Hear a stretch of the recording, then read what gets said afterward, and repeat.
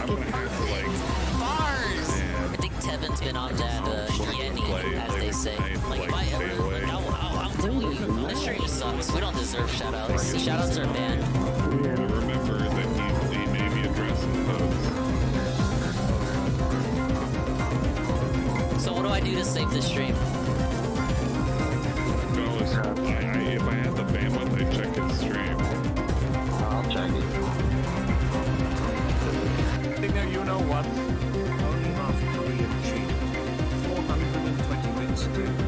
You should have a long about better.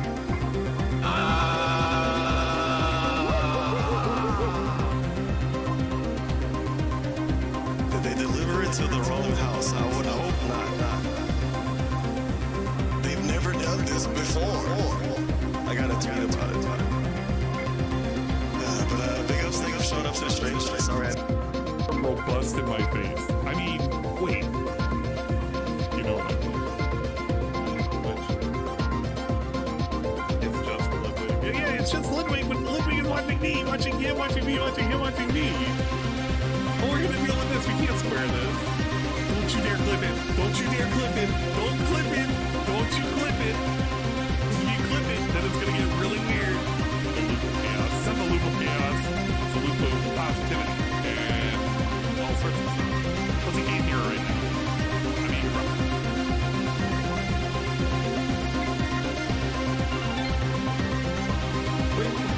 Where am I going? What? How? It didn't let me go right! You guys saw that? It didn't let me go right! It like, there's an invisible wall there!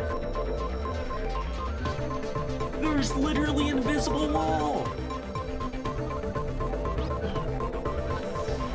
You got, no, okay, rewind. No, this isn't a DSP in front. Oh my god, I ate all those!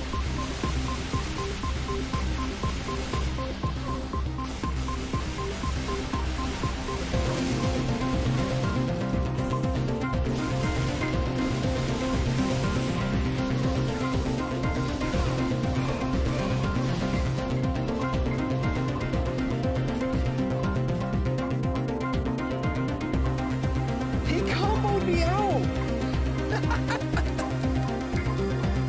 God, I think I'm ready to stream again. We just going to crack one of them now. Hey guys, how you doing today? Good game.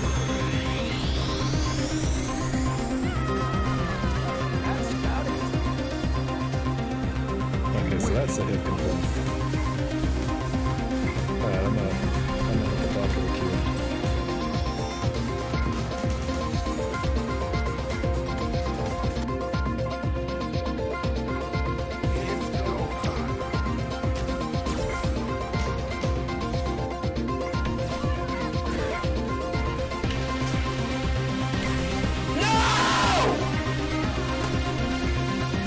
Hi, Scott. So fucking pissed, dude. I'm tired. Fucking tired of this shit. The comb thing too is pretty fun. Comes up a lot more in this game actually, those turtle motherfuckers. Look at this idiot, just running off the fucking cliff. What a stupid moron. Oh, look, a tulip. I got all 5 tulips, bitch, let's go! One day they're here and the next they're in the deep fire. Someone clip that for Blooper. You'll have to know.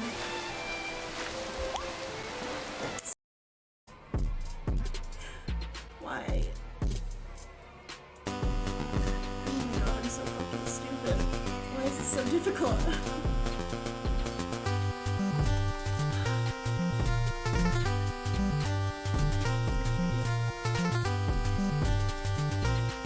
We're just gonna pretend we're starting at the start. Oh my god. Oh my god, okay.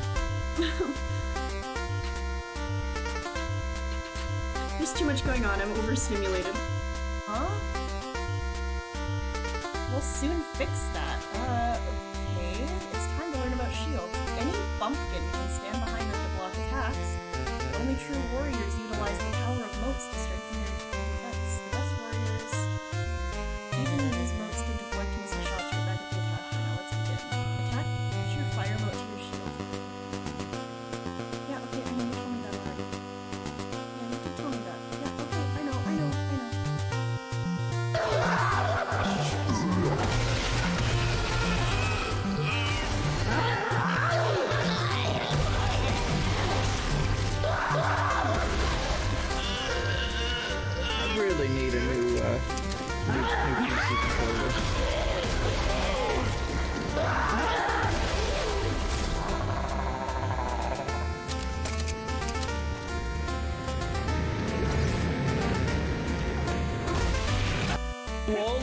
Swollen _ dingus. It's a silly name.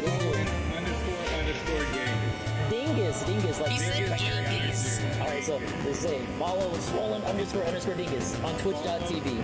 To say it.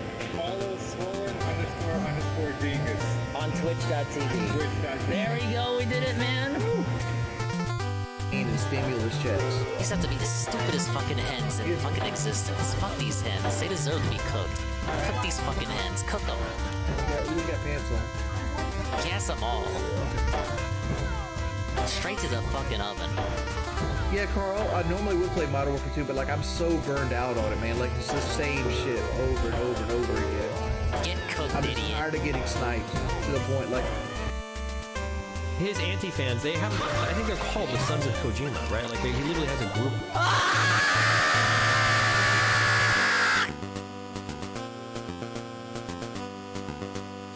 But people that are named.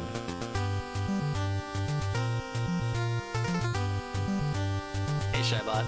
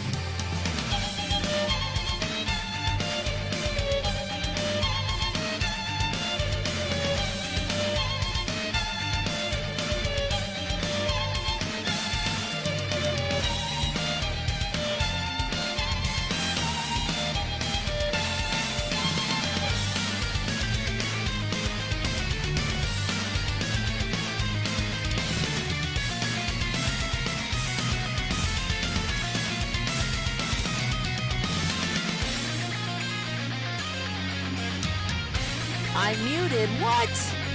No, I went through a whole positive explanation. No fucking way. Well, I guess I'm a real streamer now. Oh my god. Help! Josie, what was the last thing I said? No. What was the last thing? I went through a whole explanation about how Frozen was ruined by executives. No! What was the last thing I said? I know someone was listening. What was it? Oh my god! Help!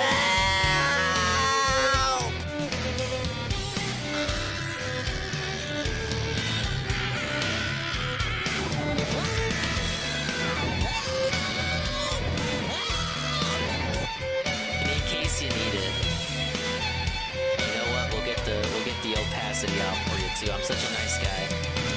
There you go. He's like the lady with the trumpet. It was performance art. Come on.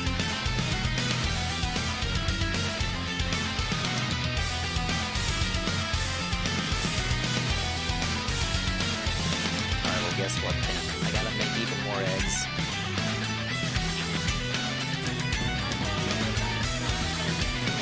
you gotta remember to tell him. Like somebody else gotta tell him.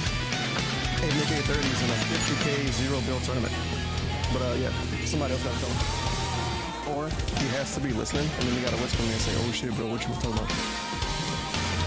Sure, I could just whisper him and tell him. I might remember to do that. But I thought of some ideas that would totally help. No way. Like at first, yeah, I thought it was garlic or something, and I was like, wait, this is Warrior's nose. And then the banners have W's on them. Nobody clipped that. Have garlics. Nobody clipped that. I don't know what the fuck that was. Just... No, say it ain't so. It is good. I mean... What the fuck? What the fuck were these sounds right? Why did that ever call? What the fuck were these sounds in the background? Hold on. You fucking doing sit-ups?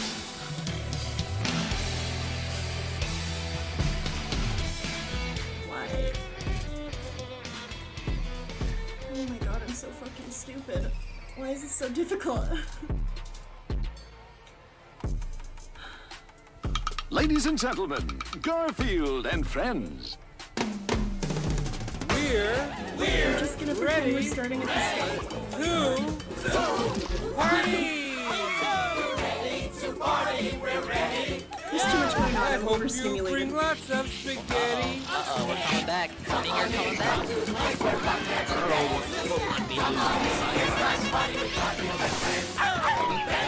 Fiesta. Siesta. What? Come on.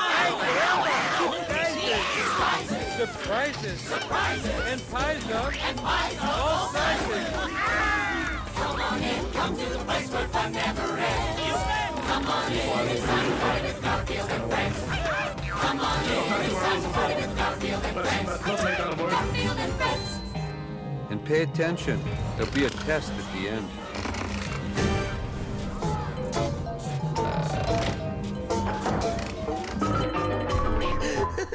Things look That was a fucking funny, bro. I mean, it's just gonna have to. Is it Well, hello everyone. Music and Hello, and welcome to another Swollen Dingus, amazing, incredible, positive, non-disaster stream. Big ups to everyone who's here in advance of the chicanery. Oh my god, I forgot to push this challenge redeem update through. No, I'm so late. Stream sucks already, we're off to a bad start. Where is this shit? Where is it? Oh, okay, here it is. Okay, push that update. We're good to go, yes!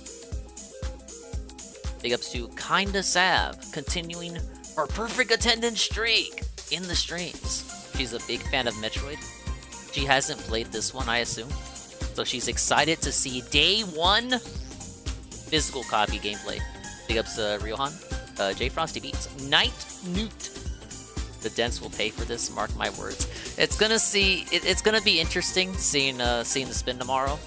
I'm definitely not gonna sleep through the pre-stream tomorrow, because I want to see how he spins this. You know, we didn't make the money, no members goal. It's been months since we missed out on a members goal, and the last time we missed out on a members goal, if you don't recall, he never let us hear the end of it. So I'm very interested to see how we spin this. You know, if he was a nice guy, a smart guy, a guy who was noble in his ambitions and whatnot, anyone but a fucking fat-ass scammer, he would take this moment to reflect, sober up, and it just like, he would eat it. He would literally eat it. He would eat the L, he would take the L and eat it, and he would be humbled by it. And have that time to just absorb it all in, and then come back tomorrow stronger than ever. And he won't change the goal or lower the goal.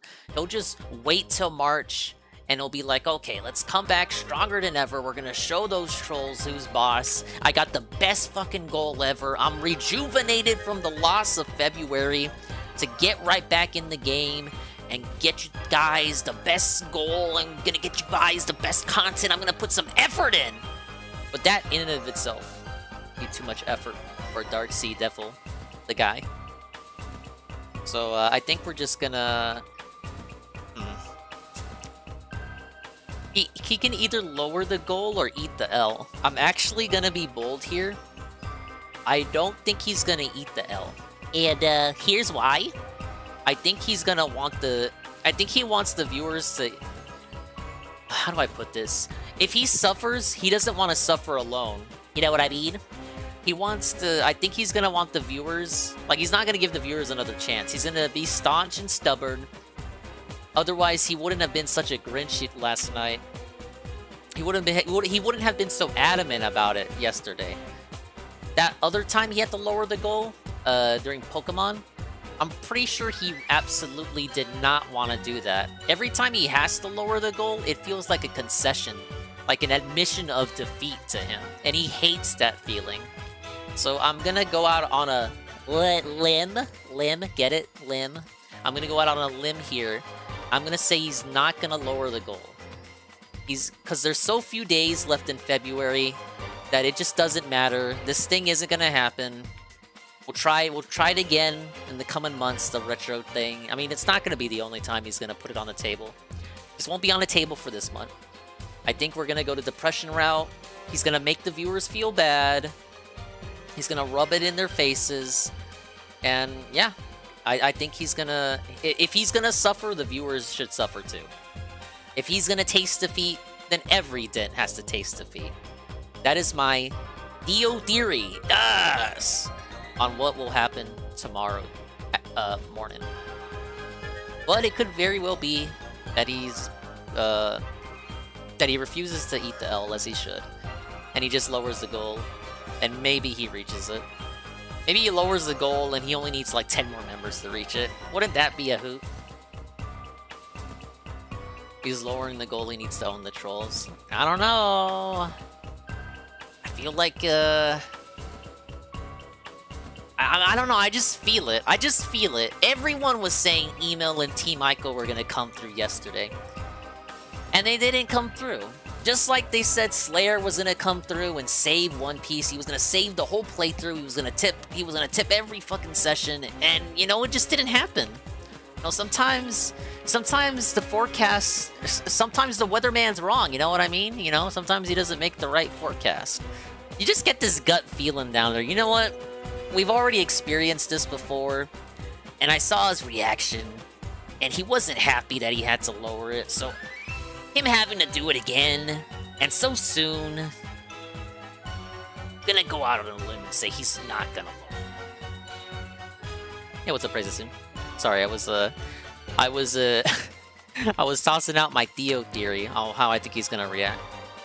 But either way, whether he lowers it or not, or just eats the L and just refreshes once March starts, he's not gonna let us hear the end of it. Because he didn't the last time he didn't hit the goal, which was August, I want to say. Trashman was looking at the numbers for this stuff.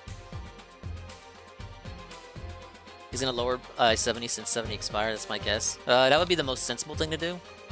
Because then it's like you negated the entire bomb. Like, honestly, the bomb expiring never mattered. If you just lowered it by the amount that you lost, you still need the same amount to reach the goal, regardless of the sub-bomb expiring. He could have just did that and just ate the bomb, but he's too prideful. He needs organic growth every single month, even though he can barely sustain like 200 organic members, 300. I think Peace brought up that he's at his lowest organic, quote unquote, organic member count, which was a little teensy weensy bit over 300, I believe. Yeah, the disability checks have been spent up. But that's what I think is gonna happen. We'll see what goes down either way. Welcome, guys. It's Ashy Blooper Wednesday. We're hitting us up with Metroid Prime Remastered. I know it's been out digitally. I don't care. I'm a physical gamer, man. Guess what? I had to go to fucking Walmart to find a copy of this game. No other retailer had it. I checked Reddit. I checked Twitter. I checked retailer websites. Looking for and trying to understand within the back of my head, in the back of my neck, in the back of my mind of what fucking retailer got this game in today. This game that allegedly came out today. And all fucking sources echoed the same point. Only Walmart got copies in, and each Walmart that did get copies only got about 2 to 3 copies each. Walmart's like a DMZ dude. Am I okay? Nah, I made it out fine. The thing is, Night Noob, you know how they put the games in the back. They do that shit on purpose. So I didn't leave the Walmart with just Metroid Prime. Fucking Sam Walton scam fucking worked me again. I got finessed. I bought some other shit I needed. Come on, I need some fucking coffee creamer. Give me a break. I need my coffee, dude. But yeah. Luckily I did. I had a sick feeling in my stomach. I was gonna I was thinking, oh, you know what, I bet Walmart is out too, because people were saying some of their Walmarts didn't get the shipment in. I go over to the back of the electronics. Holy shit, there's like 3 copies there in the case. And as I walk up there, there's a homie is standing there, a sharply dressed homie. You know, he's got his glasses and he's looking sharp like he just got out of the office meeting. And he's like, oh, you want that shit too? Well, I said, you want that shit too, huh? And I was like, yeah, man. You know, I was just over here at the GameStop off of wherever, and they didn't say that, they said that they didn't get any today. I was like, yeah, man, I was looking at the Twitters there. It says only Walmart's had them. And he was like, yeah, man, I saw that too. And we both got one of the last couple of copies they had. I only saw about 3 in there. I was really lucky. Imagine if I had I'd went any later. and then I did a little shopping. Cause they scammed me. That's why they put the games in the back, and that's why they discount them too. You know, Walmart discounts their games by $10. They didn't discount Metroid, but most of their games they discount by $10. It's a scam to get you to buy other stuff while you're already there. Oh, you work there? Oh shit, then you know what it is. I mean, once upon a time, I was in retail too. May your days be great! Hey, Alpha. Yes, a new game. And UNFW, the Tier 1, for 8 months. How's it going? It's going awesome. We're just talking about how I had to make a trip to Walmart. An ironic Walmart trip. Hey, it's Samus. We had to commit the unironic Walmart trip to find a copy of this game. Only 3 copies in that jewel case. Every Walmart either got no copies or got 2 to 3 copies. Every other retailer bent you over the table and said, yeah, man, I know it came out, but we don't have it. But don't worry, I secured it. I'm just telling the story. And I left with a little bit more stuff too, because they put the electronics in the back. You gotta get through all the... you gotta get through all the FOMO stuff before you get to the fucking games. Successful scam yet again. We got Kirby on Friday. Ah, yes, Kirby. And on the 27th, I finally scheduled it, you guys. Monday the 27th, we have our February sub goal, the creative writing stream. Yes. How's your day been, Juzzy? Cobra JFS? Wait. What? Look at N. Go look, N. We never found out how Juzzy's day was going. Right there. No way. No way! Maybe that was Cobra. We never debunked if that was Cobra or not. Cobra loves Splatoon. I don't believe it. Alright, but if you wanna see me write quietly and perhaps anxiously, depending on who's all here, with music in the background, you can show up Monday to the Chill Creative Writing Stream. March 1st is the new season of Splatoon. That'll be next Wednesday. I still gotta grind up. Ah, yes, I have to grind up. We may do Splatoon on Sunday, because I'm level 87 now. Kinda not where I need to be. I think that's it. Sorry for stalling, but I had quite an adventure, as you must know. I'm a smart gamer, as they say. Yeah, I am a smart gamer. Thank you. Roughly right into the 45 minutes left on the stream. So thank you guys for all your I support. remember Street Raider. I could not figure this game out for the life of me. Wow, yeah, the hackle. It'll be great if you guys gave me $100 to put a fucking Santa hat on. Gee! Whoa. It would be great if you guys tipped me. Welcome to the Metroid overlay. Look how long you have to make them dizzy. That tip coming from you to my PayPal. Okay. So And there's a timer. I hear a timer. We actually playing the game. I instituted the goal. What is this We hit it game? once out of 10 I streams don't know I've how to done. beat the game, guys. Darn. I guess people didn't really like the idea of the holiday. What? People. Oh well. Oh my god. There's no skylight. Let's move forward. Alright, let me just tinker with some stuff. I'm here not for a gonna second. harp about it. Yeah, it is. Constant likely Technicolor. gonna happen What is again. this It's place? gonna be the rest of your life. The best stream ever. Stress. After like 10 other people. I don't know why. Banana, tasty banana, squeeze and peel it. Oh, this is I was wondering, you didn't shout out Anne. No, it's a clip where it's a shout out within a shout out. Banana in my mouth. Great timing considering the shout out we got. Squeeze banana. Ah yes, squeeze banana. In my mouth. Should I? No. I need banana. Tasty banana. Okay, we're good. Let's start the game. What are we waiting for? Let's get in it. Let's do it. Get in there.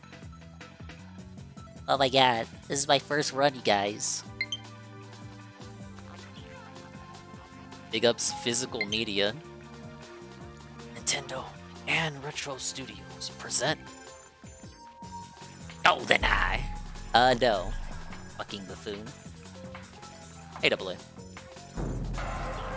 We're here with Metroid Prime. Ah yes, the Metroid Prime. What's up, Frank?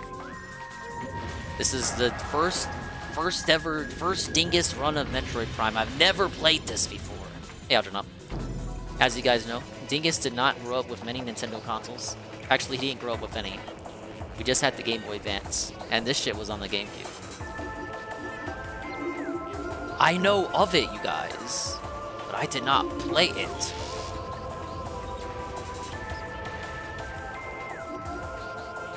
Six out of 185 items unlocked. Well, that was nice of them to tell me what I have to unlock.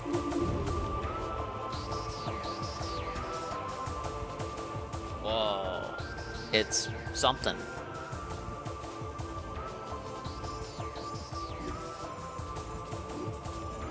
Oh, that's pretty cool, man.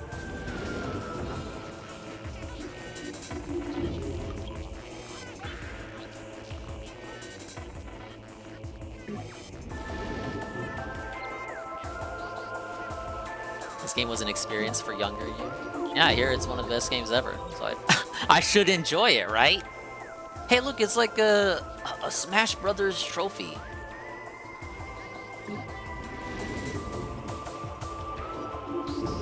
Of course, who could forget the amazing Metroid,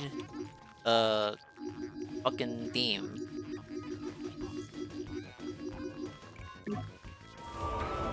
Alright, Alpha Elite said I had to change some shit. Hey, Law of Power. Welcome to the Metroid Chill.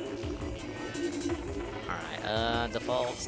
Disables the narration that was added for the original European and Japanese versions of Metroid Prime. Narration?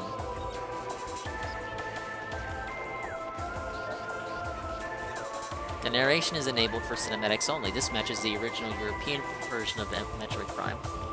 It's very specific.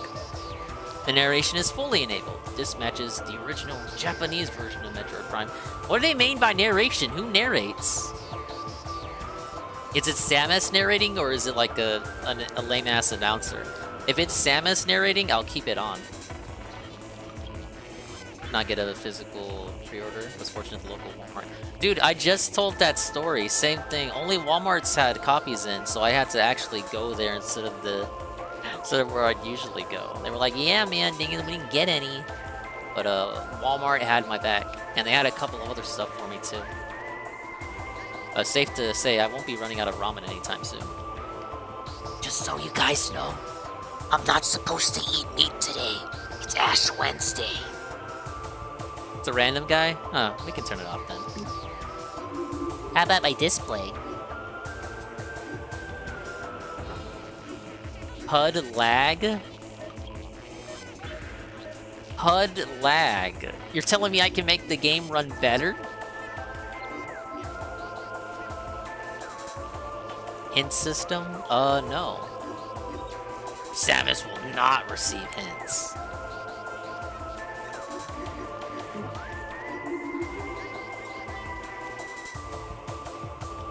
What's Ash Wednesday? It's the thing after Fat Tuesday. They call it Fat Tuesday because you're supposed to literally pig out and eat everything. because once Lent starts, you're supposed to give up something. I'm giving up depression. I will not be depressed in 2023, man. You can mark my words. We need a... we need a squid on board. Where's the squids at?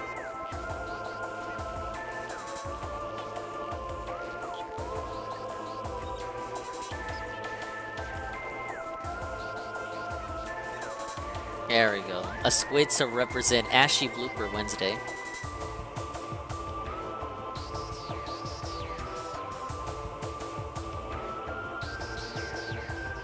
I love it. I love it. Hey, it's my Mr. Pibb. I'm never giving up Mr. Pibb. I'm sorry, guys. You can't make me.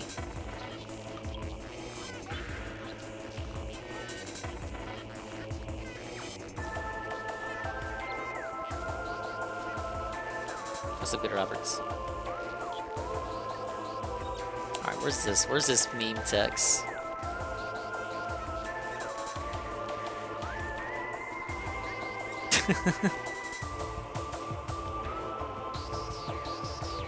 I should have thought of this earlier. No.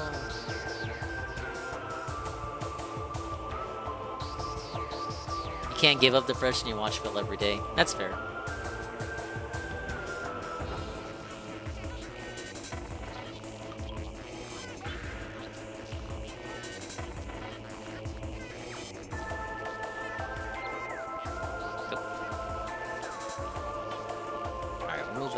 Metroid over here. It's Ashy Blooper Wednesday! Yes! Ah, yes. Ashy Blooper Wednesday.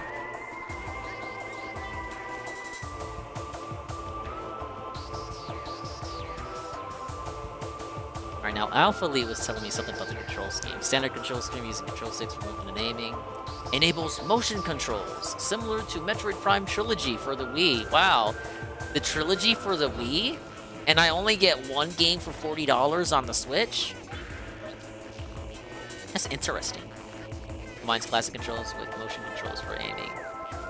Play with the controls based on the original Nintendo GameCube version. I'm gonna have to test all these out, you guys. I'm sorry.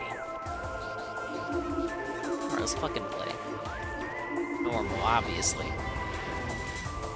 That's what the cursor defaulted to, man.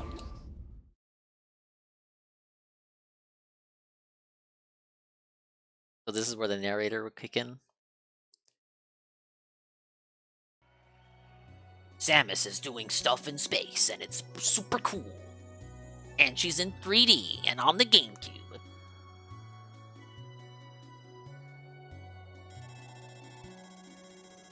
Unidentified distress beacon has been tracked to a derelict space vessel in orbit above Talon 4. My god.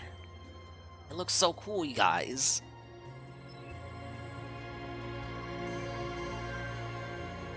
When's the title drop? That's what we're all waiting for. We need the title drop. I need the title drop so I can clown out. Wah!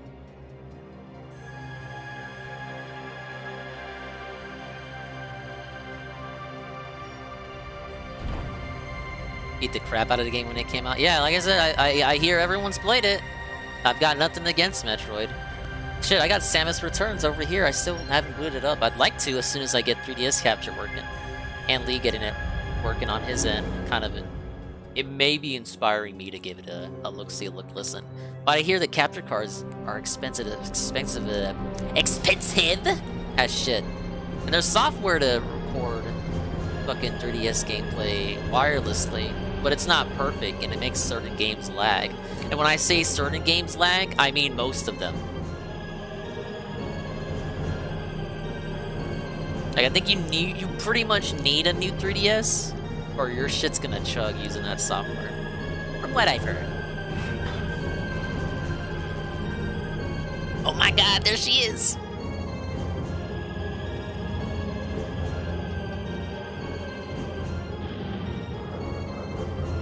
Alright, play the thing. Play the thing. Play the thing. I know it's gonna play it. Play the bit. Play it. I want to hear it. There it is.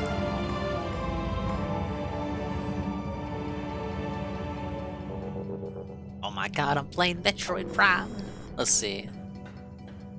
ZL to lock on. Let's see if this, will this go on better or worse than GoldenEye? Alright, ZR to shoot, obviously. Dude, it's just like Splatoon. Well, that's interesting. So you can hold it for the...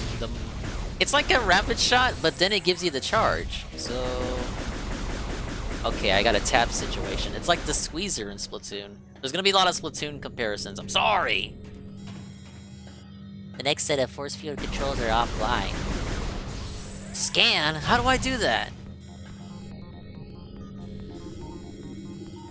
Scannable objects appear as standard or critical scan targets. Ah, yes. Okay. I just did something.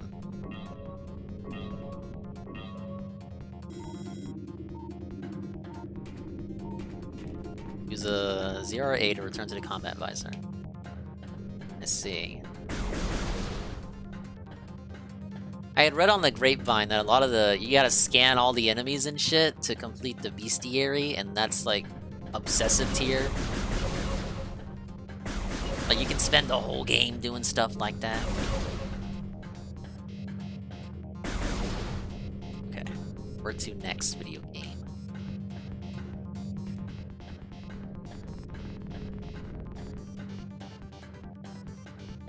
Oh, it's up here. Sorry, I'm legit. I'm not kidding. This is the first time I've played this. I've seen gameplay, but I'm not Mr. Metroid. You know, I'm a fake fan. Most Nintendo franchises, you could say I'm a fake fan of. Now, I'm telling you, I didn't grow up with this nonsense. This is like this I don't play. This I don't play. This I don't play. There are missable entries. Oh my god, I hate that shit. They didn't fix that in the remake? What?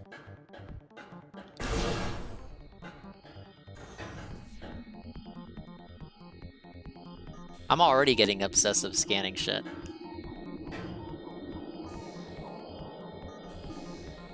Okay. ZL.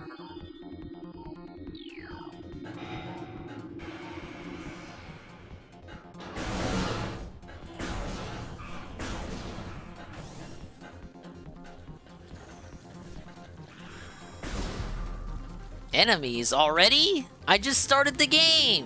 What?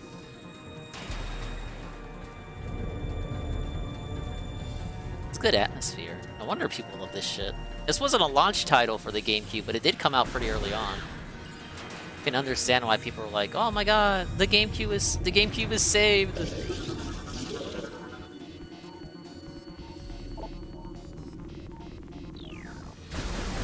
No. Wow, that's kind of a low blow for Samus, don't you think? Like he was already gonna die. Oh my god, you already know. I'm gonna spend the whole playthrough scanning shit. I wanna know all the lore. I wonder if DSP was like this on his playthrough.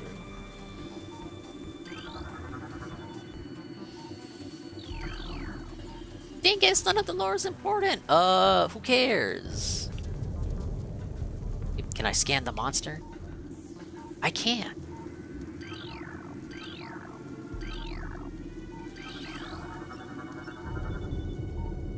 Death caused by acidic burns to the body. Chemical type unknown. Try to scan bosses as soon as possible. I'll keep that in mind. Thank you, sir. It's one of those games. Don't worry, I'm quite familiar. Severing of the spinal cord. Gross. Analysis shows incredibly large muscle structures surrounding the jaw area. Fluid sacs containing acid are also detected. Wow, how did Nintendo allow this on their platform? Wait, what do we got there?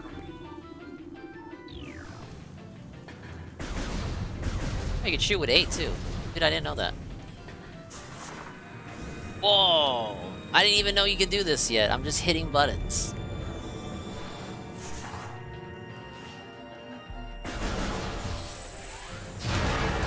I think I'm gonna use ZR to fire though. A doesn't feel right.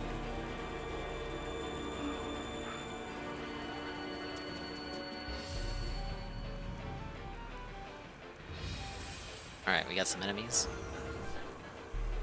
I have to go over here with the morph ball, obviously. Access to deck beta approved. Please step into the hologram.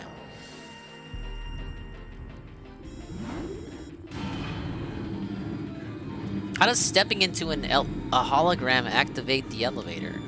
That makes no sense. Wait, shouldn't I have gone into the hole? I can't go back up. Okay, that's something to look at. Specimen containment breach on deck beta. All crew report for lockdown. Now I gotta scan the door?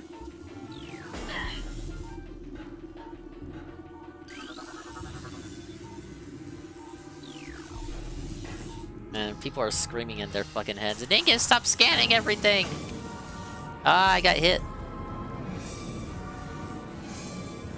You don't have to scan everything, dingus. You dingus! You dingus! Well, why would they put it there if they didn't want you to scan it? I might just be in scan mode for the whole playthrough. Wait, strafe around enemies. Okay, hold the scan button and you can strafe.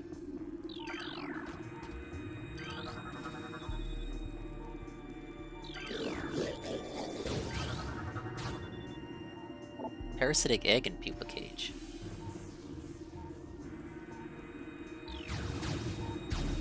Oh, I thought that was the enemy. Severe internal damage. Okay, time to die. You're not so tough. So I think this is a low blow for Samus. Some of them are already down. Oh, that was a good thing. Well, that was worth it. Okay, so that's my mushrooms, obviously.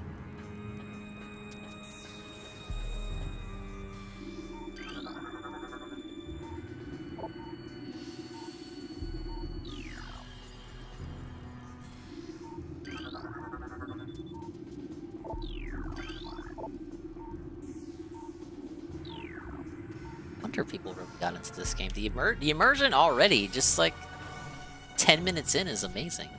Did a good job here. I really feel like I'm in space on a derelict space vessel. Oh, missiles. Dude, I forgot she had missiles. This shows you that I only know about Samus from the infamous Super Smash Bros. Series.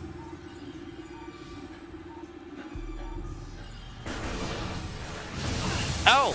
Oh! What is that? Whoa, whoa, whoa, whoa, whoa, whoa, whoa, whoa, whoa. What the fuck was that? Something shot at me.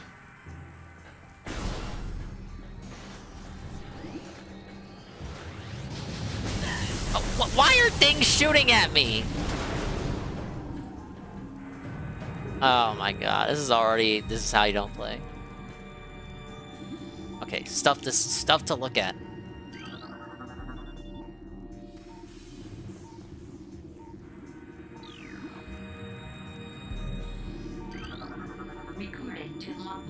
Yeah, I'm gonna be almighty camera for this fucking run. See, Zebs has fallen. All ground personnel are presumed dead, either killed by the hunter clad or in metal or in the subsequent destruction of the underground facilities. Our research frigates, Orpheon, Seratius, and Vol Paragon were in orbit at 0 hour and managed to retreat. Brigade Orpheon is now docked at Vortex Outpost. Orpheon's cargo appears to have a 100% survival rate. Metroids are healthy, but on restricted feeding schedules due to uncertain supply status. We are already beginning research on the Metroids and other promising life forms. Security status remains at Code Blue. No signs of pursuit from the hunter.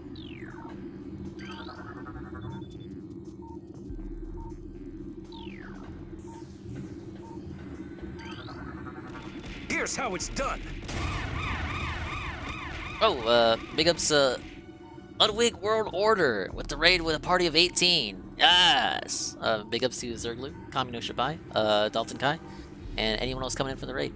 We are playing Metroid Prime Remastered. It's sort of like a dingus on day one. I know you could have downloaded it weeks ago, but I'm Mr. Physical over here. So we had to cop a physical copy. One of the only 3 copies in existence at the local dingus Walmart. and now we're having fun on level 1. We're gonna fumble the bag. I've never played this before, and I look, I like the lore. I like lore, but look at all this stuff I can scan. I'm gonna be we're not gonna get to any gameplay. I'm just gonna be reading.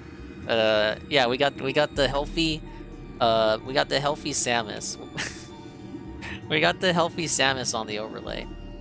Oh, she's under the gameplay. You can see her. Here's hoping I don't suck. I have it on normal difficulty. I can't put the difficulty any higher.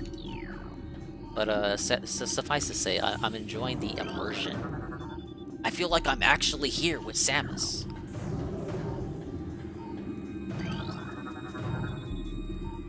Hey, Red Animator. See Phil's new short where he destroys the trolls. I almost don't want to. We were talking about how he was gonna react tomorrow to the big L from losing his members goal. Now, my theory is I don't think he's gonna lower it. I think he's gonna like if he suffers, if he has to suffer, then everyone's gonna suffer. So he's gonna have a big boo-hoo whine about how the goal wasn't met. Basically, you know, if he has to eat the L, the fucking Dents have to eat the L too. And he's gonna talk about how we're gonna come back bigger and stronger in March.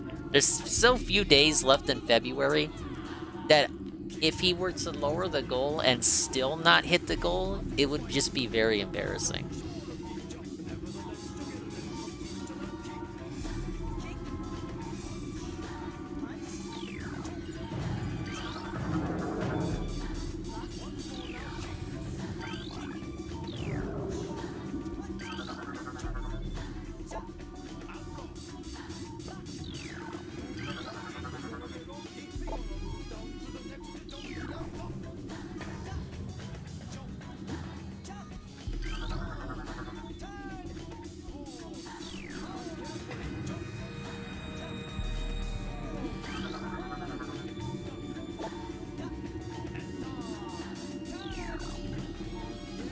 Oh hey, something the game actually wants me to scan.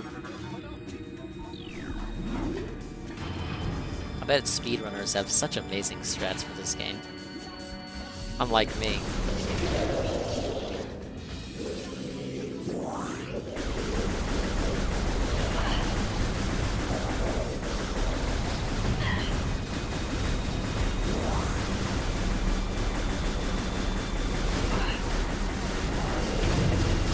This one's tough.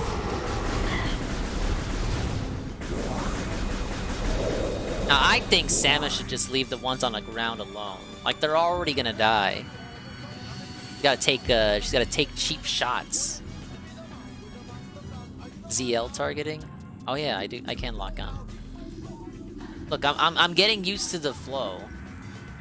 We're getting used to the gameplay loop. Zoomer? Zoomers? These are Zoomers. Zoomers. No comment. Plated parasite larva.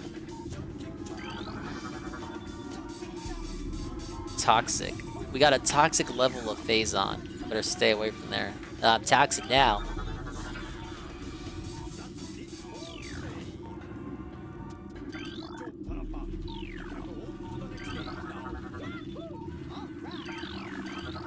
I promise after this one, after this area, I'll stop scanning as much. I know you guys just want to see me lose in the game or get mad. We'll do like an offline run to see all the lore. What is the game track exactly? Okay, clarify this to me, and then that'll set my mind at ease, Alpha Elite. What exactly does the game track in terms of what you scan? Like, what do I have to be worried about? You're saying there's missable scans. I definitely don't want to miss anything. But also some stuff that's optional you might want to read because it's fun to read that shit. They create this whole universe, all this lore and all that. You expect me not to read it? Fucking nuts. Scan all the things, monsters, bosses, and power-ups. Okay. I scanned help already. Okay. That should be a thing.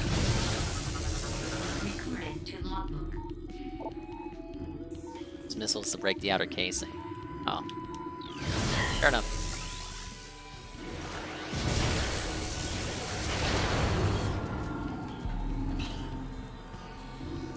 And I have to get used to... I have to get used to switching from fucking combat and scanning.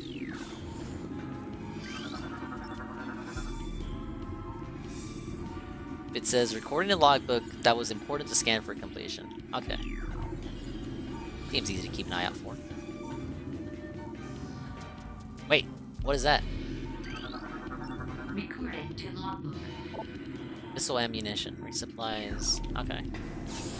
Almost forgot Samus could jump. It's crawling that she can't do. Let me switch back.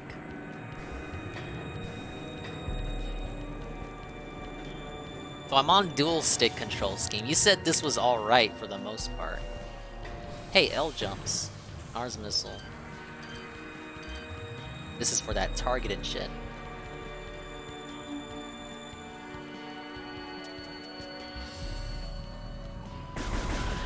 Alright, I'm just messing around with buttons. Yeah, that was more fall.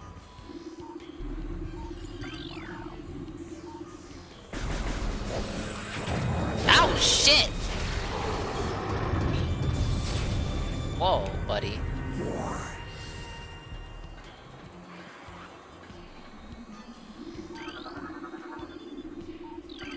Please insert metallic sphere to open door. What did they mean by that?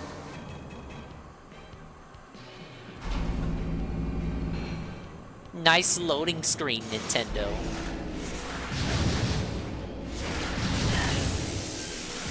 God, I gotta remember to lock on. Come on, dingus. This ain't your first rodeo. The charge beam can now be used to draw in power-ups. Hey. Oh, I see. That's kind of nifty.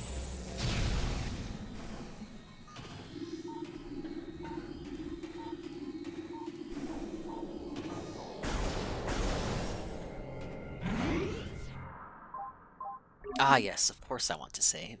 Why wouldn't I?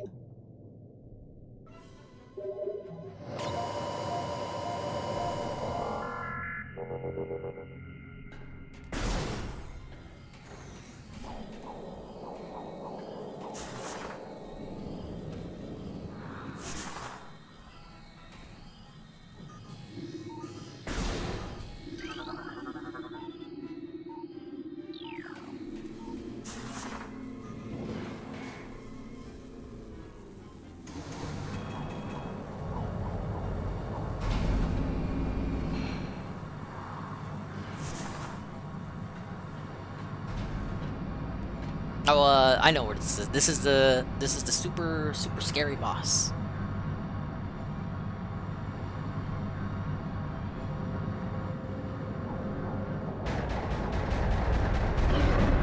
Oh my god!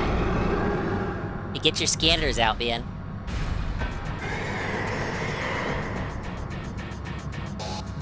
Dude, it's that fucking stage from Smash Brothers.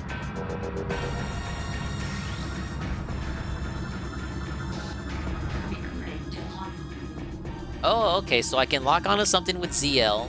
Okay, so I think I figured out the way to do this. So this whole time, I was manually switching the D-pad and then using ZL to scan. But I can lock on already with ZL and then hit the D-pad, and it still locks for me. That is much more comfortable. See, parasite female. Genetically enhanced by unknown means. A weak spot has been detected in creature's mouth. Use your auto-target technique to acquire the new target. Scans indicate the presence of opponent movement. Origins unknown. Creature exhibits the ability to fire weapon-grade blasts of energy from its mouth, a trait not present in the standard parasite genome. It appears the pirates have begun a bioengineering program with considerable results. Ow, they're pirates!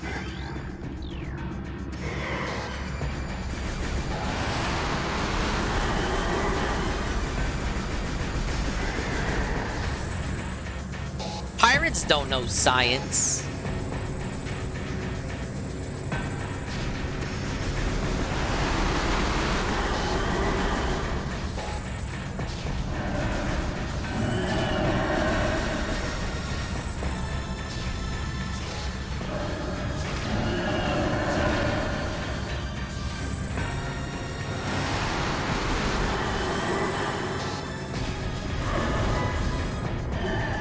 phase 2?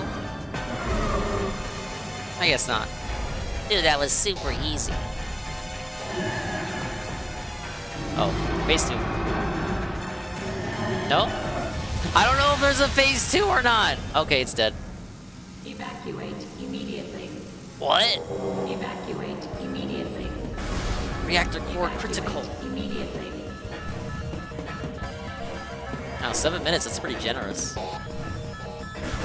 What if I want to take all the time in the world, Rube?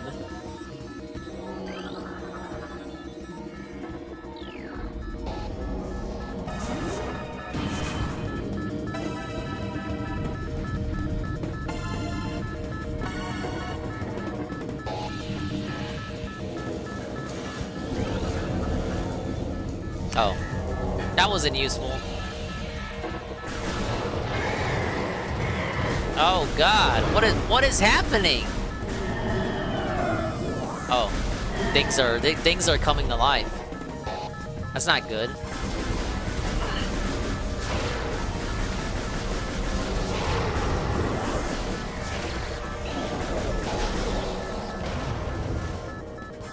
Where am I going? What?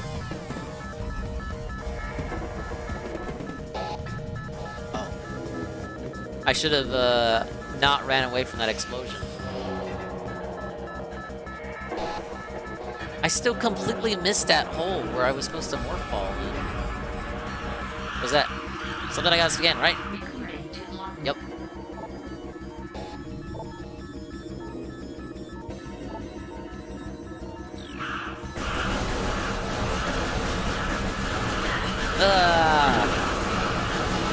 I got goo on my screen, man.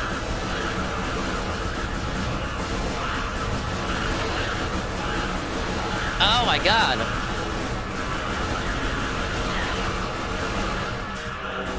What is this? What is this game?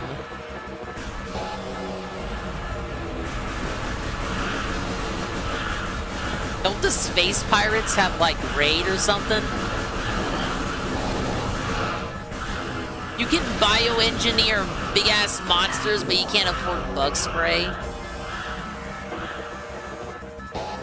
That should have been the first weapon of nuclear warfare, you know what I mean?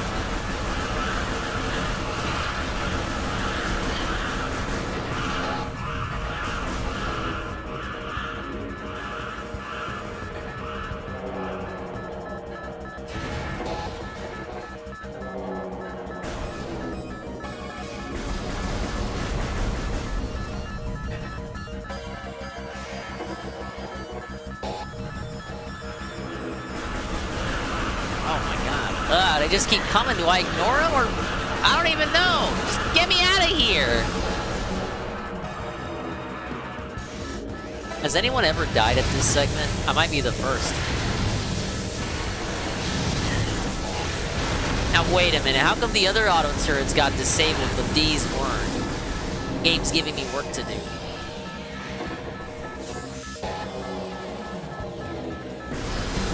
All right, get me out.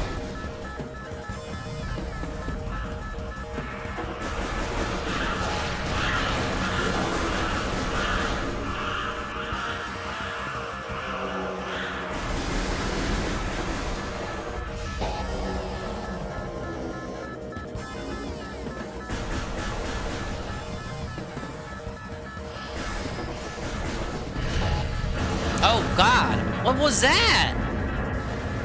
I guess I should run. Maybe? What the hell was that? What is that? No! No!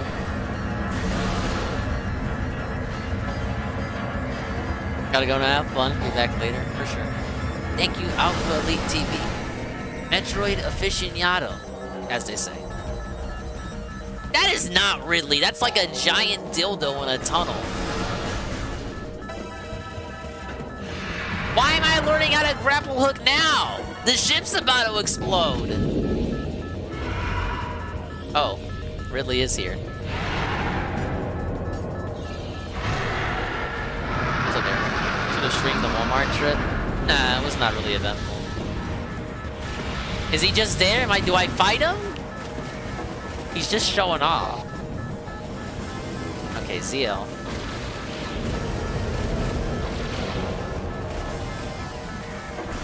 That was very cinematic.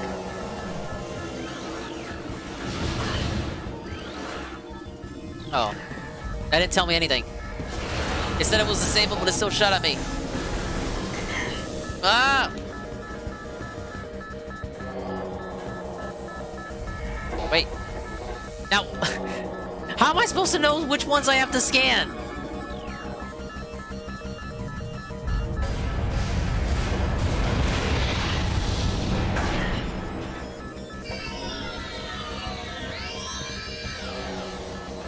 Why was that enough to disable her suit functionality?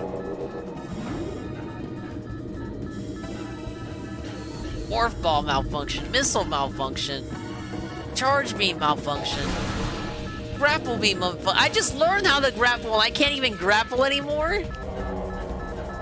Now how about them grapples?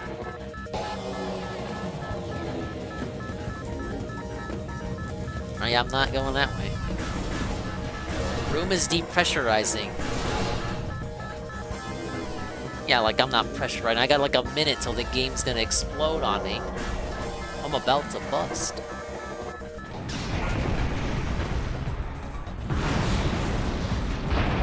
Hey, what's up, Strumlers? You didn't get your physical pre-order? You were supposed to go to Walmart! What are you doing? I got one of the last 3 copies, Groob. Get out of there, strange lady! Alright, we're about to get the title drop. Metroid Prime. Remastered. Saw Alpha play this weeks ago. Yeah, he got it digitally. This is the rare physical version. It's gonna be a collector's item group. Tracking on enemy target has been lost. Ground-based recon required. Begin ending sequence. Oh, the game's over already? What? Amazon now sends March 27th. Yeah, I knew that May shit was funky. No fucking way they'd make you wait that long.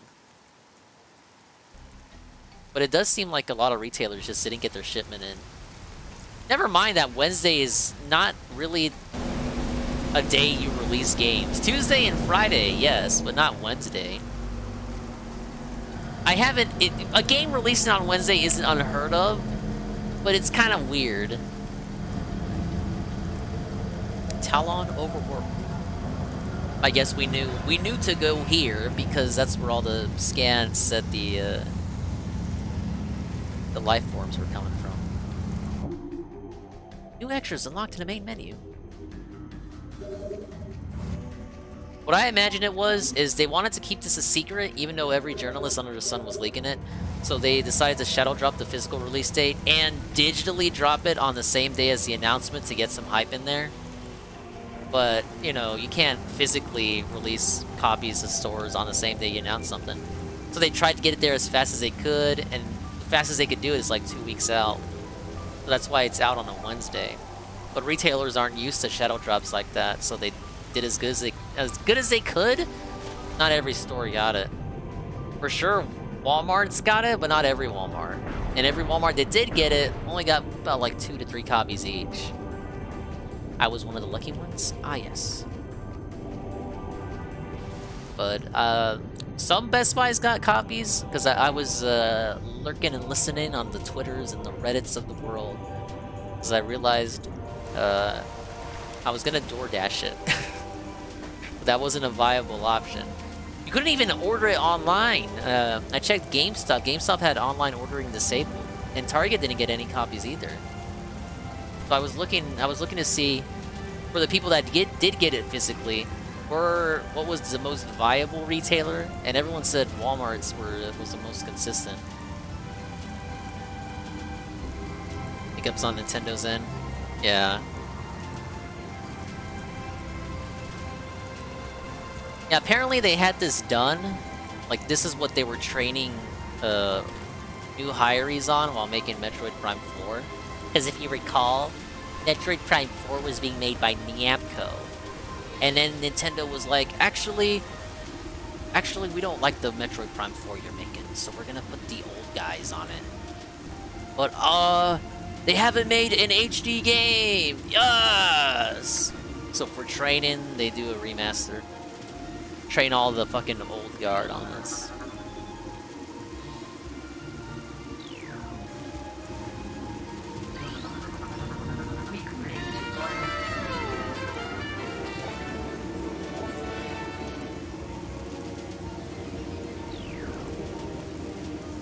Locked out of the first two pre-orders through Amazon. Gone for me as soon as it went up. Oh man, that sucks. I have to say, it almost feels like a disservice to call it a remaster, because it really does look very, very well. It's not to where you can call it a remake. It's not a remake, but it's more than a simple game is now in HD. You know.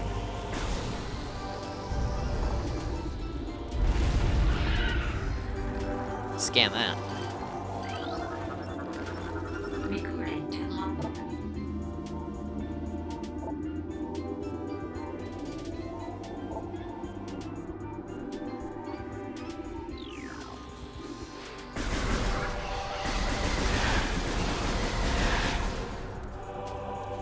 What's up, Golem? Hey, Pastor Mo. Hello, Mr. Pun!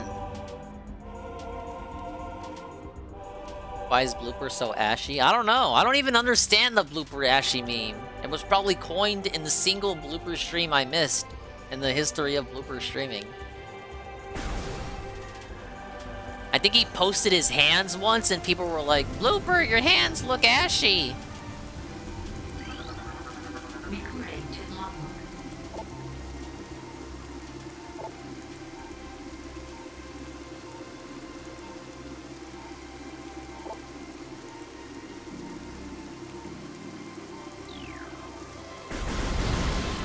Oh wow. Imagine if you tried to eat that.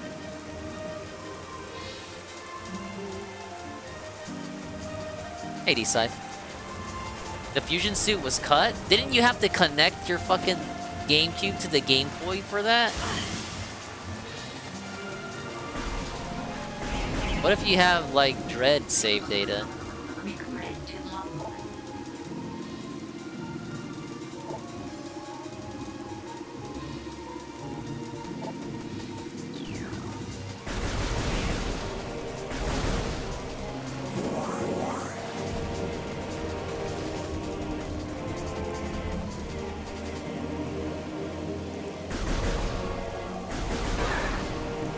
Maybe they thought it wouldn't fit in the timeline. It was just supposed to be an Easter egg in the original. Still, lame that they cut it. Should at least let you scan an amiibo. Isn't there Metroid Dread amiibos with the suit? I know it's not the fusion suit, it's the Dread suit, but come on. They should let you just scan it and get it.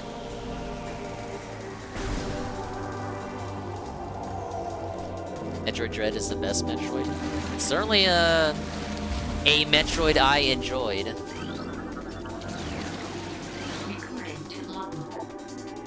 Blood flower, able to eject toxic spores. Hey, just like the guy. The spores are toxic to even itself.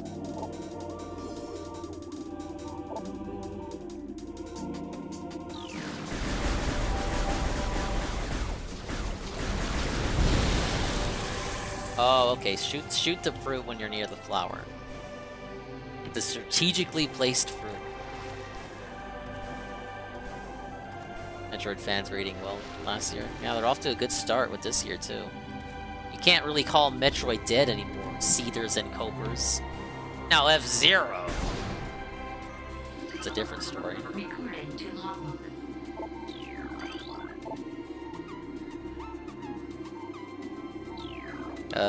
Use the fruits, right?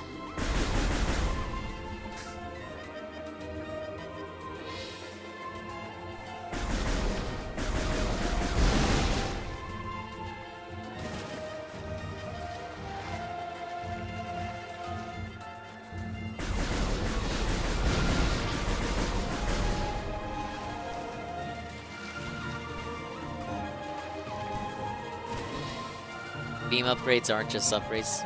Those are like side grades.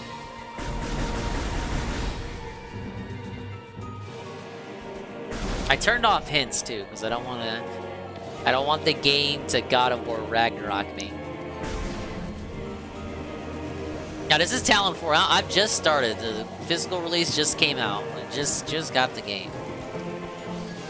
I know it's out digitally. It's been out digitally forever. No.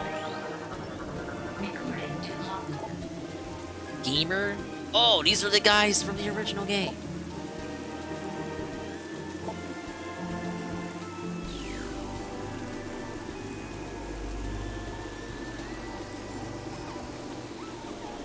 Those hints are needed in the late game. Now you're just scaring me.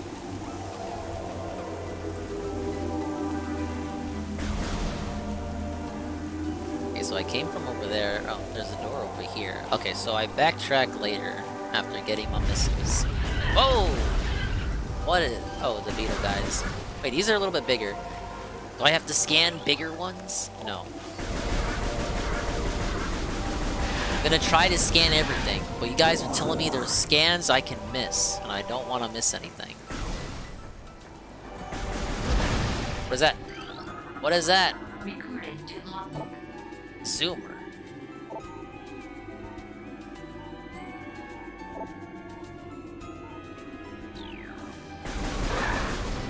Oh, now that guy died.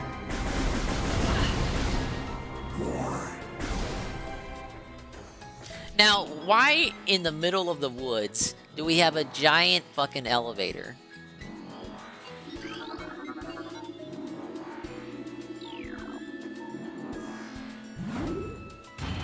Yeah, I scanned the parasites on the frigate.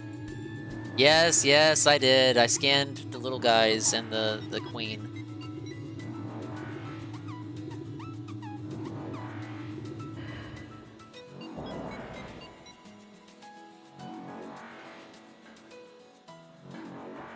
Yeah, Alpha Elite was here.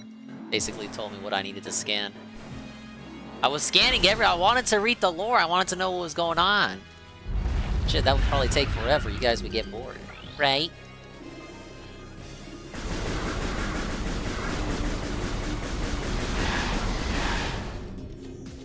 You guys think DSP is gonna play this? He says it's for sure gonna happen if Atomic Heart flops. It's the next game that's on the schedule we're gonna look at. The Chozo ruins. Ah yes. You have a very somber energy here.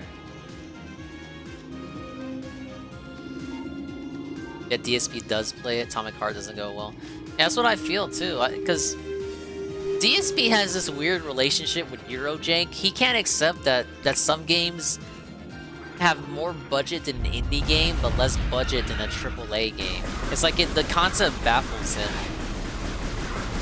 Like you either have AAA money or you have no money. That's basically how he thinks trolls think of him. Like he either has money or he doesn't. He hates when people think that about him. Why does he think that about game companies? It's literally Eurojank. Have you never heard the term?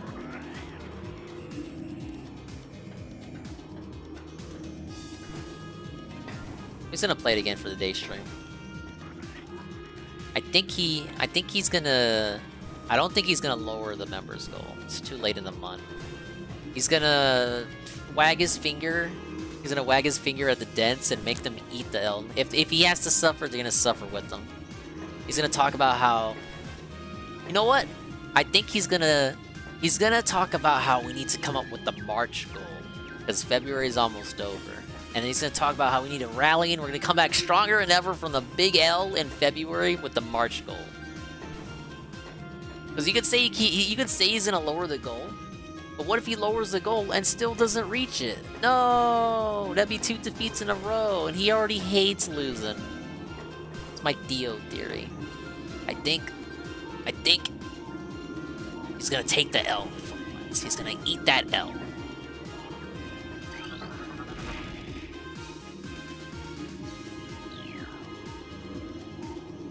All he does is lose? True. No, see, that's the thing. That's the thing. Everyone says, "Oh, email's gonna come. Team Ico Gamer's gonna come. Slayer's gonna come through." And guess what? Slayer didn't come through for One Piece. Not a single One Piece stream was Slayer there for. And guess what?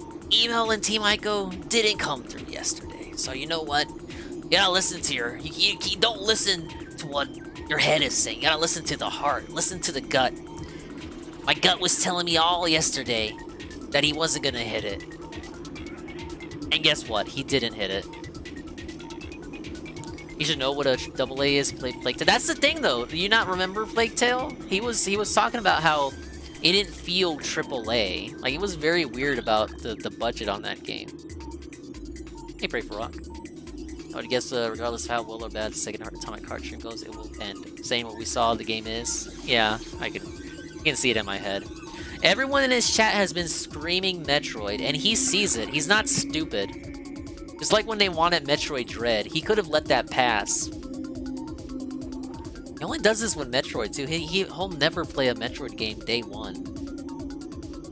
Well, of course, the only precedent we have is these two games, but... My gut says I'm hungry. Fair enough. I'm not supposed to eat meat today. It's Ash Wednesday, guys.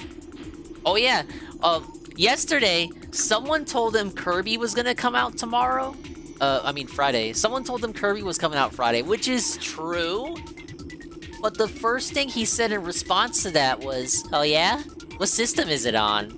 Fucking dumbass. Are you kidding me? Is it coming on a 3DS? Oh yeah? I didn't even hear about that.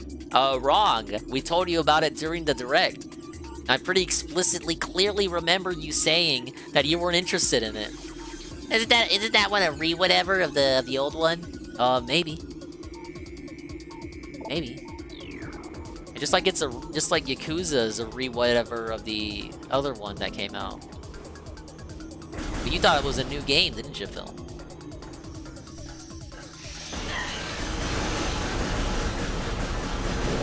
Allegedly past the remote, it's the entire period of Lent you can't eat meat? Or something like that. I know on Ash Wednesday you're not supposed to. I'm such a good Catholic. Oh wait, I don't have the Morph Ball yet. No, backtracking. Ah yes, pretty standard backtracking. Nah, no react. He doesn't care.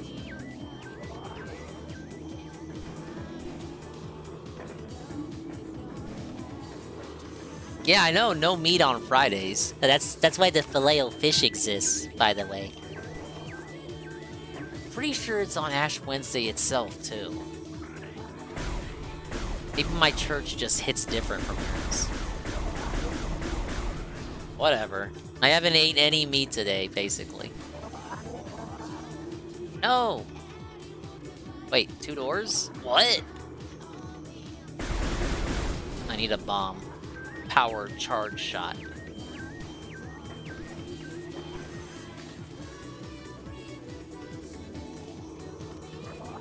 If one cannot eat meat, does that mean if I get a Catholic girlfriend, she won't give you a head today? If your Catholic girlfriend eats your meat today, I think you should see a doctor. Like, you've just been mutilated. She could probably perform sex change operations then. What is this? Recording to logbook. Ion? Oh, get it? Nah.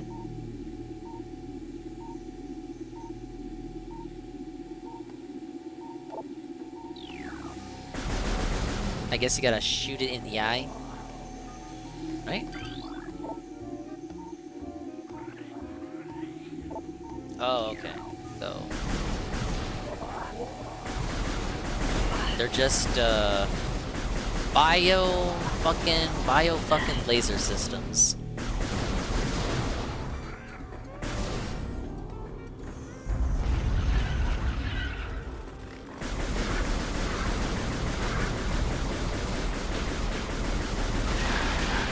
Samus face reveal? I think you gotta beat the game in 2 hours to see Samus's face.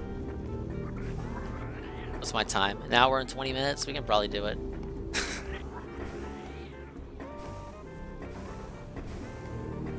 Face reveal? When do we get to hold her hand? Not the arm cannon hand. What is that? Oh, I thought that was a snake. What is that? Recorded to logbook. Recorded to logbook. Exploded. Why does everything in this game explode?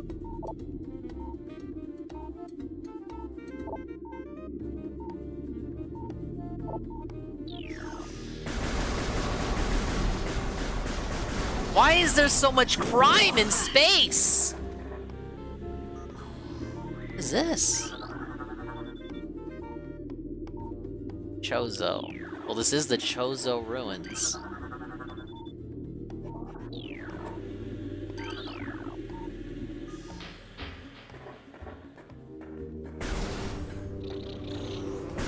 Oh wait, that's new. Recorded to logbook. Looks like they're carrying... Doesn't it look like their entire lower body is a syringe? It's a war wasp. Who the fuck coined that? Shearing steel. The wasp rarely strays far from its hive unless it is pursuing an immediate threat. It attacks with no regard for its own survival.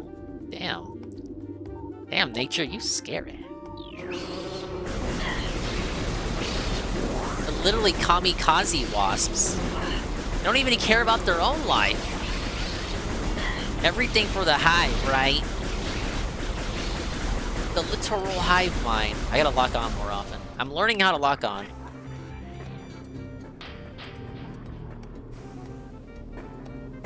Oh, the exploding mushrooms. Yeah, see? The mushrooms explode. Everything in this game explodes. This looks suspicious. Oh! I didn't know that was gonna hurt me. I mean, it's green water. Hey, Scrumbles. I see it. Vacation 2012. Oh, we got the classic segment. You love the GameCube? So do I. Of course, as I'll continue to fucking hammer down your throat, I got one later on, but at the perfect time too, for like 30 bucks. Back when they were just, it was before emulation got really, really big, and before the used game market got really scammy.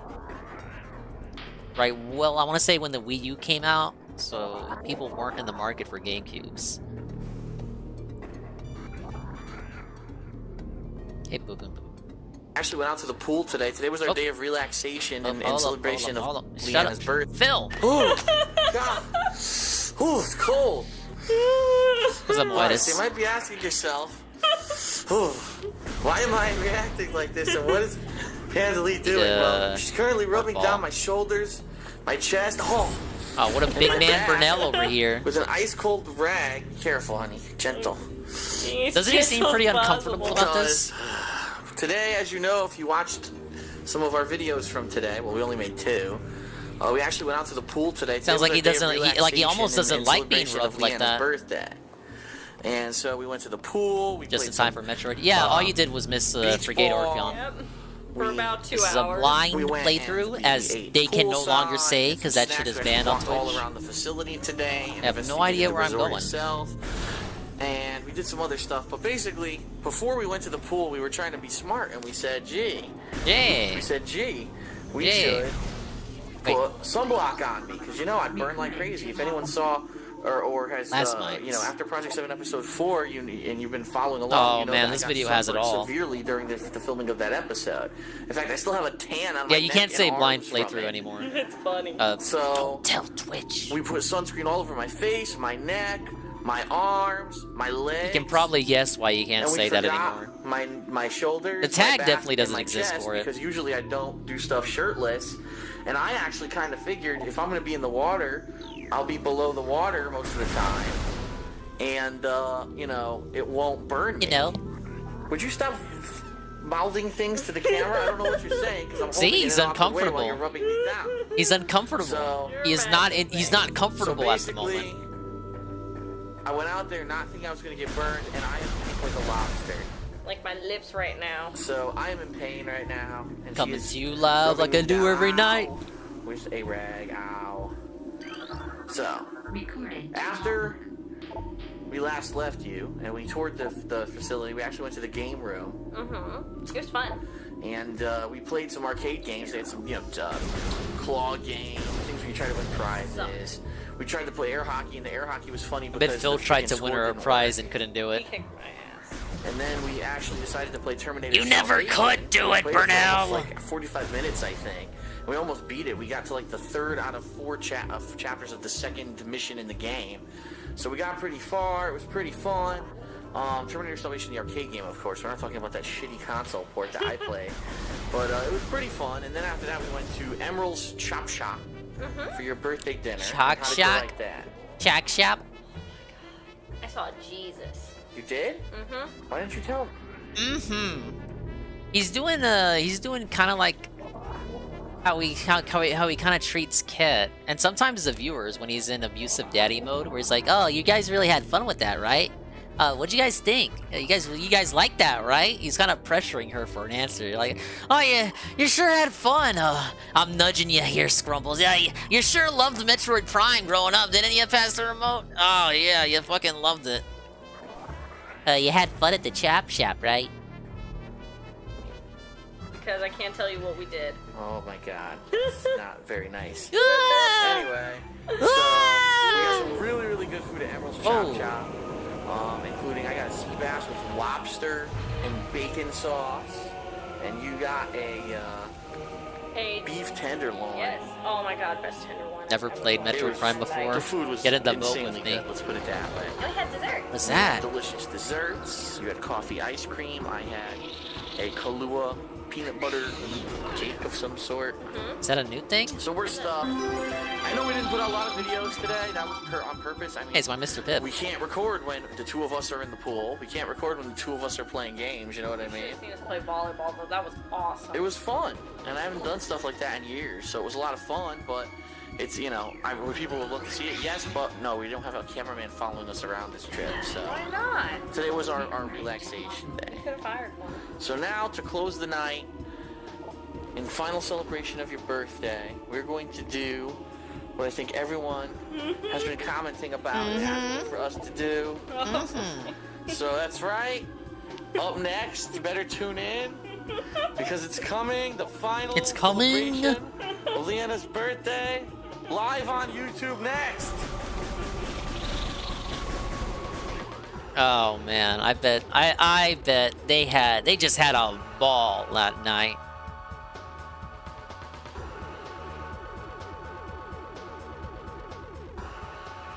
Alright, well, while I fight this boss, what else do we got going? I know Jordy was doing hey Catwalk, cat call. No, Jordy was live, he was playing Sekiro. And he did about as well as he thought, as you think. Wings of Redemption is open to go on any podcast. He wants a YouTube play button. Let's check this out. Hey, Ivan Zypher. Let's see why he thinks he deserves a play button. Hi, everybody.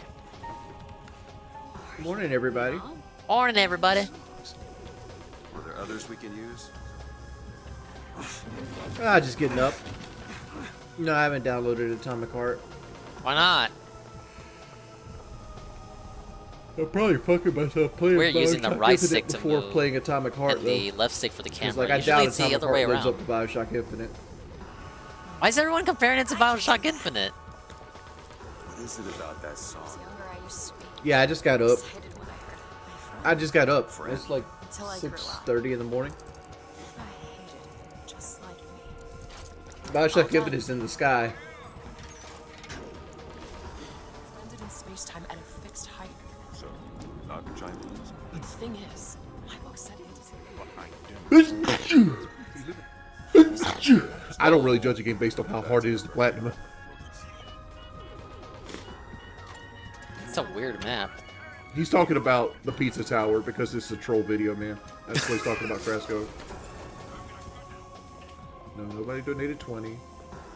If you're not on the up and up, someone paid Jordy $20 to play Pizza Tower, and we had a gameplay segment of Pizza Tower that was so bad. Lumix actually caught all the footage. It was literally does I don't play. Does I don't play. Does I don't play. Alright, yeah. Just get out your system already. That's all you gotta say. Why are you eating fast food? Why are you eating fast food? It was pretty bad. And now the new thing is to say that he scammed it. It was basically Untitled Goose Game for Jordy.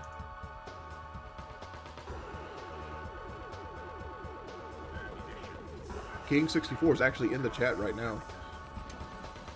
Okay. It's supposed to reduce anxiety. Yes, that's what. I don't. Does he feel scammed? First off, like, are you gonna refund him? I can't do that, man.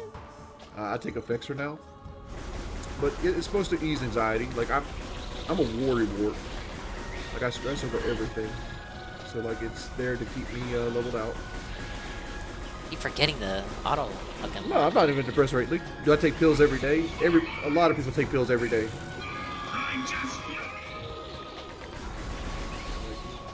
I know.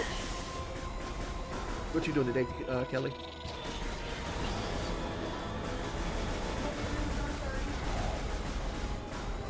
You guys see the trainer today?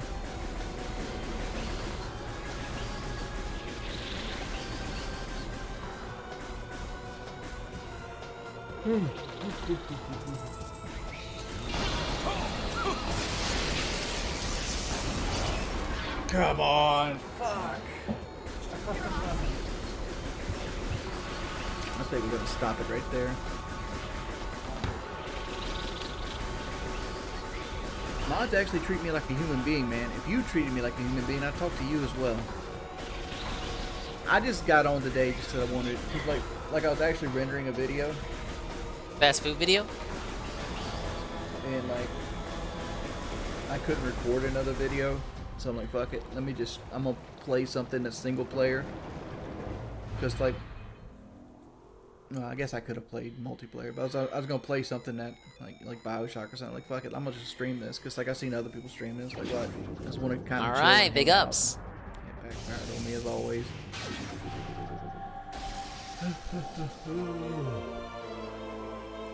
Ah, yes, the missile launcher. The thing I literally had in the game 30 minutes ago. Hopefully gonna finish editing the food video today, Flamingo. Flamingo? Don't hold me to Flamingo! it, though. It's not a massive video. Don't put it in. Oh, inventory? I didn't even know we could more about me being a procrastinator. Ooh, it's the lady. I wouldn't say lazy as much as unmotivated. Like, to me, lazy is like when I don't want to get up and like flick the light off. Like the last 3 games I bought, I platinum. Like I platinum Callisto Protocol. Callisto Protocol. Whoa, he pronounced it correctly. Protocol. I don't know why I call it Callistico. The Callisto Protocol. I gotta beat Sekiro like 4 fucking times. I've got all the Dark Souls Platinum. I got Demon Souls Platinum. But I kind of want to restart The Last of Us and play it again. I think it's potato with that.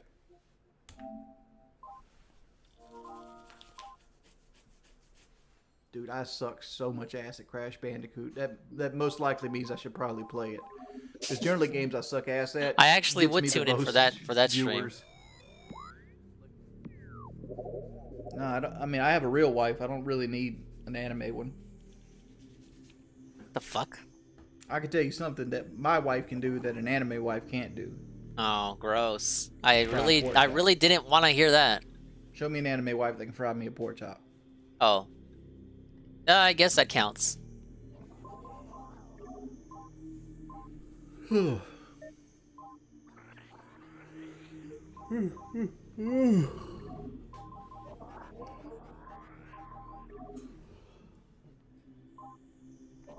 What would you say my biggest accomplishment is? Getting married. Like I remember when a 20-ounce Coca-Cola first came in and they were $1 or 99 cents for that. Yeah, Pepsi used to be $1 for a liter. Or you can get a 2-liter Coke sometimes for $1. But now, like a 20 ounce, like if you want $1, you can't even get $1 20 ounce. Like you can get like one this size at the grocery store. Like if you buy them in bulk, you can get them for less than $1. Because like they're on sale right now, 4 for $12. But if you buy a single one, they're like $1 a piece. Oh, dude, I still own a VHS. I still own VHS tapes. I have a whole box full of them out in the storage shed. What do I want my next biggest accomplishment to be? What I want it to be? Gold play button. What do you need for a gold play button? 1 million subscribers. Dude, video games were so much more fun as a kid. Gyro I remember mode? Oh my. We went to Pizza Hut. Hey, big ups Pizza Hut. Because I got on the honor roll. And they gave you like this personal pan pizza. And at Pizza Hut, they were also giving away like PlayStation demo discs. And they gave me a demo disc because I was on the honor roll and I got my personal pan pizza. And I took it home and I put it in my PlayStation. And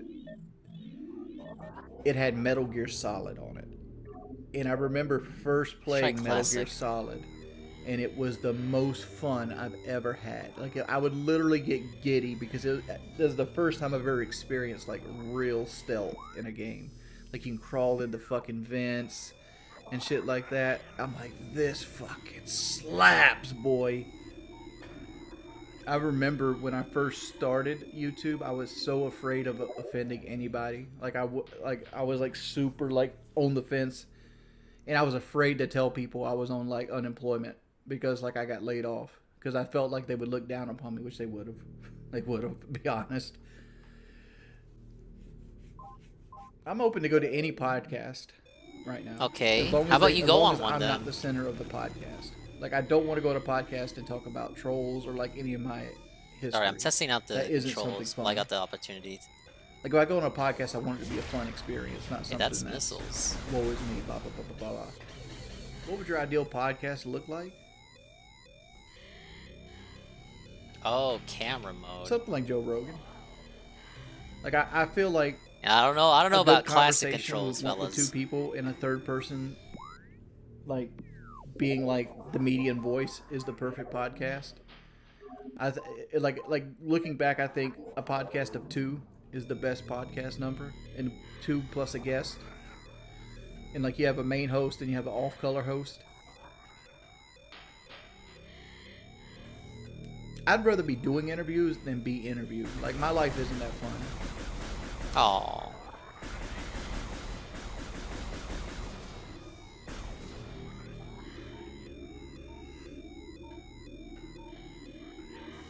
I'll see you guys later. Peace. That's it?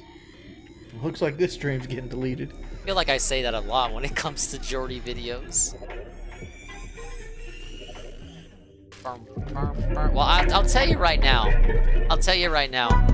After doing the dual stick setup, I can't go back to this classic shit. I'm sorry, GameCube fanboys. It's not for me. I'm gonna try pointer, and I think that's gonna be the worst one. Wings of Redemption calls Kelly the B word. Bussin'?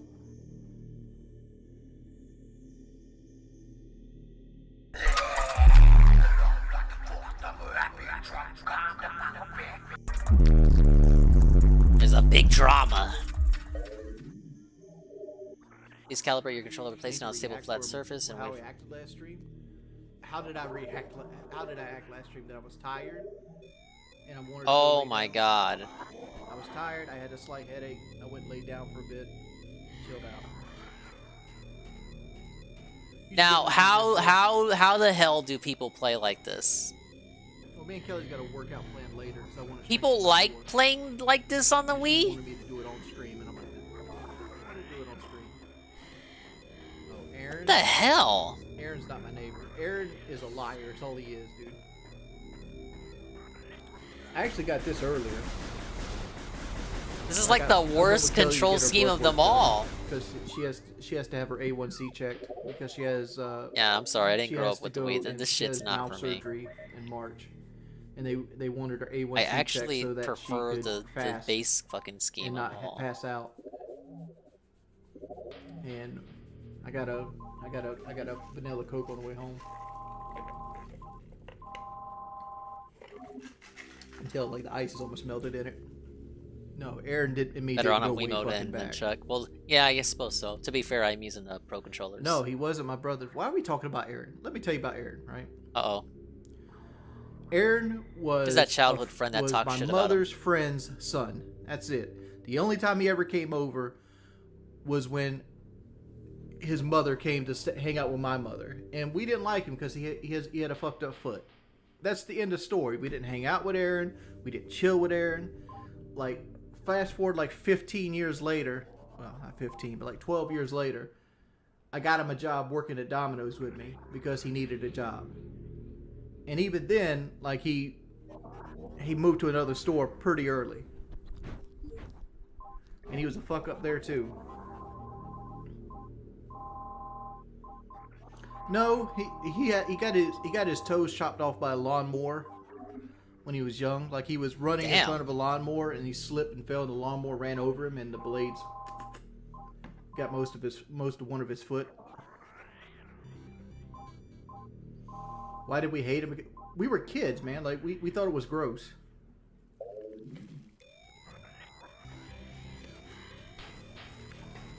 Big ups on surviving, I guess.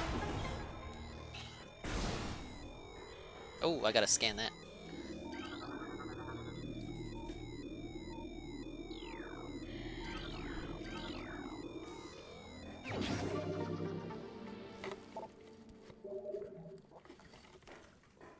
Alright. No, yeah. we've only made What did it $4 a take? stream so far. Made $4 and lost 1 subscriber. So you guys earned 3 minutes of commercial.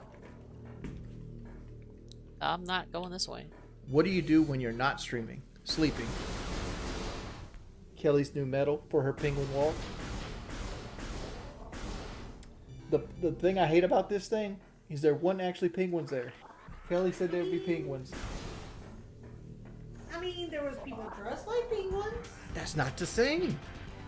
I found a new respect for DSP's business acumen after his deft maneuvering on his latest project to provide more meaningful content. I ain't gonna lie. I aspire to be Darkside Phil in some ways. This man has about the same viewer base I have, but he makes 3 times the amount of money. Like, the man's good at his craft.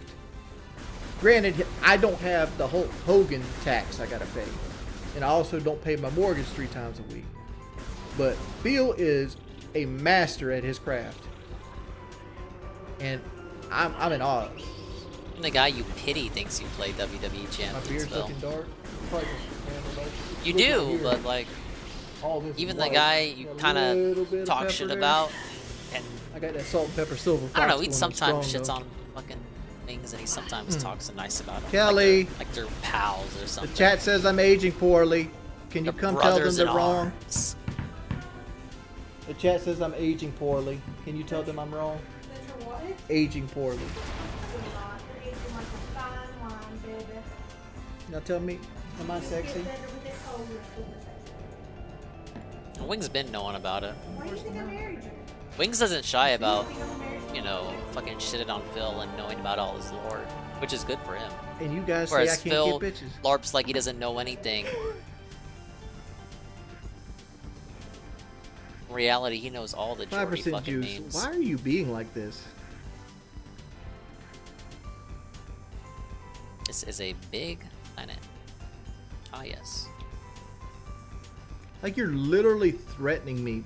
Like, you're literally threatening me. Yeah, I had 15 minutes or so. But if they don't refund it, it's all good. It means I can play Pizza World later. Pizza World? Because, like, I felt terrible that day. Because I played like shit and, like, I don't know. I literally, like, I felt bad. Like, I even went and talked to Kelly about it after I got on stream. Of course you did. Pizza Tower. It's a Pizza game Tower. Pizza that Town. N64 donated for me to buy, and I bought An entire it. And I sucked ass console at it. donating you a game that's not even on the console? How nice.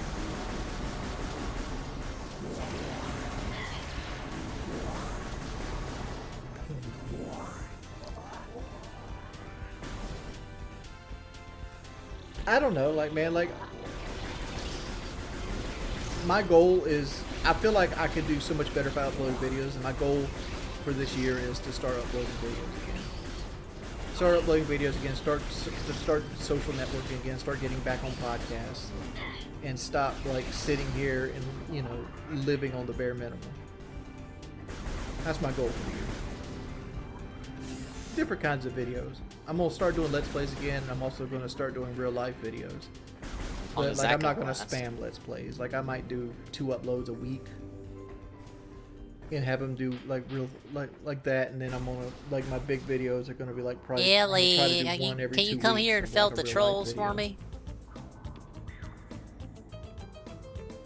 Buy a shitty property Villanova. I want you to disappear. I think the best thing for you, maybe Kelly.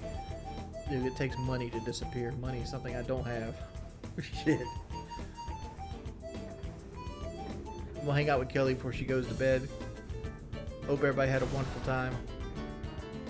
Looks like this stream's getting deleted. Alright, we can save. Can you get something to eat real quick? See what else can we put on at the interim.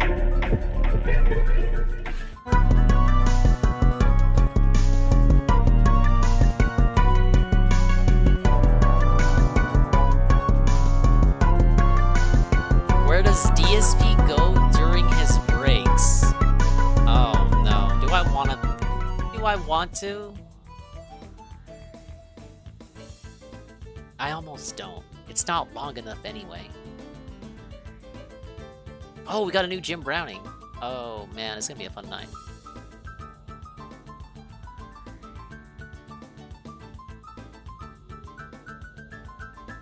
Let's go with an old classic. A modern day classic, as it were. Be right back. Good evening, everyone, and welcome to the Daily Wrap for what was Tuesday, the 21st of February, 2023. So, what I would like to do is approach this video in 2 very rational ways.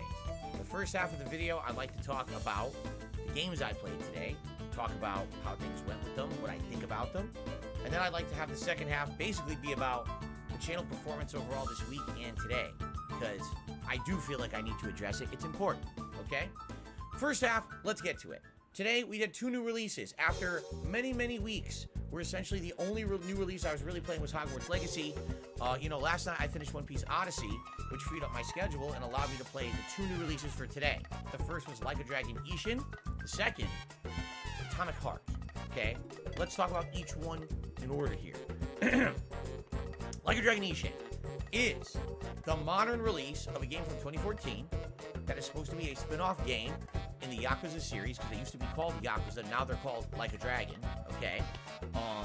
Essentially what it is similar gameplay to Yakuza, but set into the end of feudal Japanese times. The way of the samurai is on the way out, the way of modern technology with handguns and the like is on the way in, and so this is supposed to be a unique story of the characters from Yakuza, but not really. And the way I say that is, Cosmic Kiryu is the main character. The other characters from Yakuza are in it. I already encountered Akiyama today, but they're not called that, and they're not those characters. They're completely different characters with different names. They just look the same. So, really, I mean, the only direct connection to Yakuza is that they look the same. That's it. Now, combat-wise, the game is very similar to Yakuza in the way that you have 4 combat styles, okay? There's hand-to-hand, there's with the sword, the katana, there's the gun, handgun style, and then there is the dancer style, which essentially is a combination of sword and gun. And each style plays differently, although admittedly, yeah, it's kind of similar to Yakuza, where you have your combos of light and heavy attacks, and then usually some kind of a grab or a guard breaker, and then you have your heat moves that build up over time. You can use them to do big finishers and combos and the like. And that's basically how you finish up the stuff, like combat. And I like the heat moves. The heat moves have always been one of the highlights of the Yakuza franchise. They're very much present in this game. Also, once the game opens up, There's all the similar style of content that used to be in Yakuza. Oh, look, there's the karaoke bar. Oh, look, here's a little side mission you could do and help someone in the town and get a reward for it. Fighting the gangs in the streets and things like that are all present here, okay? Of course, there is some new content as well. When you're on the run from the guards, you don't want them to catch you. You got to hide out and stuff like that. However, you got to understand this game is from 2014, and it was modernized and ported now to be worldwide, but it definitely plays like an older Yakuza game. It doesn't have as good of combat as maybe the last couple of Yakuzas had, and it definitely shows in the gameplay, okay? One of the major gripes I have with the game's first 2 hours are story intro, and I'm going to be honest, I like Yakuza, but even me doing this premiere stream, I was getting bored during the first couple of hours where it was just cutscene, cutscene, cutscene, cutscene, cutscene. I'm like, oh my God. Like, when do I finally get to play the game? When? Hour 3. Finally, when you hit your 3rd hour of gameplay, the game opens up to standard content you would expect in like a Yakuza game. And you can wander around the town, fight the random gangs, do the missions you discover, and now the game becomes way more fun. But man, those first 2 hours were rough. And here's what happened. My attendance started great, and over the course of 2 hours of this crazy story development, my attendance went boo. And then by the time that we finally got to the better part of the game, I went from over 400 viewers to barely 250. That sucks. I really feel like the pacing at the beginning of the game should have been much better. You know what they say, first impressions are everything. My concern now, being honest, is I just bought a $60 game that had a really slow first 2 hours, and hundreds of people who tuned in for the beginning may say, oh, that was boring, and never come back, not realizing that probably won't be representative of the entire game. They just did a really bad job of pacing the intro. That 3rd hour was good. I actually really enjoyed the 3rd hour of gameplay today, and I kind of wish the whole day was like that. So overall, Like a Dragon Ishin, so far I like it. It is very similar to the older Yakuza games, which is fine. I wish it had better pacing at the beginning, but now that we've gotten into the 3rd hour, I'm actually enjoying myself, and I hope that more people will actually come back and give it a chance now that we've passed by that slow beginning. Okay? Now, let's talk about today's second new release, Atomic Heart. This game, I had absolutely no idea what to expect, and when the game opens, it feels like BioShock Infinite combined with other things. It's like this grandiose intro explaining this communist world that you now live in, and everything is futuristic, and all these robots and crazy new technology are in place, and it seems, oh, you're in the utopia. Until all hell breaks loose about 40 minutes in, when all the robots start rebelling and trying to kill you. And now, the world goes to hell in a handbasket. You're now trying to figure out exactly what's going on. You have a robotic hand that have talks to you, tasty fish. And it's basically your companion trying to explain what's going on, trying to say, oh, there's like someone who was a deserter or a rebel or a betrayer who is the one who corrupted all the technology, and now it sucks because now everything's going haywire. Maybe you can fix it. And man, the world is weird and creepy. The robots all look very generic, like crash test dummies, and they are tough. Like, they're not easy enemies at all. They're tough right from the get-go. They're punching you for giant chunks of health. Your weapons are slow. You know, you have guns, but you get a shotgun, but you don't have that much ammo. So you gotta use the axe a lot, and the axe is kind of slow and lumbering and sucks. Now, the game, I would say, is a combination of various different factors. At first, it almost feels like a survival horror style game. But as you start to get more weapons and get to an upgrade system, now it feels like BioShock. Like tonight, in this first 2 hours of gameplay that I did, I unlocked the ability to electrocute things and also freeze them with a cryogenic blast, and I upgraded the blast. So now I can freeze enemies and basically wail on them until they die, which is good, actually. There's a lot of platforming. In case you thought that was bad, actually. Puzzles, but at the same time, a lot of looting. The looting is completely unique. Your hand basically has to come back to you. These tentacles come onto your hand, you go, whoop, and you suck everything up in the room. I've never seen anything like that in a game before. It's pretty unique. You can just, you know, suck up all these items. Now, the game has some weird shit, alright? Some of the dialogue is odd. There's no exaggeration. How weird is this? The first time some of the dialogue is odd. Station, it's a horny upgrade station, and it says sexual things to you constantly. First it tries to kill you, and you have to hack it. Then once you hack it, it still says disgustingly sexual things to you while you're trying to learn the upgrade system. It's obnoxious. I fucking muted the game because I couldn't concentrate on what I was trying. I was trying to read stuff in the upgrade, and it was just talking NASA. This was such. I could not believe that he actually muted the game. I was talking about it behind the scenes. him muting the game, and not just muting the game, but actually muting the game within OBS and on his neck phones too. Not even letting the audience listen to it. That came across to me as like a bit, a bit that a detractor would do on a restream. Like you're on the restream when live, you're off the cuff, offhand, random commentary while you're watching DSP play a game, and maybe the detractor reads something in the chat, and the chatter is like, "Oh man, wouldn't it be hilarious if Phil was so unnerved by a sexy character, a sexy girl in a game, that he would actually mute the whole game, cross his arms, and say that he's gonna wait until the character stops talking before unmuting the game?" And then the detractor would go, "Oh yeah, man, that would be hilarious, but there's no way that would ever happen. But what if it did, right?" DSP would be like, "Ah, I'm married. Ah!" But there's no way that would happen. It feels like that. It feels like an off-the-cuff bit that you would say just to say it. Just to be a little silly. It doesn't seem like something Phil would actually do. And then he did it! It blows my mind. He's becoming more and more of a caricature as the days go by. Yeah, that is, as far as I know, maybe it's happened in the past. This dude's been alive for 15 years, allegedly. Allegedly 15 years legacy. I'm sure maybe he's done it before. It's the only instance I can remember in the recent years. Honestly, if it was a male voice, yeah. Yeah, he probably would have sung a different tune. Fucking weirdo. Shut the fuck up. Yeah, see, shut the fuck up. I paused it at the right frame. But no, you're right. It did go from just... It really upgraded. It wasn't just, "I'm married, dude," which is what everyone defaults to when we, you know, see him faced with anything resembling sexuality in a video game these days. It wasn't just, "I'm married, dude." It went beyond the default. It actually, it went custom. It was a custom generated response.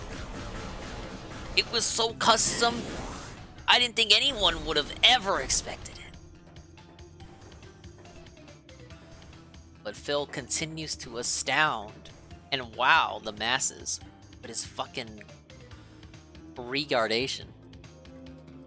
It's a stupid game. It's a robot. I want to hear this dumb shit. Here, I just want to concentrate so I can learn all the upgrade system. So it's really weird that it has weird shit like that. I don't know if the game designers thought it was funny. It's not. It's actually obnoxious and intrusive to the enjoyment of the game. I'm just being introduced to the upgrade trees and how to upgrade my weapons. Why the fuck do I want to do this? I can't even concentrate. So it is stupid. There's a few things in the game like that. Attention deficit disorder? Much? I can't concentrate. However, what I will say is after playing it for about 2 hours, to be honest, it's clunky. The combat is not very refined. A lot of the times, it's hard to control. Hey, Strawberry Knight. When you're dodging, the swings are kind of like floaty and not precise. The enemies are glitchy. Twice tonight, I fought an enemy that was a tough enemy, and they're like going, as they're attacking you, they're like vibrating. It looks like they're having a seizure, but then they're attacking you and they hit you for like 50, 60. That's the thing. His excuse was that he was trying to understand the combat system, and the game was not allowing him the opportunity to fucking not be battered by noise while reading menus, while menuing the thing that he always does no matter the game. But the menuing he was doing, there were no options for him. He literally had one thing to upgrade if he wanted to upgrade. And he was like, I'm trying to understand, guys. I don't know. It's like we were having eternalized debates about whether we should upgrade something. But there wasn't much of a choice. You either do or you don't. It's not like you had multiple choices on stuff to upgrade. It just doesn't make any sense. What were you trying to understand? I don't understand. This guy! You're like, what the hell is going on? It's not supposed to look like that. You know, there's some platforming. The platforming's a little wonky. It doesn't feel polished. Let's put it that way. There's scenes that when these scripted things are happening, it looks amazing. It's like you're playing Bioshock or you're playing another game. But then as soon as you get to like the combat, it's clunky.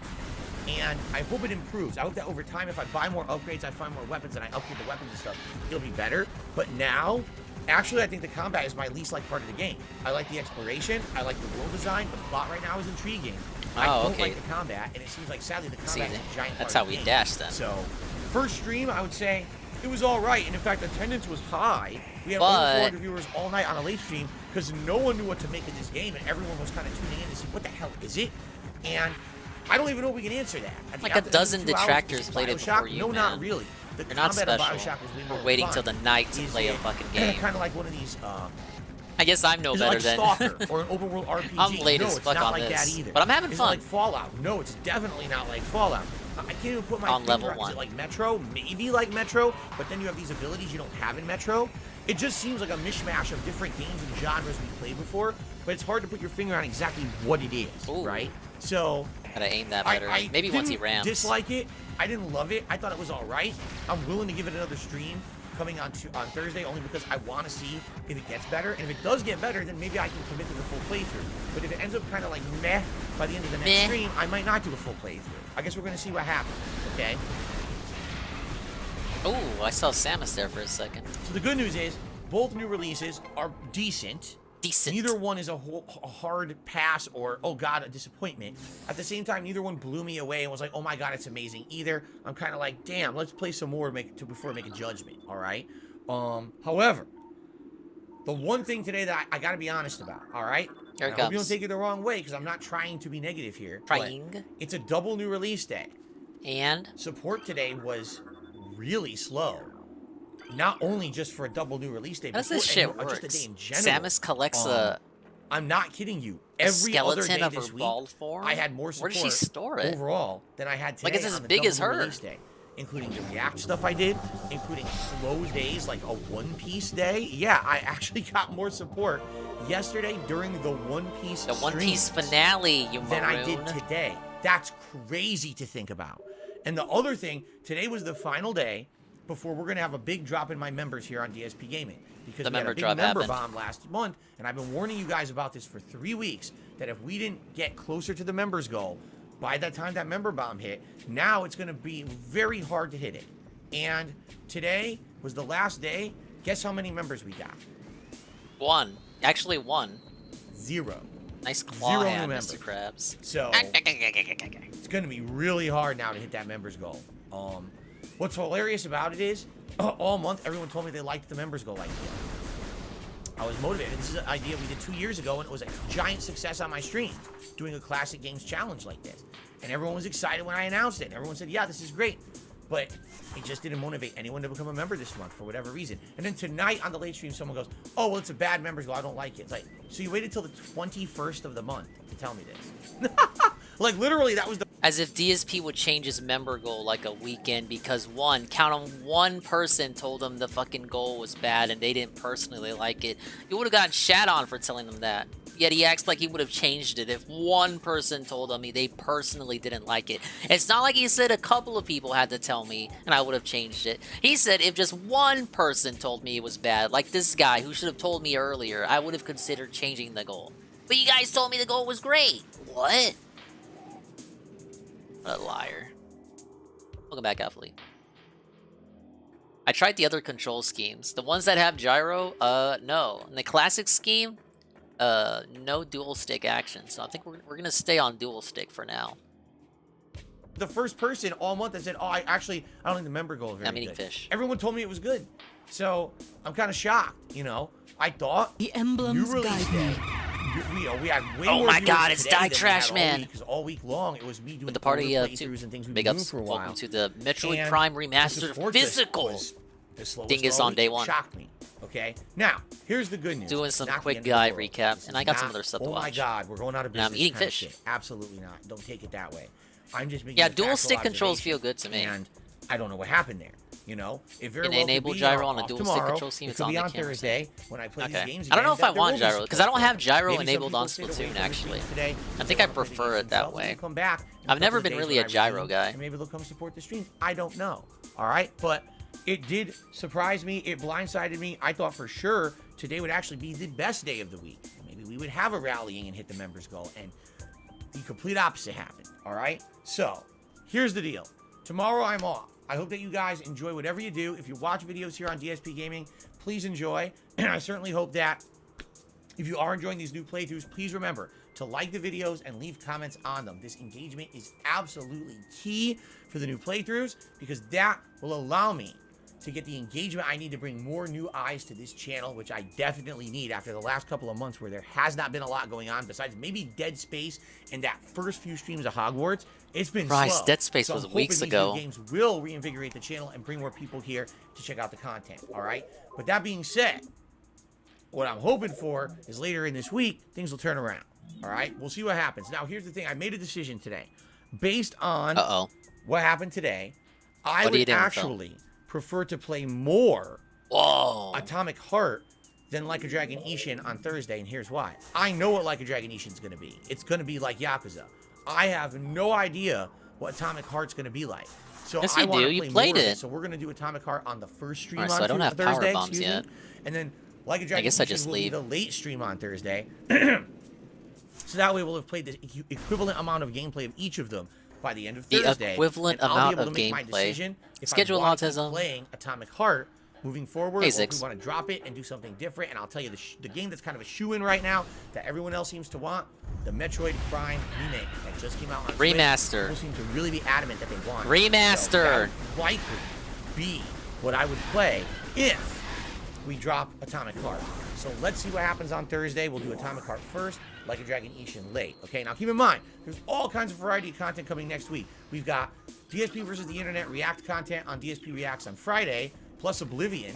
All right, on Saturday, we got a whole day-long React event over on DSP React. Yeah, So big I'm ups on reacting the Pray Pro for Jared Rock. documentary. Congratulations, you're Then the Sunday, We Monday, Love Tuesday, we guy have for the 3 stream. full-time days of It didn't work gameplay. though. Let So it's me gonna be try this Hogwarts again. Legacy, Oblivion, Manual more Like a activation Dragon here. Ishin, and either more Atomic Heart, or likely we'll start with Metroid Prime, depending on what you guys think and what I decide. All right? I know this was a very long daily wrap because there was a lot to talk about. I hope that you enjoyed the video. Thank you for watching. Enjoy the day off. I hope to see you on Thursday where we can make a definitive decision about the future. Definitive? And hopefully we can kind of flip this thing on its head and hopefully support will get back to normal levels. All right, guys? Thank you very much. Enjoy the day off. See you Thursday. Peace out. All right. Big ups, Phil. We got true crime. This is a shorter Since one. the beginning of the Hollywood industry, there have been child But it stars. just came As the out. name implies, these are children who work on movie sets, feigning emotions on film for fame and money. These children are taught how to cry on command, usually by their parents, who urge them to think of a traumatic, can't go that terrible upper thing way yet. occurring to them, as well as how to act if they've been what about assaulted and this are often way? penalized for behaving like children. At first, the idea of a child star seemed glorious and fun to the public, as people began to see their children as a way to make money. Shirley Temple, one of the first famous child stars, was an adorable tap dancing powerhouse, and her movies earned her family a considerable amount of money. At the age of 3, she gained her first speaking role in the movie War Babies, where she played an exotic dancer and had her first kiss on camera, after saying she was, quote, expensive. In her book, aptly named Child Star, she discussed her time on film sets as being cold and abrasive, how when her or any of her child co-stars misbehaved on set, they were put in a dark, windowless sound booth and forced to sit on a block of ice for hours, and how the adults around her often treated her as if she were one of them, despite being too young to own her own money. She was forced to wear flippers when she lost her teeth, danced through a painful foot injury so a project would meet the film's deadline, and spent her days memorizing lines, learning choreography, and trying to keep up with schedules that were also hard on the adults around her. Child stars who would come after her, like Drew Barrymore, Macaulay Culkin, and Lindsay Lohan, would describe the same thing, being put on rigorous schedules, working alongside That's all I can adults, think about when I and hear being her offered name now. drugs and That fucking alcohol commercial. before they were in high school. Studio producers and executives would pressure them to get emancipated from their families. That way they could work longer hours and skirt the law. They had little to no parental guidance, as their relatives often worked as their managers or assistants, and used their child's earnings as their own, spending all the money that they could. Because their fame and box office appeal relied on their youth, most child actors would be pressured to continue looking as young as possible in order to get roles. Studios would sign young stars to crazy contracts with the hopes of getting as many movies out of them when they were still young and as marketable as possible. Shirley Temple herself recalled being afraid of her adult teeth coming in and hearing how, at the age of 12, she was losing her charm. People would refer to her as washed up and old before she could even drive, and she couldn't help but feel worthless. Modern-day stars like Jeanette McCurdy would describe being encouraged by her mother to count calories. That way she could stay under 100 pounds and look as small as possible. And how she was pressured to drink by the creator of the show iCarly, Dan Schneider. Her book, I'm Glad My Mom Died, thoroughly discussed how she was constantly recognized and seen as the people she acted as, and how that warped her own self-image. In more recent years, the morality of child stardom has been called into question more and more, with actors describing their experiences and how He it hasn't led done to a Dan substance Schneider abuse, episode body yet. image issues, and more. However, Certainly in today's aware of case, it. she wasn't able to make it out alive. Welcome back to another episode of Dreading. Nice Or if introduction. this is your first time here, I'm sorry, today we are going to be covering you're the disturbed, the case trash of man, Judith but Barcy, understandable if the you want to fledgling leave. star who starred in The Land Before Time, Jaws, The Revenge, and All Dogs Go to Heaven, before her father ended her life in a horrific fashion. This case involves the abuse and death of a child. And as such, if you are not in the space to hear about that, I'd advise you click off of the video now. This video was requested by a subscriber who claimed to have worked with Judith and wanted her story shared empathetically, so I hope to do this case justice. As always, if there's a case you would be interested in this channel covering, feel free to leave a comment down below or email me at dreading.official@gmail.com. I'm going through email requests daily and plan to cover everything that's sent in, so make your requests known. With all of that said, let us begin. JJ, if you're gonna start this crud, I don't want you to come over here. Yes, I'm telling you. Oh. No, don't you dare. I wanted to say goodbye to Daddy. He'll be by soon, sweetheart.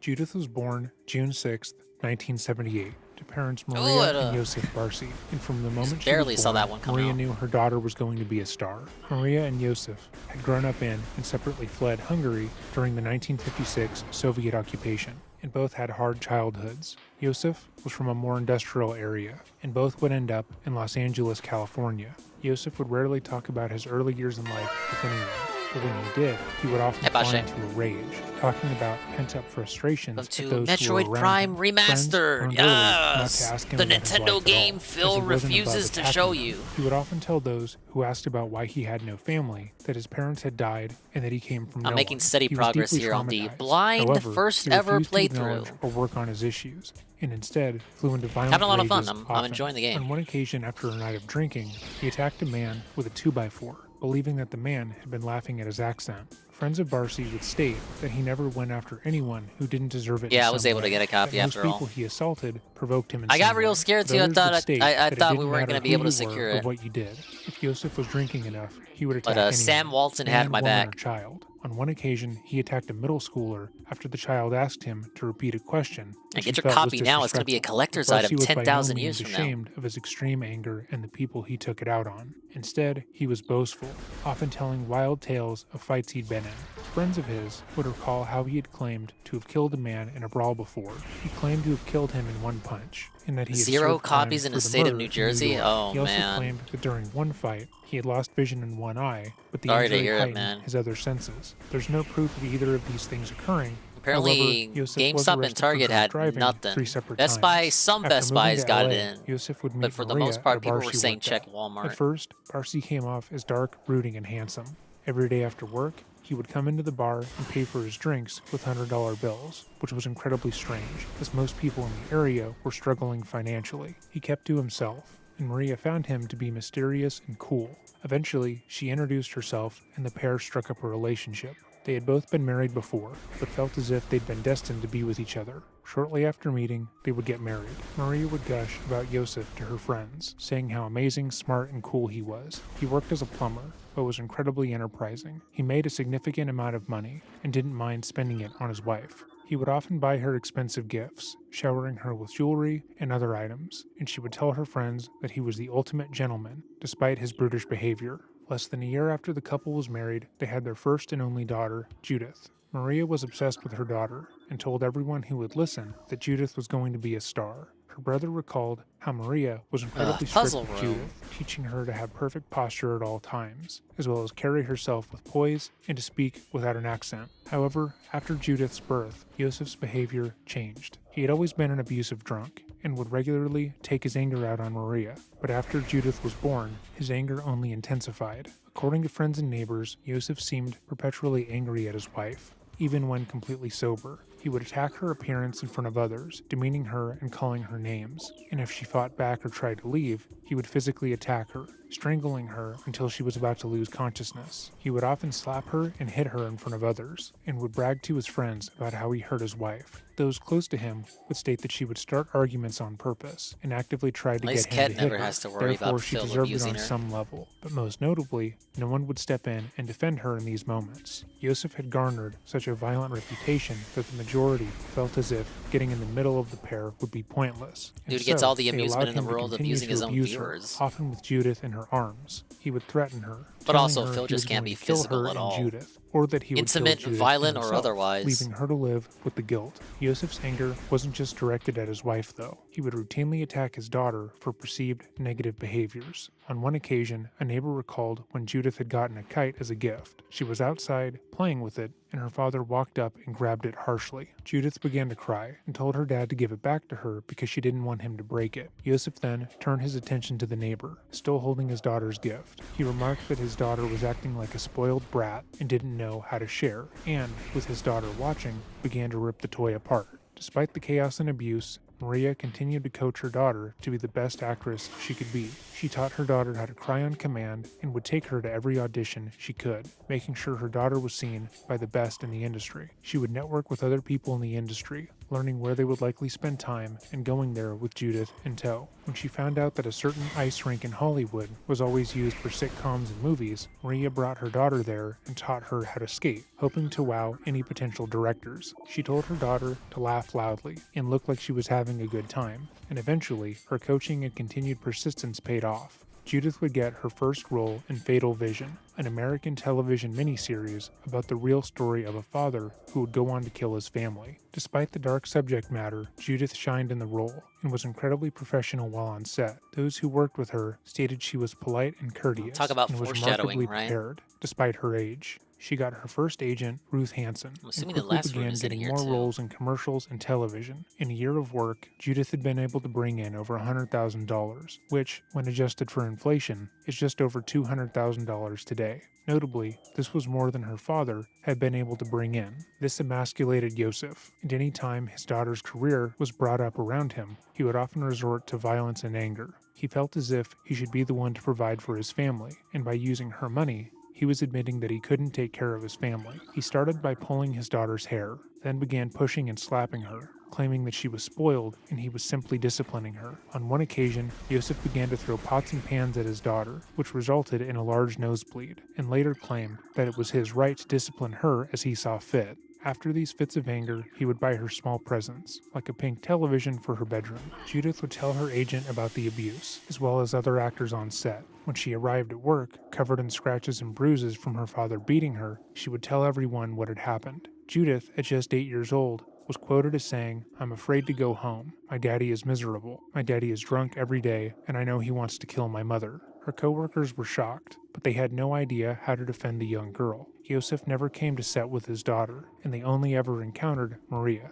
They encouraged her to leave Yosef, telling her that if he was capable of hitting a 6-year-old with no remorse, it was only a matter of time until he killed both of them. But she refused multiple times. On one occasion, a co-worker who lived nearby offered their home as a refuge for the mother and daughter, but Maria said no. In her mind, leaving would just make things worse. In December of 1986, when Judith was just 8 years old, Maria would finally call the cops on her husband. She would tell them how he had routinely hit her and Judith, how he had threatened to kill them both multiple times, and that he had strangled her. Yeah, that new night. true crime from my However, favorite the channel. Police claimed they found no physical signs of abuse, and that there was no direct evidence of her claims. They did very little investigating, and according to What Maria, actress is they didn't this? seem to care about what had happened. She would tell friends Judith Barcy.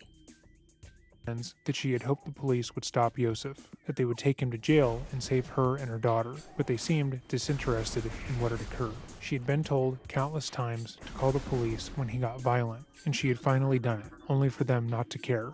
However, the police response had an unlikely effect on the situation. According to friends of Yosef, he stopped physically assaulting his wife and daughter and stopped drinking. He told friends and family that the police showing up on his doorstep had been a wake-up call, and he was dedicated to being a better husband and father. He made it a point to apologize, not to What's Maria the channel? Dreading Crime and Psychology.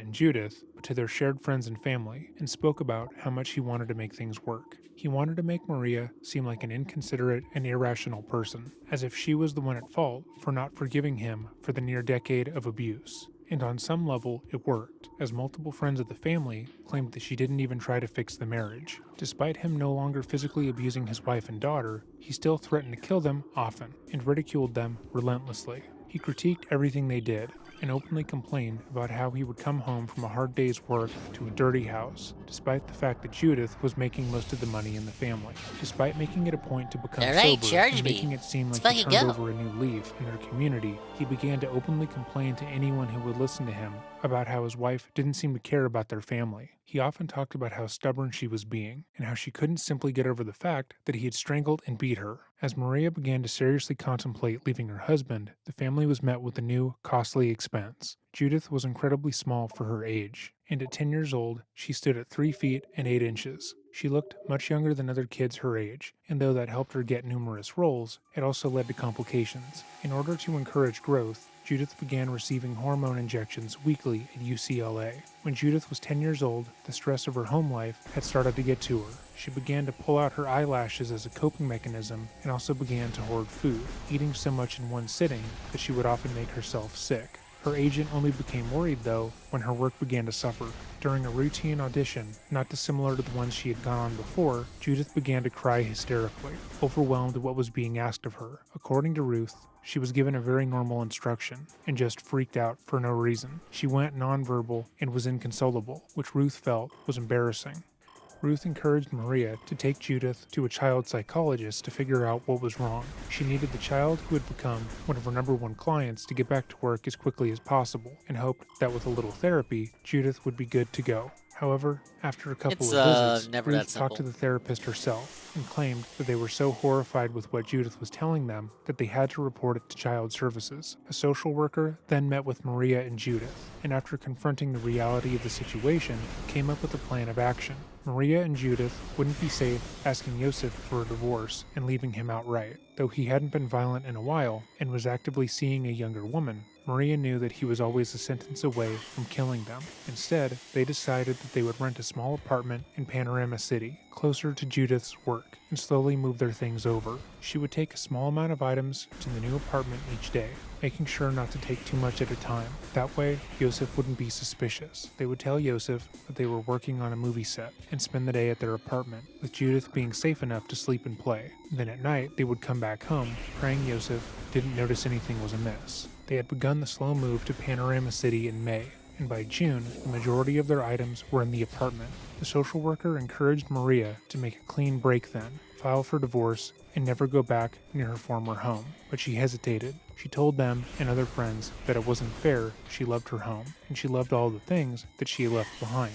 Her bed, her pictures, and other items she couldn't take with them, lest Yosef get suspicious. She wanted to keep them, and it wasn't fair that he got everything he wanted. For another month, Maria and Judith went back and forth between the Panorama apartment and their home until July 28, 1988. The home that the family had shared had been set on fire, and when the flames were finally put out, a horrific scene was inside. Judith was found in her bed, having been shot one time as she laid sleeping. She was only 10 years old. Maria was found outside of the bedroom, laying dead in the hallway. It appeared to investigators that she had heard the gunshot in Judith's room and had been shot trying to save her daughter. Yosef then doused his wife and child in gasoline, which he had kept in the garage of the home and had repeatedly stated he was saving for their murders. He then covered their bodies in the accelerant, then set the house ablaze. Yosef then walked outside into the garage with the gun he had used against his wife and daughter and shot himself in the head. Many theorize that Yosef found out about the apartment, that he knew he could no longer control the two people he believed belonged to him, and he decided to end their lives because of it. But why doesn't really matter.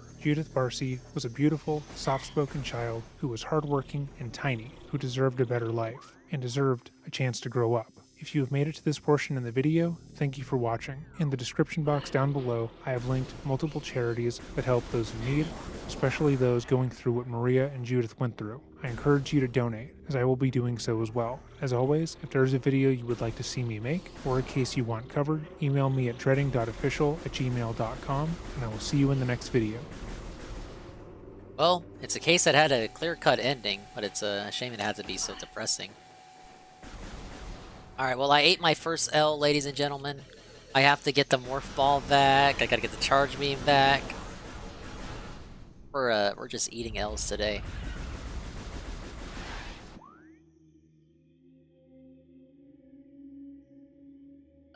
Wings Redemption gets Wendy's delivered. Fast food video ain't gonna happen. Wait, no, not gonna happen!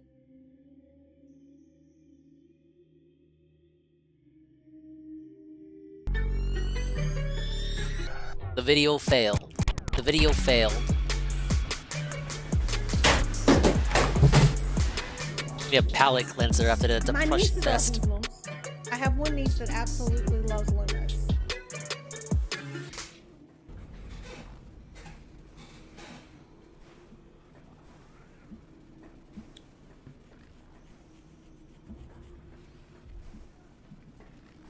I'm just tired of the troll shit, dude. What's up, Anling? Yeah, that was the Ducky story, right? Is that you're dragging a dude that has nothing to do with this through all this shit again. I tried to be the best father figure I was. It is what it is. It is what it is, man. Like, it doesn't matter. I'm not even gonna defend myself anymore because like nothing I say you will believe. So it doesn't fucking matter. I didn't do anything to harm that child. I never gave him multiple enemas. That's not true. All I did was what I thought was best for him. Now we have to delete the stream. Whatever. Yeah, she was. It's not wild, dude. It's fucking. It's people just making shit up at this point.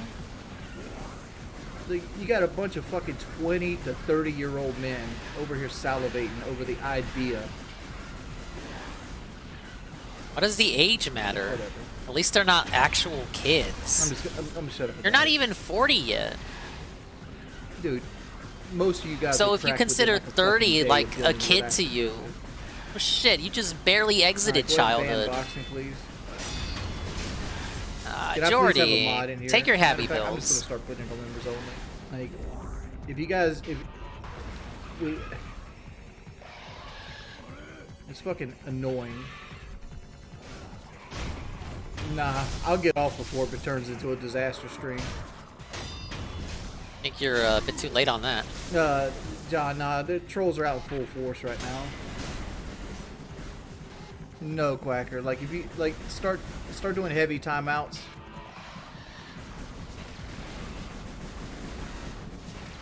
And just keep rolling with it.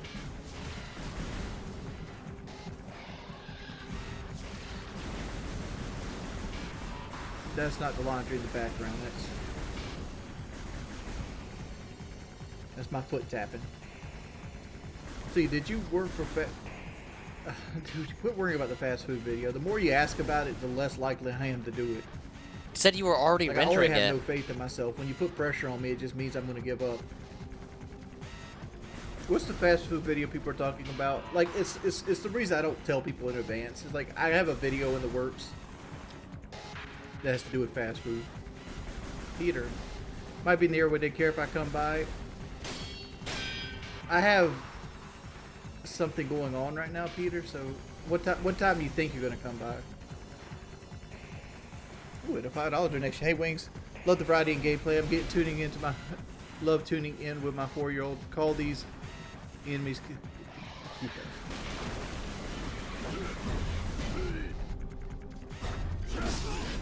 Yeah, that was a bad play. Ah, shit. I don't know Wait what a it minute. is. Do I gotta rescan again? But like certain, I probably do, don't sometimes I just forget how to fucking play. I didn't scan that one. Like right now, I'm just getting fucking beasted on. Nah, Josh. I'm probably not gonna play Atomic Heart.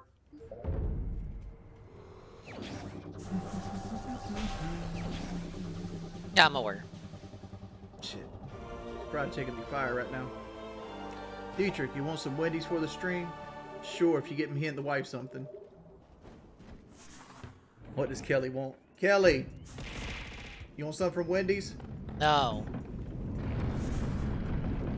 I forgot to scan the boss. I God can't damn it. surprise you because Dietrich's getting it.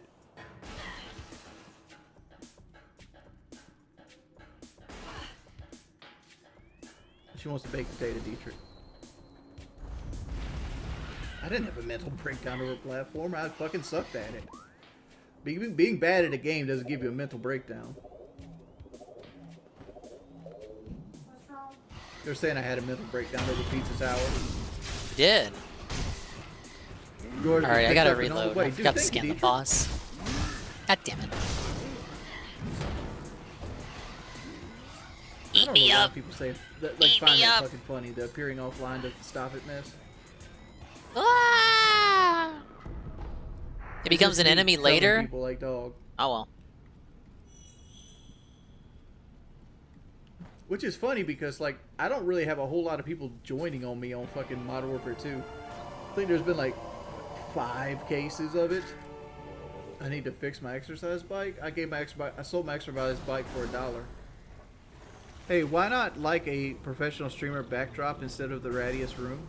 Like, what would you consider a professional streamer backdrop? Because I'm legitimately asking because I really want to change my camera setup. Wendy's time. Thank you, Dietrich. All right, let's go see our Wendy's.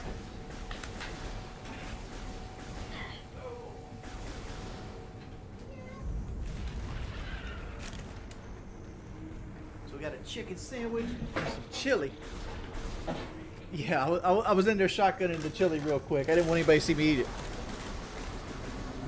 Shoot. Why not? I'm a fat dude. I get excited about fucking chili. I get excited about food in general. I guess we're in happy mood now. Come in here hating. A report of the week.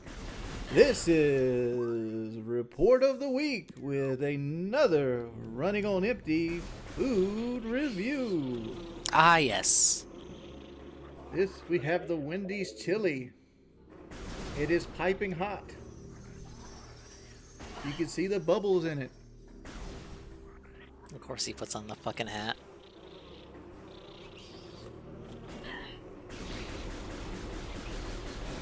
Like, you know what the fucked up thing is? I was thinking about this shit the other day. You know, like video games, elves are supposed to live like 500 years? No. Or some shit like that. Or you meet an elf and he's like, how old are you? I am 2,000 years old. And like, the first thing I want to say is like, why the fuck aren't you further ahead in life than this? You've had 2,000 fucking years. You have one kid, and your skill set is no better than that dude over there has lived 30 years.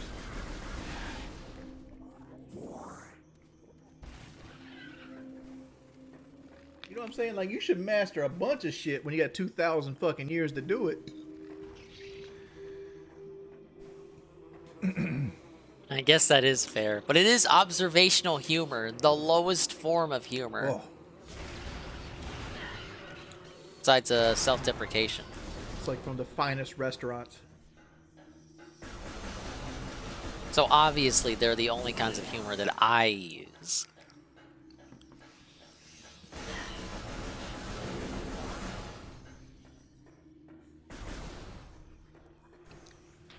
Alright, run it back.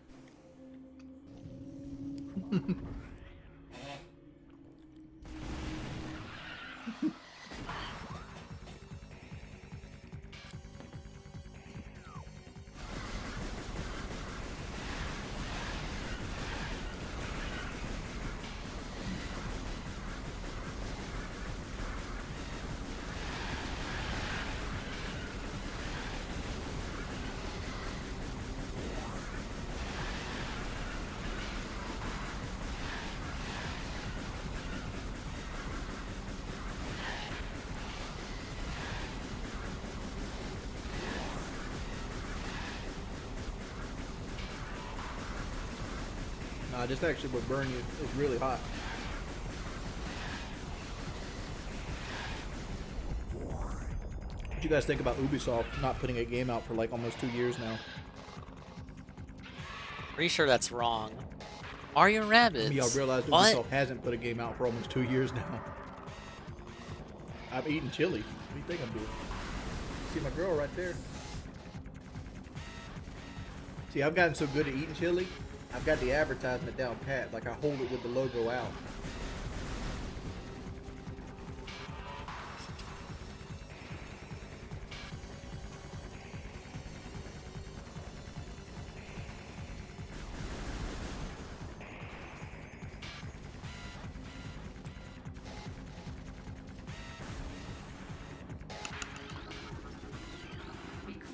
Done. Almost forgot to do it again. Did you breathe while eating that? Dude, why you guys hate? Holding his day. It's Phil's day off today? I thought he took Wednesdays off. Today is Wednesday? I mean, I should have took the trash off today then. Oh, the days are just blurring in for him. I don't remember what day it is, man. I guess it is. I literally didn't take the trash all day because I thought it was Tuesday. It was 12 times 13. 145. Phew.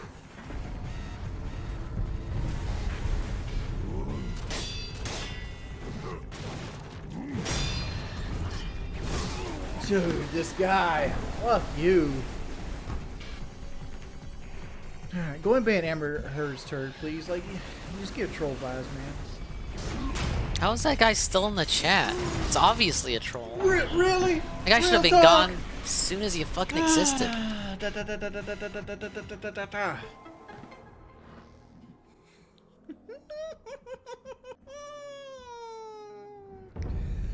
Dude.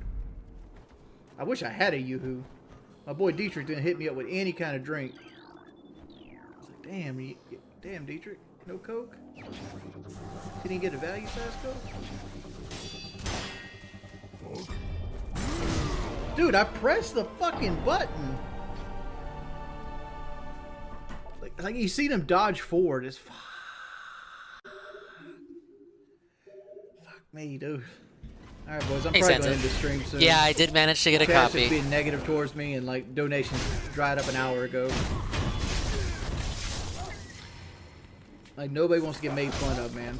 Sam Walton had 3 copies in the glass cabinet, and I was one of them. Talk shit to these people that want to constantly come in here and troll. I'm having fun so far, but I've already died twice. I never promised a no-death run, stupid. I came back, I decided not to do it. And of course, this is really this playthrough is exposing my expertise in first-person shooter games.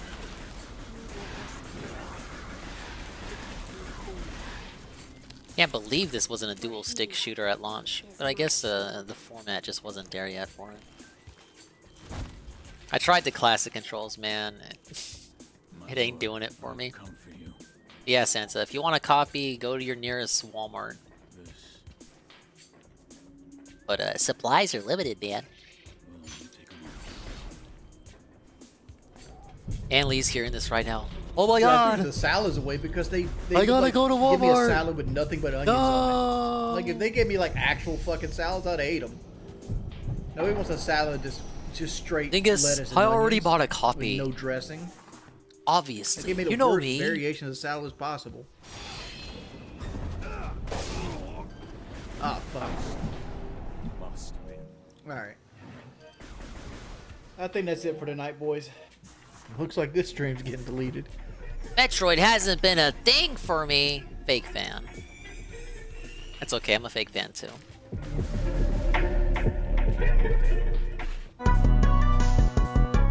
Look at this guy, he's missing out on something that's obviously going to be a collector's item 10 million years from now.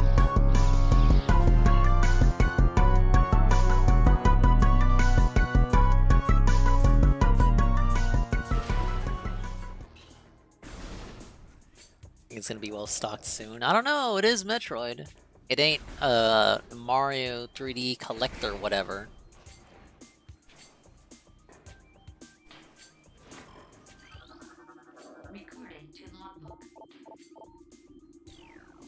I still gotta do those kamikaze bats too, scanning.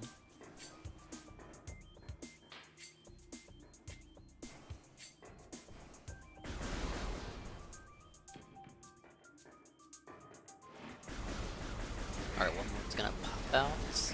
Right there. Ah, yes.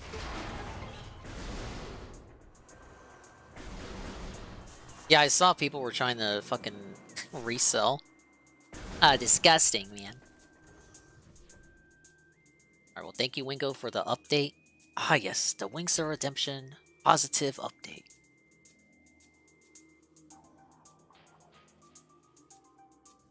check in on scammers inside the Customs and Protection Border scam. My man Jim Browning is hitting us with another banger. This scam call center in Delhi runs one of the most common scams we hear of today, the Customs and Border Patrol scam. Dun, dun, but what sets this group apart is just how ruthless they are and the fact that they'll involve kids. Not only do these kids witness the scams happening at first hand, but they're encouraged to smoke and around when drugs are taken. This is no ordinary call center. During the daytime, most of the scammers will sleep, some even in the offices, but at night time, the US daytime, that's when they start their scams. And when their scams succeeded, at least part of that money went into hard drugs. Let's hope the police in Delhi don't ignore this video. Exposed!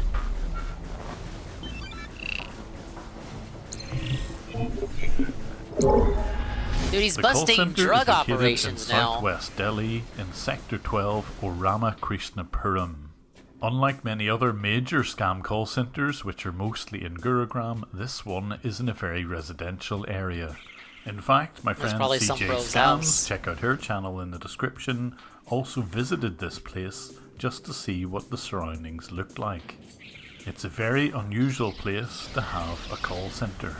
And in fact, when she was filming around the area, one or two locals made it known that they weren't very happy with anyone filming this building.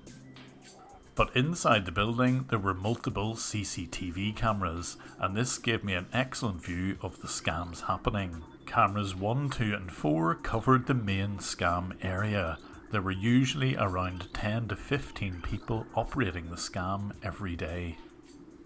There was an office to the side of all of the desks covered by camera 3. This is where the bosses would have their meetings. Here you can see most of them. And when it moved to the second part of the scam where money was stolen, it was usually done in this room. One camera was set up to keep an eye who was coming into and out of the building via a small set of stairs. The other two cameras, 6 and 7, kept their eye on the rooftop. This might have been because you could access this building via a neighbouring one, so I guess they wanted to make sure that no one was coming in from an unexpected direction. You wouldn't want a police raid mid-scamming. The cameras themselves were actually second-hand. They came with a digital video recorder, and it was possible to rewind some of the footage to see just where the cameras had come from. They originally belonged in some sort of nightclub, and we were able to identify exactly where this was. It was only about a mile or so away, so obviously they probably knew someone who owned this nightclub or restaurant. And if it was a restaurant, you definitely wouldn't have wanted to have eaten there. But when this group of scammers finally had the CCTV up and running, it was time to start the scams. This group of definitely wouldn't have wanted look at that nightclub or restaurant. And if it was a restaurant, you definitely wouldn't have wanted to have eaten there. But when this group of scammers finally had the CCTV up and running, it was time to start their scams properly. If you're not familiar with it, let's watch one of the scammers and his computer screen as he attempts to run the scam. Oh, definitely can't go in here, I bet. Hello? Hello. Hello? Hi, miss. Hello, sir. Officer Martin from Customs and Border Protection Department. How are you? You're from where? Miss, I'm calling you from the U.S. Customs and Border Patrol. How are you? No, he doesn't have anything other than the victim's phone number, so he puts this into 411locate.com in an attempt to find a name. Okay, miss, I'm going to explain each and everything.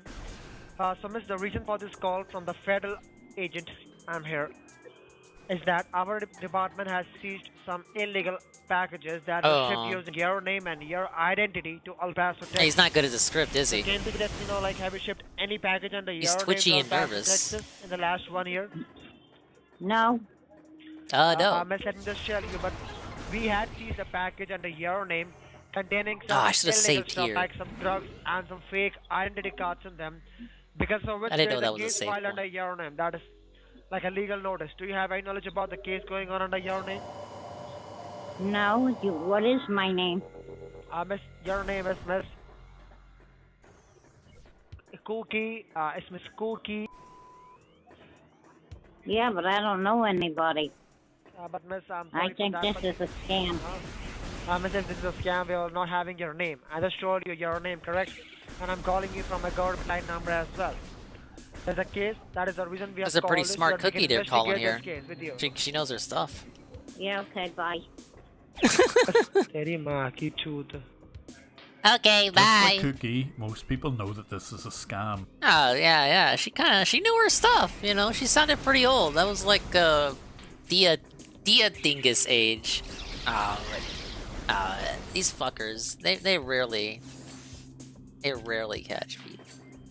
I think these days, more boomers are becoming red pill. If you know any boomers in your life, show them these videos. Show them Kitboga videos, if these videos are too complex. Just show them Kitboga videos of them yelling at old people. And just tell them to have a little common sense. But for the most part, I don't think many people fall for these. Unless it's like a beginner's trap. However, it is scripted for a reason. And the reason is that it works. In fact, you can see the script on some of their desks. When they recruit new people, they have to learn off this script so that they're totally comfortable with it. They all have to sound What up, big ups, assertive Benjamin? We're or playing the Metroid scam Prime won't Remastered. work. Physical copy, day But not one. only did they use Yes! the names of their victims via these lookups, but That's they a hit of also Walmart for a spoofed copy. genuine-looking telephone numbers. But of course, this is trivially easy to do. Best Buy has copies. On the browser, which is It could be a rare game, man. Not like that Mario collection. You might want them bundled up. 325 Mm-hmm. 8000. That's the phone number? Yes, now you can search it, and I believe you are able to see that this number is only belongs to the US Customs Department. If you're able to see that, just let me know. A Google search would indeed reveal that this belongs. They tried this when Papa Dingus got scammed about when would it have been? More than a decade ago. When Papa Dingus got scammed, they tried this on him too. Not necessarily the same strategy, but they told him to type in the agent's ID number, and this was like a long string of numbers that manipulated the Google SEO from his browser to pull up one, and I mean one search result. I was there. I saw it with my own eyes. It was Google. It was the, you know, it wasn't a scam Google duplicate site. It was Google. But typing in this exact combination of numbers brought up a single entry that convincingly said, this agent you're talking to works with customs and border control. Whatever the fuck the scam was. Yeah, they're not stupid, they're vulnerable. All of this works under peer pressure and sleight of hand. And, what's the fucking... There's another word for it, but, coercion. Basically, there's a pressure... You know, you gotta make them... Urgency. The goal is to make the person feel pressured and like there's a sense of urgency going on that they need to address. So much so that they don't have time to think about or process the events that are going on, or the legitimacy of what they're being told, or the logistics of shit like how would they know your name? Why are they calling you in the first place when they literally don't do that? Yeah. I don't know how they do it, but it looks like that's what's happening here. They gave him a number to type in, and it pulls up U.S. Border Patrol. But it looks like this is just a spoofed number. And this isn't even like the main U.S. Border Patrol building. It's just a checkpoint. A single checkpoint. Yeah, I don't answer my phone either. Actually, I'll say this. I'm fucking weird as shit. If you call me, I will answer the phone, but I will not say anything. I'm gonna wait for you to speak. Because humans speak first, and robots don't. Robots wait for you to speak first. I hate robots. If you call me, I'm shutting the fuck up. I'm waiting for a hello. Hello? Oh, hey, what's up? What's up, Groob? Yeah, I'm doing alright. Do you answer sometimes I like to mess with scammers? Yeah. Yeah, I like to mess with them too. Sometimes I'll get like a scam likely, and maybe I'm listening to someone like someone else's stream. I'll just be like very bored and lazy. I'll literally just plug my phone up right in front of the speakers of the MSI there, and I'll let them listen in on the stream, and I just count how long it takes for them to hang up. To Customs and Border Patrol, but they've just spoofed this number. Imagine if they But hear what Phil. sets this group apart is the abuse that they gave people when they weren't compliant. And believe me, I've had to pick very tame versions of what they said to people. Hello? Hi, this is Third Officer Ellie Christopher from the U.S. Customs and Border Protection Department. How are you? Okay. Do you know the reason why you're receiving this investigation call from our department? What? I can't understand you. Do you know the reason why you're receiving this investigation call from our Whoa, department? how racist. You can't understand them. you. I'm sorry. I'm sorry. Because you're a dickhead, right? And if they were treated with any sort of skepticism, they would immediately try to frighten their victims by saying that Probably the what police Papa would Dingus turn is up like if at he the answers a phone doorstep. call these days. And what? What? Huh? Miss? I can't hear ya! Like, I just want to ask you, like, are you sure that you don't use these bank accounts? Because all these accounts are registered under your name. B-Crash1, big And ups. thousands of dollars Original or have remake? been wired locally and internationally to the narco-trafficking countries. You making What are you this up? thinking? Sorry? I said, are you Am I making telling this you? up? Yeah, good job. Miss, can you tell me, like, what are you thinking? What are you telling thinking? you a joke? Hey, Rocketman. Sounds like a huge story. It's a huge story because it's a case of drug trafficking, money laundering, and one more case is registered under your name, one more allegation registered under your name. This guy sounds like a nerd I knew in middle Just confirm me over school. this federal record line that Hey, Common are you Google. sure that you do not have any Yep, it's, connection to we're in any do of not these redeem criminal mode. activities? You're kidding. We're doing a kidding? Metroid Prime Remastered Day 1, I'm physical kidding. copy. You're thinking this? So, wait. You think I am kidding? Listen to me, miss. Oh, you think What I'm I'm going to kidding? do right now, I'm going to send the sheriff team right to your doorstep to one. So they can put you behind the bars and they will going to complete the custody purpose and the investigation Oh, process he looks from so their mad. side. Yeah. I'm just sending the sheriff officer right to your doorstep. See you behind the bars. Have a good day. Okay? Okay. Alright, What bye. makes this scam so devastating is that they figure out just how much money each No, I victim enjoy it. has. I enjoy it. Here's the Slower very paced key part of the FPS, scam obviously, but I'm where they having fun. figure this out. But I'm not a pro at it. This is a So, blind Larry, playthrough, we as have they say. completed the first step of your asset verification form, that is property declaration. So now we have to proceed with the second step of your asset verification form, that is known as liquid asset verification. But as we are on the federally record lines, you are not allowed to disclose any of your confidential information. Can you just confirm me with the bank name you are dealing, type of account, and the approximate balance so that I can be able to identify the legit account that belongs to you?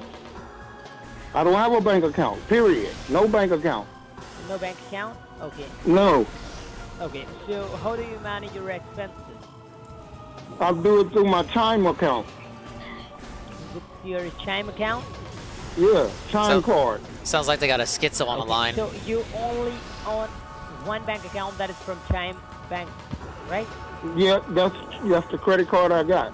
Then they will blatantly just ask their victims exactly how much they've got in each bank account. Okay, so can you just confirm me, like, what is the approximate amount are you holding in your Chime Bank account? Because as I can... Right now? Yes, right now. Okay, wait a minute. I think it's like, what is it, $6 or something? Wow. $6 is not the kind of bank balance that they're looking for. Are you sure that you're only holding $6 in your Chime account and $18 in your Meta account? It's $6 and about 7 cents on my Chime card, and on my Meta card, and on my Meta card is like $18 and some change. $18 in your Meta bank. 18. Ace Funko. 18. 1-8. Yeah, 1-8. Look at this dude. 1-8. Look, they're looking at each other like, oh my fucking god. I just 1-8. wasted all my time with this dude. 18. $18. A quick conference with the boss, and they decide that they're going to have to get more money out of him if they possibly can. How? Okay, so, are you holding any plastic card, any credit card under your name? No. Okay. And how much amount are you holding in the form of cash? How is this dude not suspicious? About maybe $3. Why are they... $3. Question why they're asking it really you this. Isn't going well for their scam. Yeah, I'm just going to approve your asset verification form. So now let me tell Literally you the reason too why we broke called to you scam. before arresting you and before sending you any legal notice is only because we are certain this heinous act of drug trafficking is being carried out by the criminals who are still at large. But we do not have any evidence on proof on their criminal activities. So right now you have two options with you. Listen to me very carefully before you choose any option. At this point in the scam, they offer the victims two choices. The first would be to travel to Texas, hire a criminal lawyer, and possibly be liable for a large amount of money. The second one they describe as ADR, or Alternative Dispute Resolution. In reality, this will be the only option open to victims because it will allow them to move to the second phase of the scam, where they call the victim back again. To see and hear the second part of the scam, I decided to call the number and watch what happened on their CCTV cameras. $18 criminal activity.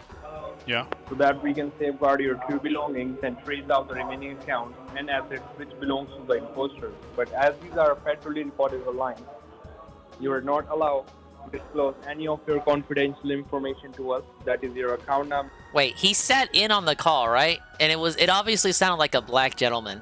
So they gave the black gentleman another number to call to hear part 2 of the scam. But Jim, who's listening in on the call, he calls the number first, and they answer the phone before the black gentleman can call them. And they hear Jim's voice, and they don't think anything is amiss. Routing numbers, passwords, or PIN because it's against the law. Yeah, those are their actual cameras. Yep. This dude's a tech god. He flips the connection on these. He calls these scam centers and he flips the connection on them and then sends them kind of like spyware files. And he names them something like, I don't know, my bank card history, my bank password fucking file .exe. They click it, and then it activates his ability to spy on all their CCTVs. Yeah, that's okay. Yeah, this guy goes. We just need a bit. He does more than just fuck with them like Kid Boga. Your true belongings. Kid Boga does good work too. So make sure you are true and honest because each and everything will be verified by the U.S. government. Are we clear? The US government were very keen to understand how much money I had in my account. Well, Chase, C-H-A-S-E. Chase Bank, you're saying? Yeah, Chase Bank. J.P. Right. Morgan Chase, yeah. And do you have a checking, savings, or both in Chase? I have both. I haven't seen the Roaches one, no. Right. If Jim did that, I didn't see it. Thousands of dollars has been wired from different bank accounts. So just confirm me the round figure amount which you have in your checking account so I can mention that money as your legal money in my file. The round figure amount for both checking and savings gives them a target for how much they'll steal. I declare that I have about $1,000. What did you say? About 1,000. Alright. And how much approximate balance in your savings? About 14,000. And that immediately makes me a valuable target. He doesn't take too long to hand over to his boss. I don't want to fuck it up, don't you? Or hello? Yeah, I'm here. High value target on the horizon. Yeah, so I just sent back to the US Marshals team, so now they're gonna call you and make sure you cooperate with them because right now they're only the higher authorities who can help you regarding this situation, okay? Yeah, okay. So I will suggest you just cooperate with them because you're choosing the area of. And once you're going to receive a call from the US Marshals team, just let me know, okay? Yeah, okay. Till the time, just be online with me. The US Marshal team is this guy in the corner. He is the boss or the closer of the majority of the calls. He's really not very happy at being woken up. Did you receive any getting call? another call here. from their side. Okay, I'm getting another call, yeah? All right, so best of luck for your ADR. Okay. The best of luck for your ADR. I get a further phone call from this guy spoofing a Phoenix, Arizona number. A quick Google search of that number shows it to be a US Marshal number, although flagged as a scam now. Hello, this is Officer Michael O'Connor, working for U.S. Marshals Integrity Service. How are you Schizo doing when today, it comes sir? to phone calls, so am I. Well, not great. I don't know what. Oh, dude, that guy hates that guy hates his life down there. Look at him. He's What do I need to do miserable. here? Sure.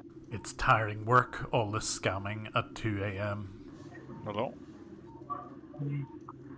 Yeah. So how do I resolve this then? I don't know. Even I'm thinking, like, how should we resolve this issue? Because as you know, that there is a federal investigation case that is I was going trying to on remember what the here. script was off the And top of as his head. the paperwork and documentation which we have received. under He's your their name best is scam. He's not the illegal. best one. He's the Are you closer. getting my point? Well, sort of, but I don't know how I'm meant to fix that. Well, we'll be telling you like how this could be fixed. First of all, I believe, like the previous officer told you each and everything about the case, right? I believe he explained. Ah, it. yes, demorph ball of bomb. Someone's using my identity. So, like, could you please explain it to me? What do you understand by that? Yeah, Well, there's catch some him package up because sent he's been in asleep for the US past mail, fucking 10 hours. and it had drugs and money in it, and they seem to be using my identity. So that's why I'm getting this call, I believe. First of all, sir, I believe like the officer gave you both of the options, right? There are two options which we have approved under your name, by which you can go with any option you feel like. So could you please let me know? Like, did he tell you about two options? Yeah, one of them was to go to Texas and represent myself in court, or the other one was this ADR thing. Okay, so If you give it an acronym, that means it's official. That with which option you want to proceed with, like the video or the first option? Well, there's hardly much of a choice if I can. I don't have my own lawyer, and I certainly can't travel to Texas, so I don't have any choice, do I? What if they actually call a so Texan? you were saying Like, this on the what phone would the before option be there? Like, what if you actually humor them on the first option? What would they say? Like, they can't actually follow through. Look, what do I need to do here? I don't know why I'm going back over this again. I decide to ask a few questions wake about up, the Ed. whole story. Scammers absolutely hate this. I can hardly hear you. Why are you so... Can you hear me now? Yes. Alright, so I'm saying, sir, that as this is a high-profile case, so we need to look up into each and everything so that we can get to the bottom of this and find out who Is the this real Doom? culprit. No, it's better. Are you getting me? Why do you need to involve me at all then? Sorry? So if you need to find the real culprit and you know it's not me, why don't you just go and look for the other culprit? We don't know that it's you or not. We are just thinking. Well, you There's a just told difference me you know between it's two not of me. them. I didn't tell you that we know. I said we think. Oh, he's That he pissed. might not be the person behind these activities. Yeah, the FBI Well, when hang they on, when they if I suspect put things, my when name customs and and borders your have phone suspicions, number they on fucking some envelope, they does that mean cooperate that with you're the guilty or suspect, something? the That's what you're alleged. telling me.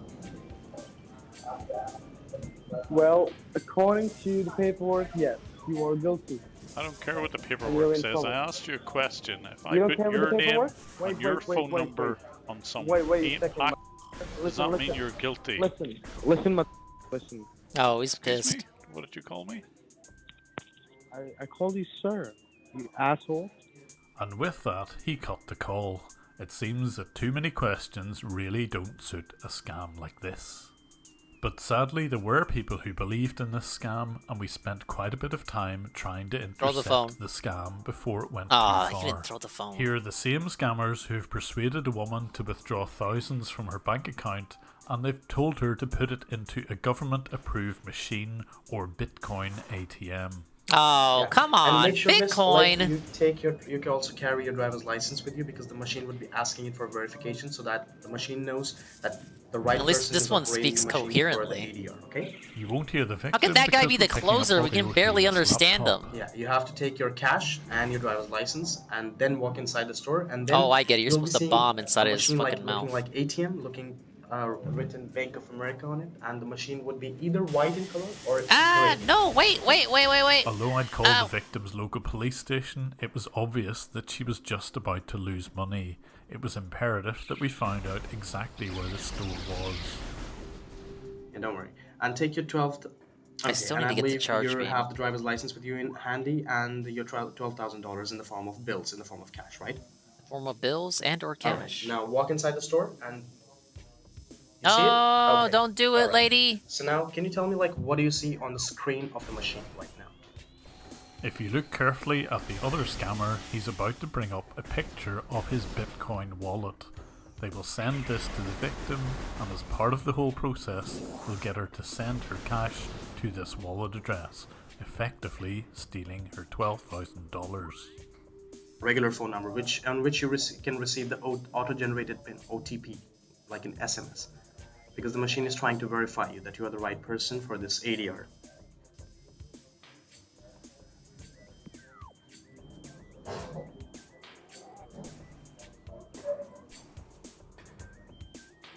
Yeah, the verification code would be received on your cell phone, on your SMS. Can you check your text messages and refresh it? You must have received the code. This guy should be the closer. Yeah, you have to What the enter fuck? that code into that machine. But thankfully, I can see the scammer's computer, so I know exactly which store this ATM is located. I give them a call and hope that someone there will help her. Hello? Is the woman at the Bitcoin ATM machine in your premises? She's being scammed. It's the Customs and Border scam, if you've heard of that. They're pretending they're US Customs and Border Patrol. They're on the phone with her. They're instructing her to buy Bitcoin, and she's about to lose a lot of money. It's a scam, and she's convinced it's true. Okay, I'm very glad Jim seems to have refined his technique here. Whenever he would call the victims or store employees, he would tend to ramble on and confuse them. I like how here he just cuts straight to the point. The lady over there, she's getting scammed. Go save her. Little authority there kind of kicks them into it certainly kicks the workers into action. It is a scam. Okay. Please help her. Thank you. I really appreciate this. Thank you. Hey, sweetie. So I'm sorry, I didn't mean to startle you, but I did have a call saying multiple times that you were getting a call saying something about U.S. Border and Customs. No. Okay. Right. The U.S. Border and Customs, that's a known scam. They're trying to take a lot of money away from you. Benjamin, get on it! Benjamin, kick him out of here! Okay. I have scammers! Indian scammers in my chat! Help! Are you on the phone with anybody? Benjamin, use your blade! Yes, they're instructing her to basically move all of her money into Bitcoin, and they're going to steal the Bitcoin. She is being scammed. If you wouldn't mind, could you also maybe get the police, or I will call the police as well? It is a scam. Yep, I'm gonna tell my manager to do that right now. Please do. Yes, she is being scammed. Unfortunately, she believes what she's being told. Okay. Please. Yeah, she's not budging either. I think it needs to come from He wants someone. you to call the police. But yeah, I'll have my manager. He's probably going to call.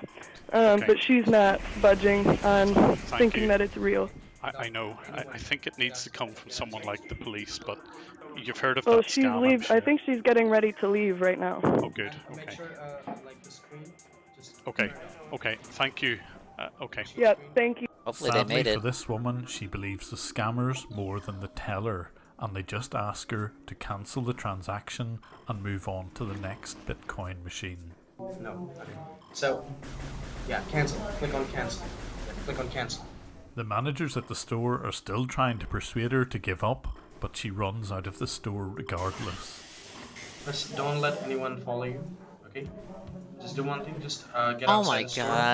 god. Come on, lady. Normal people are telling you this is a scam. Ah, you're gonna lose all your money. I can understand that. Just do one thing, do not talk to me, otherwise it will make you look suspicious in front of them. Just do one thing, just click on cancel and get outside the store and sit inside the car and Fucking immediately disgusting. you're outside. Okay, just sit inside the car and immediately start driving. I'm providing you another location for another government approved machine, okay? New Bitcoin So it machine looked like objective no one other than activated. the police could actually persuade the victim to stop mid-scam. I urgently needed to get a police officer to the next Bitcoin machine. Convincing her local police was not an easy thing to do. Reached the Warren Police Department. If this is an emergency, hang up and dial 911. If you have a non-emergency and would like an officer to respond to your location, press 9 to speak with a dispatcher. If you know the... Oh, don't tell me you pressed Wait while I 9. transfer your call. Jim! This is an emergency! She's gonna lose all her money! Warren, please, can you hold, please? Yes. Hold? There's no time to hold, lady! Sorry about that. How can I help you? That's Oh, okay. okay. My name's Jim Browning, and I'm calling you because there's a lady in Warren who's currently being scammed, and I'm hoping that you can... What address? I don't know the address or her home address, but I know where she's going, and she's going to a Bitcoin... Well, where is she now? Yeah, she's going to a Bitcoin ATM, the Joe Mere supermarket on 4011 East 9 Mile Road. She is on her way there at the moment. 411? Yeah. Do you have another number? Because... 40... No, so the address of Joe Mere supermarket is 4011 East 9 Mile Street. How do you know this? It may sound far-fetched, but I can hear the scammer's phone call, and I can hear that they're instructing her to go there. I know that sounds a bit far-fetched. Okay, so... Yeah. Okay. Do you have her phone number? Because I would need to speak with her. Where are you? Yeah, see, this is kind of Jim's failing here. He kind of... He does it... He needs to have more confidence and authority when he's speaking at length, because then he kind of gets into these situations where the people he's calling, he's genuinely trying to help, but they kind of doubt the situation and they waste time because they suspect that he's the villain. He's the villain! I don't have her phone number. This is the problem. I just know where she's going. Like, if he was a little more urgent like he was with the employees here, the dispatch probably wouldn't be so sus.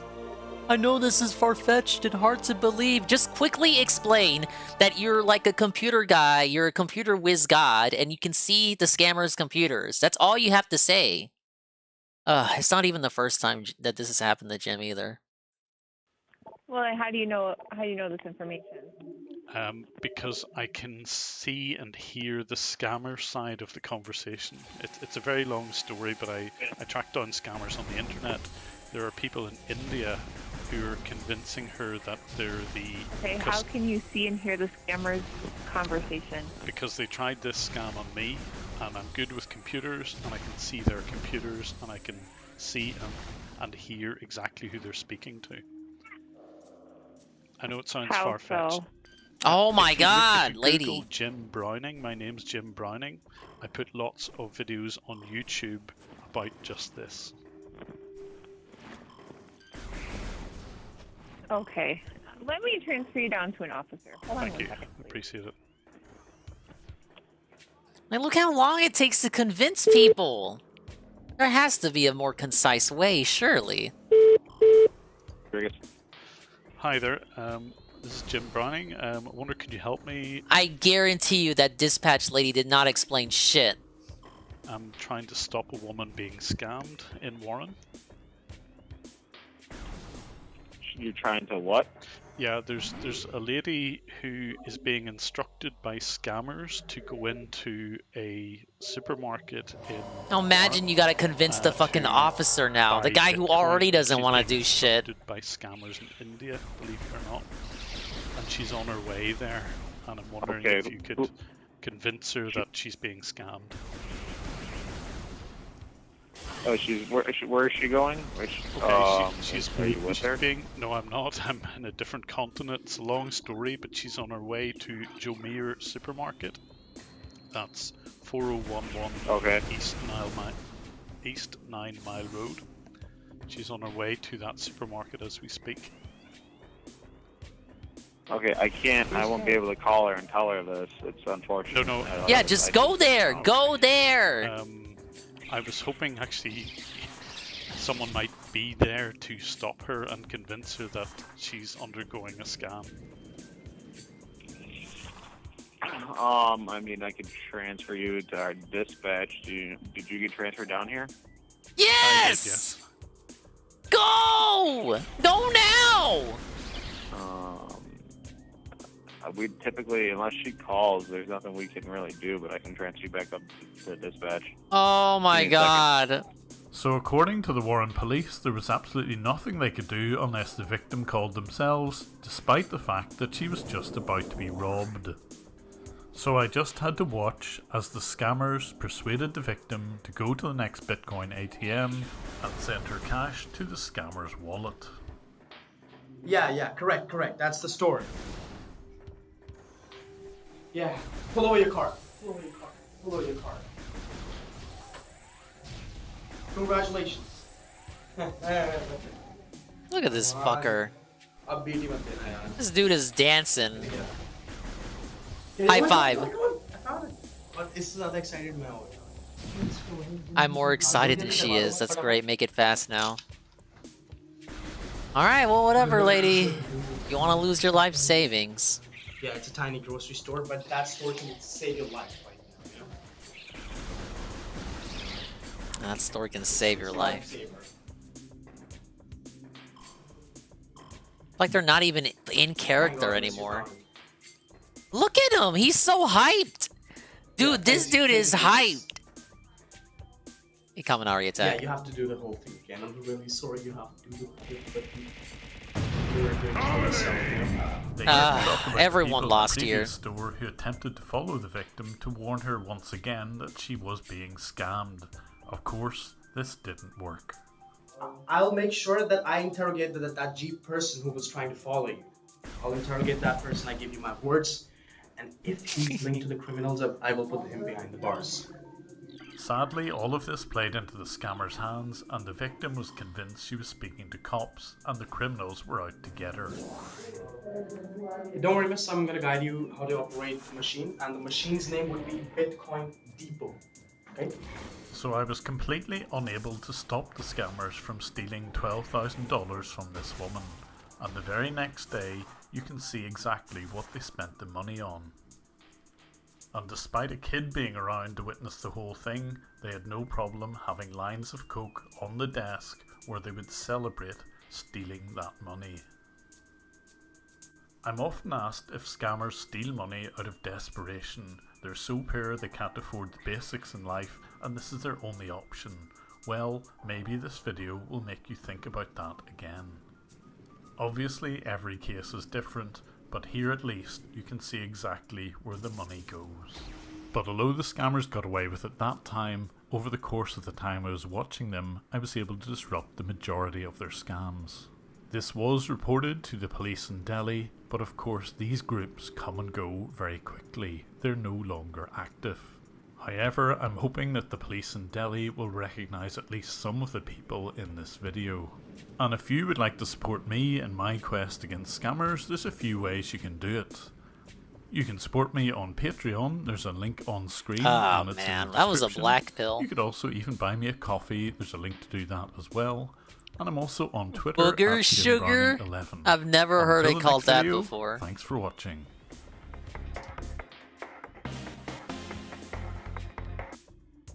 Alright, well at least that particular group isn't active anymore. But damn, that was depressing. Come on! Why you gotta be so depressing?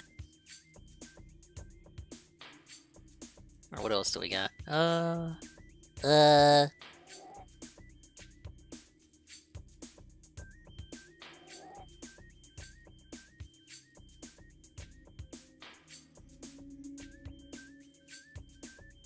Oh, we still have the video redeem. Alright, let's do this and then that.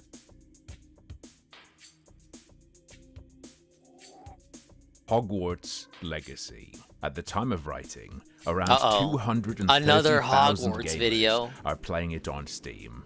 and yet somehow the transgender youth still remain ungenocided. Strange. For a few days, Hey, I speaking was of Harry Potter, hundreds of thousands playing make it up on scrumbles. PC. I completed the main story and dipped into side quests a bit. And now, Why did I'm I do prepared to what I answer just did? The most important question. Why did I of do all. what I just did? No, not whether or not playing it makes you a transphobe. Not whether or not art can be separated from an artist who didn't even actually work on it. And not whether or not banker goblins represent an attack on the Jewish people. I'm ready to tell you if it's good or not. And it is. Geez, you're putting me on the spot here. Is it good? Not really. Is it bad? Not quite. But the bad is god-awful, and the good is Hello, just Joe. decent. So overall, it's a weak to middling 5. Not an IGN 5, an actual 5 out of 10. What's good about it? It looks pretty nice. There are some little environmental flourishes that are charming, like the magical suits of armor in the halls of Hogwarts interacting, bashing each other to pieces. The combo and juggle-based combat looks cool and allows some small amount of freedom to express style. The game provides a decent chunk of the going to Hogwarts as a student fantasy. You attend classes and pick up new spells, interact with students and teachers, yada yada. The main story isn't offensively terrible, it's just very blah. Legacy is mainly carried by the atmosphere it sometimes successfully generates. Your mileage may vary. If you're into or grew up with Harry Potter, you'll probably like it more, obviously, but the core is acceptable to anyone, I'd say. However, I'm fairly comfortable saying that nothing beyond what I've mentioned is any good, and I'm going to provide a bunch of examples now in scattershot format. Take crafting, for instance. You can grow plants from seeds, which takes 10 or more minutes in real time. Okay, you set them going, do something else and come back. You got your plants. Tolerable, makes sense. But you can use those Isn't it ingredients Harry Potter to brew Magic Land? potions, Why do you have the to most wait for basic plants of to grow? which takes 15 seconds. Not 15 seconds of doing anything. You literally set it brewing and then wait. Grow a There's no mini-game or planto. anything like that, despite the introduction to potion brewing giving the impression that there might be. 15 seconds isn't long enough to go and do something else, and it's not short enough to not be a bit of a pain in the ass to sit and Probably wait should have for. done that first. Actual mobile game mechanics for absolutely no reason at all but to eat time.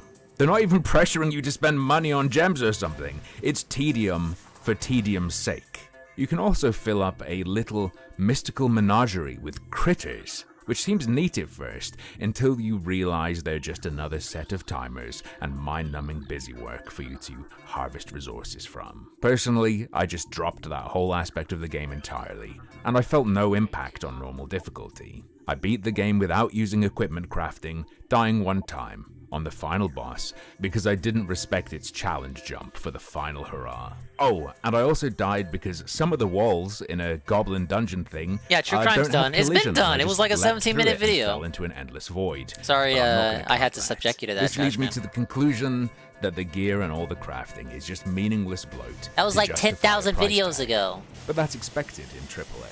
Speaking of Why did meaningless I do that? features, the only thing that truly matters in combat is pressing block or dodge at the right, heavily telegraphed. How was I supposed to know that would You may have happen? seen rolling galore, giving the impression that this is the Dark Souls of wizardry. But in reality, it's most like the Batman Legit Arkham just left. games. That's fine. Yellow thing over your character's head, press yellow button. Red over their head, press red button. Rumbling under your character's feet, take a few steps, or press red button. Boom. You're immortal if you can do all of that. This is almost at the entire depth of dueling, with everything else being flavor. You can just basic attack, basic attack, basic attack, if you wish. Throwing people around with your magic is very, very nice at first. You lift them, blast them, extend the combo with another might control get spell this. like Accio Metroid to bring or them close, Hogwarts? blast them with a close range I'm spell, having fun so far, extend your but combo again, and this by is that really point, your exposing how target's bad I am at done. first-person Feels good. shooters. Until you settle into a combo I've had a and couple that of becomes deaths all already. you do, slowly But, plowing I'm through liking the the plot with a muscle Metroidvania memory aspect. moveset as your shovel. Enemies Like will this pop fucking shields game up didn't sometimes, invent the genre. which are I supposed mean, well, to series. break with color-matched You know what I mean? spells, but the game provides you with a slightly spoilery way of ignoring that mechanic very, very early on top of which your basic parry also breaks the shield of whoever's targeting you, so it doesn't matter at all until the very final boss. Despite not shying it's a away Metroid-style from game. references, Legacy chooses not to feature a clear rival How do I avoid naps or during even the any stream? real bullying in Hogwarts.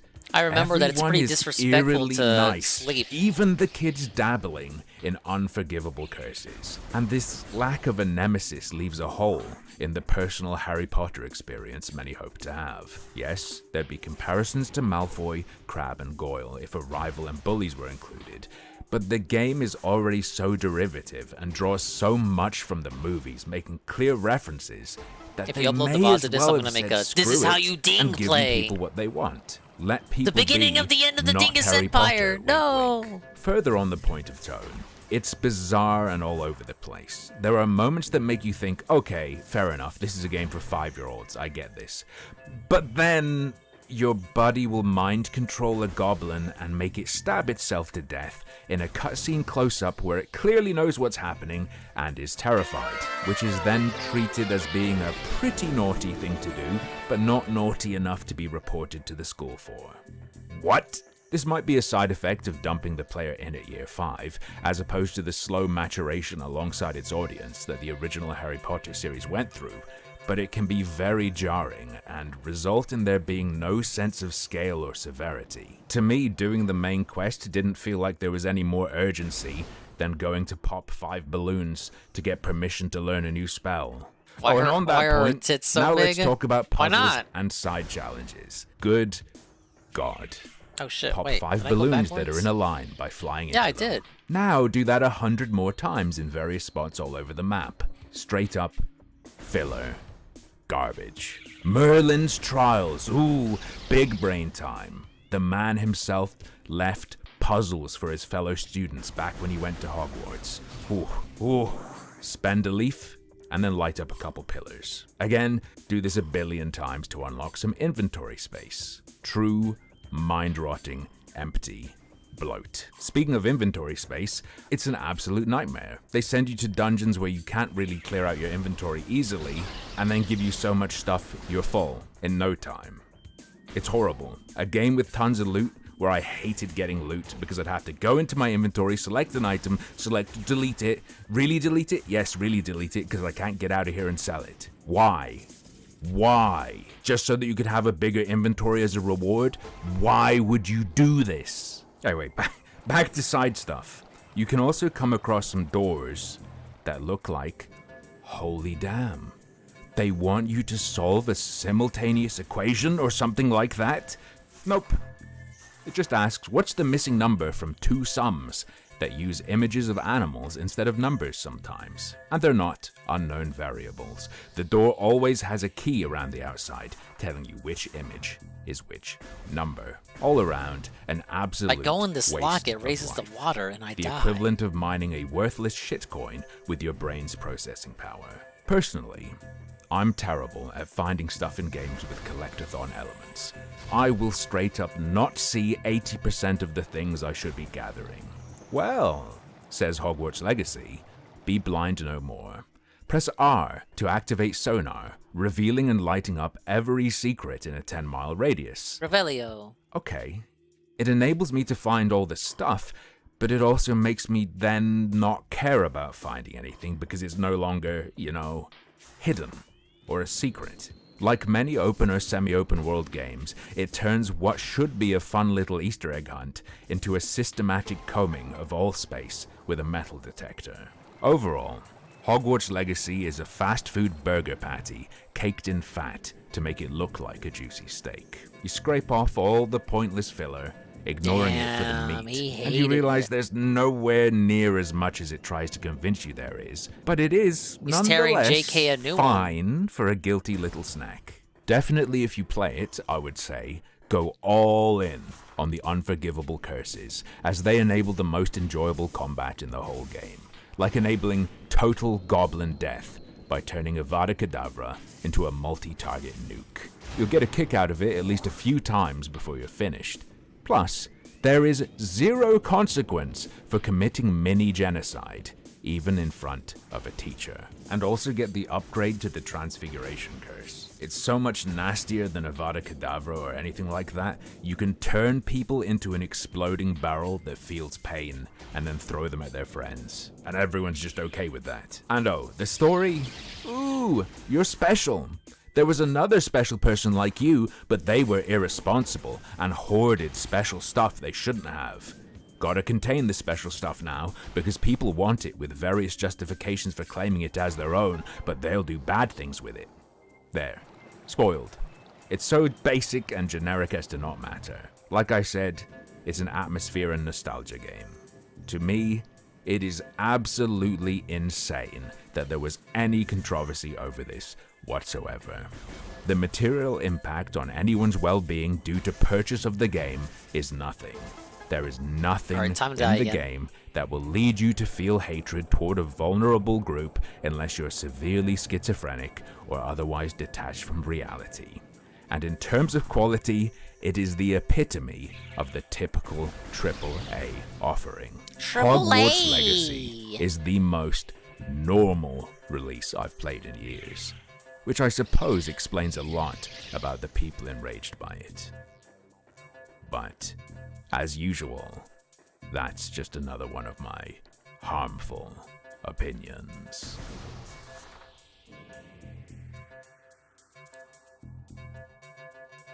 Yeah, fair enough. Different strokes for different folks, I suppose. He wrapped it up nicely, though. Still calling the critics weirdos. He had another one that we didn't watch. Buy Atomic Heart.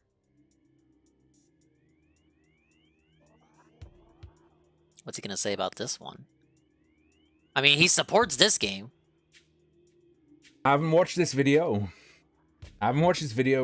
Oh, it's a It stream has clip. almost 1.7 million views. And is please don't buy Atomic Heart. Bingus. Today is August 9th, 1945. The US drops 2 atomic bombs on Hiroshima and Nagasaki, turning the cities to dust and ending the lives of more than 200,000 people, shortly after which Japan surrenders. Okay. In celebration, the US government creates We're watching and a publishes video of a video of a tabletop guy board watching a game video. called Nuclear Love, themed according to the operation performed.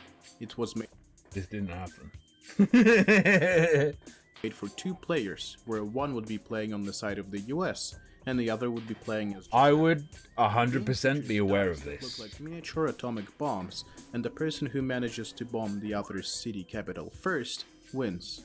By rules of the game, I do however, everything I the was US supposed to side do? would always have the first turn, which brought They call it Nuclear Love.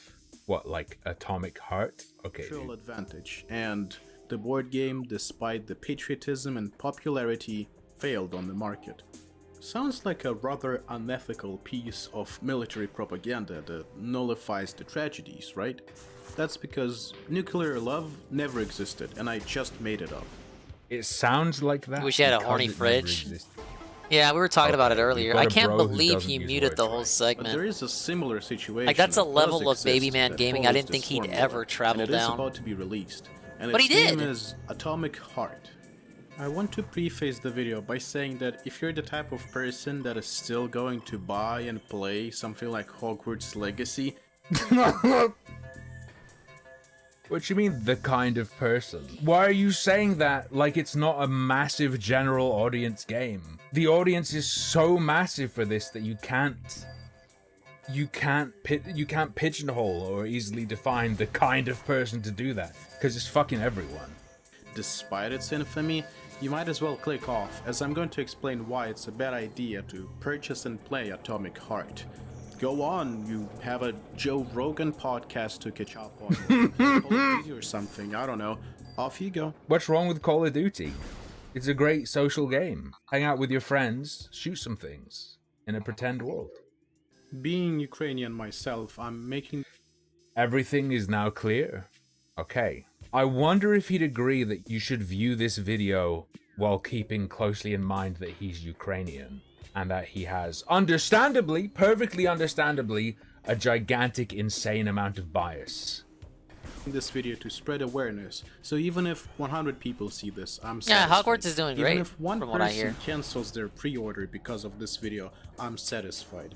I will be turning monetization on for this video if possible, and all revenue from this video will be going straight to local Ukrainian charities. But let's... What? Like the... You mean the food bank in his kitchen? Start with the basics. What is Atomic Heart? Atomic Heart is a video game set to be released on February 21st, 2023 that is positioned... yes. That's soon. I'm gonna play it. Thanks, bro. I can now didn't realize it survive was for coming even out longer so soon. before I would've missed it inevitably without you. die. As Bioshock in the USSR. It describes the events of the alternative history of the 50s, where the Soviet Union emerged from the Second World War. I knew about it from a long time ago. Technologically advanced, Okay. reaching the peak of development with cold nuclear fusion and intelligent robots. Immediately, let's jump back to the start of the video. US bombed Japan, Japan surrendered. Pretend game where America always beats Japan. The USSR, the Soviet Already have Union, too many games to play, otherwise fucking we'll get a collapsed Atomic Heart in soon. 91. Sexy This is robot an woman. alternate history Yeah. where a government and We got too much on my plate now too with this, and we're gonna be It's doing the Kirby on opposite Friday as well. of the Hogwarts hypothetical just board seems game. mid. The board game is the victor Honestly, yeah. shitting on the I'm not people saying they it's trust. bad. This is what if it didn't collapse and back in the DSP 50s certainly it went doesn't different paint a route. very Or maybe- or is appetizing this in picture the- of This it. has to be after the 50, based on a 50s synthetic, USSR man. that took a different I also path thought it was and kinda ended up mid. not collapsing in 19. Yeah, It's it not would be like bad, a you game- guys. It's it would just be not like a amazing. Japanese Oh my game god, where wow, game of the Japan year. didn't get nuked. Never cared that much about Harry Potter. Yeah, me neither. And an officer in special assignments. Never read the books, So didn't care far, about the game has movies. been I'm not the universally target acclaimed, audience, and that's earning fine. top spots in Universally appraised. I think it means praised. I'm going to assume that English isn't his first language.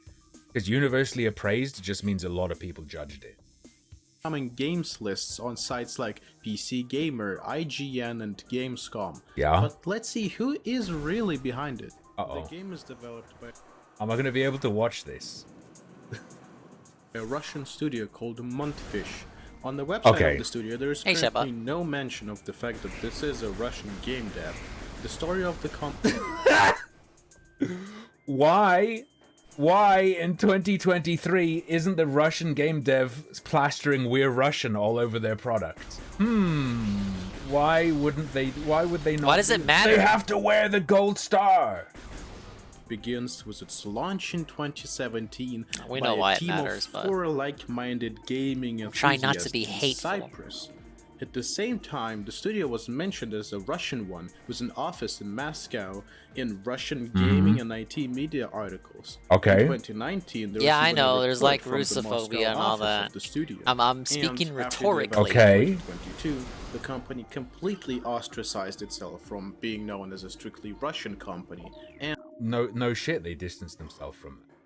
Yeah, they don't want to get fucked in the ass. Understandable, dude. and is now presenting itself as international, which in terms of their history of office installments and offshores means half Cyprus, half Armenian, half Singapore, and whatever the hell else, Okay, that's fine. just to avoid sanctions and negative. Yep. Okay. I would too. Now that we've established that this is actually a Russian studio, what is their opinion on the war going on? What could be their stance on this tragic matter that could save and keep their public image and also not tank the sales? Probably Let's read pro-Russian. out loud together. Guys, we have noted the questions surrounding where we at Montfish stand.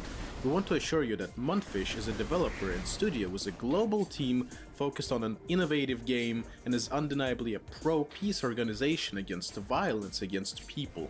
Yeah, that sounds like about as much as they could possibly say with people on their team living in Russia. Do you want them to get fucking curb stomped? We Yeah, do I not mean, comment if they on live in politics or Russia, religion. Rest assured, we're a Probably global don't want to team say focused- anything Hold on, anti-Russian, stop. or Putin's gonna We send do his not dogs comment out. on politics. You're making a game that's sole idea is Oh, USSR renewal and communism. You class. Silence Are is you fucking violence. stupid? It's this thing again. If you're making a game, you're making politics or something. You made a game with political overtones that involves a fucking nation from the past and real life things. This is Harmful Opinions. He was a guy from the skeptic era of YouTube, and that kind of bled into IBS, so I found out about him. He's definitely not as lame as Mundane Matt. And now he's a Twitch streamer. Therefore, talk about current war while living in country involved. North Korean game dev. You made a game about Christopher Columbus exploring, and yet you won't say fuck Kim Jong-un? You hypocrite. Classified your game as inspired by Bioshock and Prey, yet you go the no politics in my video game route? This is... No, they didn't. They, as individuals, or they, as a studio, do not make direct comment politics. Perhaps they would comment about other things, but it's understandable that they'd avoid it in this situation. A game having political elements that are open to interpretation and political references, political overtones. Did he do Gamergate stuff? Not really. One step away from the types of gamers who say, I don't like politics in my video game, and then immediately open up When I say Fallout. skeptic, I mean What like absolute anti-SJW, nonsense. just general shit like that. Literally no one means I don't want anything related to politics in video. Okay, maybe one or two insane people have said that. No one means that. At all. No one means that. They don't want politics external to the game world to restrict what's in the game world. Or they don't want ham-fisted shite that's just slamming a contemporary political message in your face to the detriment of quality. Criticism regarding that tweet was simply to ban people, so it's a short answer. Violence against which people exactly? Can't even say it. Yeah, because some of them are in Russia though. Okay. There. Now, let's look at the CEO of Montfish, whose name is Robert Pagratuni, except that it isn't. His actual name is Maxim Zatsepin. Oh shit. Max previously had a position. I'm scared. Let the man cook. I'm scared to go forward. The way he's presenting this, is he gonna be like, and they're Jewish? It's that kind of fucking thing. He has a Russian name. Oh shit. Oh no, that means he's automatically evil. He probably works in the fucking Kremlin. Mail, which is now presented as VK, the biggest social media platform in Russia. It doesn't take much to figure out that a platform that is based in Russia, directed and controlled by Russia, and is used only by Russians will have a strict pro-Russian stance. But it doesn't end there. Okay. Do you think perhaps the studio is feeling that squeeze? Meet Yevgenia Sidova. As the founder of Montfish, she's a former model and an owner of a modeling agency. She worked at New Media Stars, where she was in charge of the computer. Do you hear this evil foghorn in the background? Wait, when the woman appears, there's like a brap in the background. Wait. Listen carefully. Meet Yevgenia Sidova. As the founder of Montfish, she's a former model and an owner of... This is some Joseph Goebbels shit. This is some fucking... I actually heard the foghorn. Ethnic hatred propaganda shit, dog. What is this? Where she was in charge of the computer graphics department. That company is now in charge of various pro-Russian mass media. There's a low-pitched tone that came in when her face appeared to make you feel like she's scary and evil. This man is complaining about propaganda and he's using these techniques. This video is Ukrainian propaganda, dog. Just saying. According to the former employees of the company, all Montfish transactions and checks are on her behalf. Let's roll back the time a little Secret bit. passage. The game has been in development for quite a while, and by quite a while, I mean at least 7 years, with its earliest trailers dating back to 2017. And the scene in 2017 and 2018 wasn't as smooth for them. Many people got interested and excited, but a lot of people were skeptical. The reason being a shady system of pre-orders. Let me paint you a picture. An unknown company posts a small teaser trailer of some generic assets and a description to cause hype, was all of the effort to guide you to their pre-order page, where you would be met with a $60 base game, $90 pre-order for Gold Edition, and $100 for Premium Edition. Mind you, you see these price tags, and there's exactly 2 minutes of badly made teaser trailer footage with no gameplay to serve as the video game's representation and marketing. What did not help was the fact that the game was being developed by a studio that no one has ever heard from before. This isn't shady. It's shit. It's shit. It's a terrible offering a little 2-minute trailer and say pre-order our shit. That's a terrible pitch. What's shady? Shady implies Oh my god, boss time. underhandedness. They showed you Quickly what get a they've drink. got. It's 2 minutes of video. Here's our prices, pre-order. There's nothing shady there. Shitty? Sure. Shady? We'll have to see if he says anything. Before being just born and publishing Atomic Heart as their first game, which means that they have no background and no past games that would justify the pre-order. It doesn't necessarily mean that.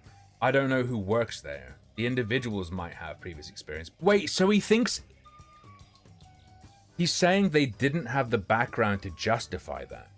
Is he saying if a studio with a history of producing games did the same thing, it wouldn't be shady? The thing that makes it shady is that they don't have a history of Hey, publishing Zidazazan. games. Sorry, I'm getting a That's drink. fucking We're stupid. playing Metroid Prime. That doesn't Day make any 1 sense. views, Or the yes, prices. on the However, Detoxify the Day of breaking point for many Detoxification. people was that Okay. And the game didn't even have a this guy release who date likes or Atomic even a Heart is release debunking a year video at the that time. Yeah, but says they knew don't that watch it did. Atomic They're Heart. not tricking you into thinking Alright, it I'll be does. right back. Also, yes, true. It's releasing in, what, 10 days?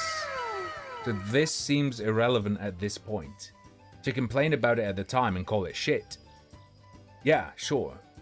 time, which meant that you're investing up to $100 for something that might not come out ever, practically losing your money. Yeah, bad idea to pre-order many years before the game comes out.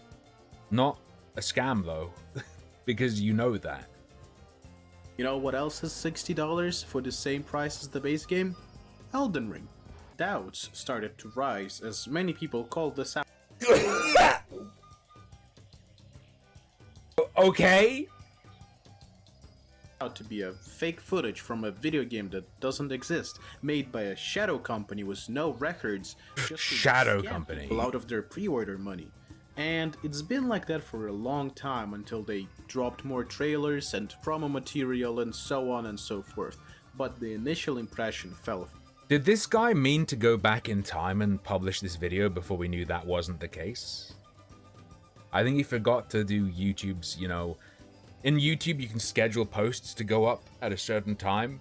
I think he tried to do it, like 5 years ago. Flat. Now let's talk economics. If you were to buy one and spend $60, where would these $60 go? That is a really good question.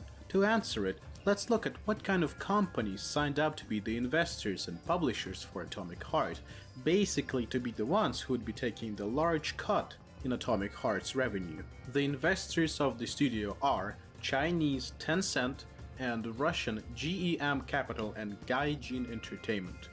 Tencent needs no introduction, being infamous with its licensing technique and hunger over users' data. So let's start with Gaijin Entertainment, which moved from Russia to Hungary in 2022 in order to avoid conflict and continue its activities. The head of the PR, Konstantin Hovorun, Wait, is my man advocating, like, hunting down Russian people who leave the country? What is the implication of this? illegally visited the Ukrainian Crimea, which is temporarily occupied by Russia, and repeatedly spoke in support of the policies and politics of the Russian Federation. Yeah, sure. But the most interesting spot... I don't think... Did he say that while he was in Russia, by any chance? I don't think you can... Russia, North Korea, those kind of places. I don't know if you can pin people's words related to government action to them as strongly as if they lived somewhere else, because it's possible he supported it. Sure. It's also possible he would not be safe saying he wants it to stop. And if this guy wants to say, no, he should be stopping it, then Herenko, you're in Ukraine and you're making videos instead of helping your brothers All and right, I'm sisters back. on the front line. You know that, hold up. I'm sorry, harmful. I'm sorry, harmful. We gotta stop the show. Shut up. We gotta stop the show. We gotta stop the stream. Remember that Wingo video we just watched? I should have showed you the thumbnail. Now, I saw it in my sub box. I saw the thumbnail, but I didn't see the thumbnail. You know, I saw Jordy in his top hat there slurping up the Wendy's chili as if it were a drink. And I saw I saw the thumbnail Lummox, but I didn't see it. So I'm refilling the dingus cup here. And I'm walking back to the dingus layer. I got my big screen over here. My big screen is set to YouTube as well, obviously, if I want to watch something in the background that you guys don't want to.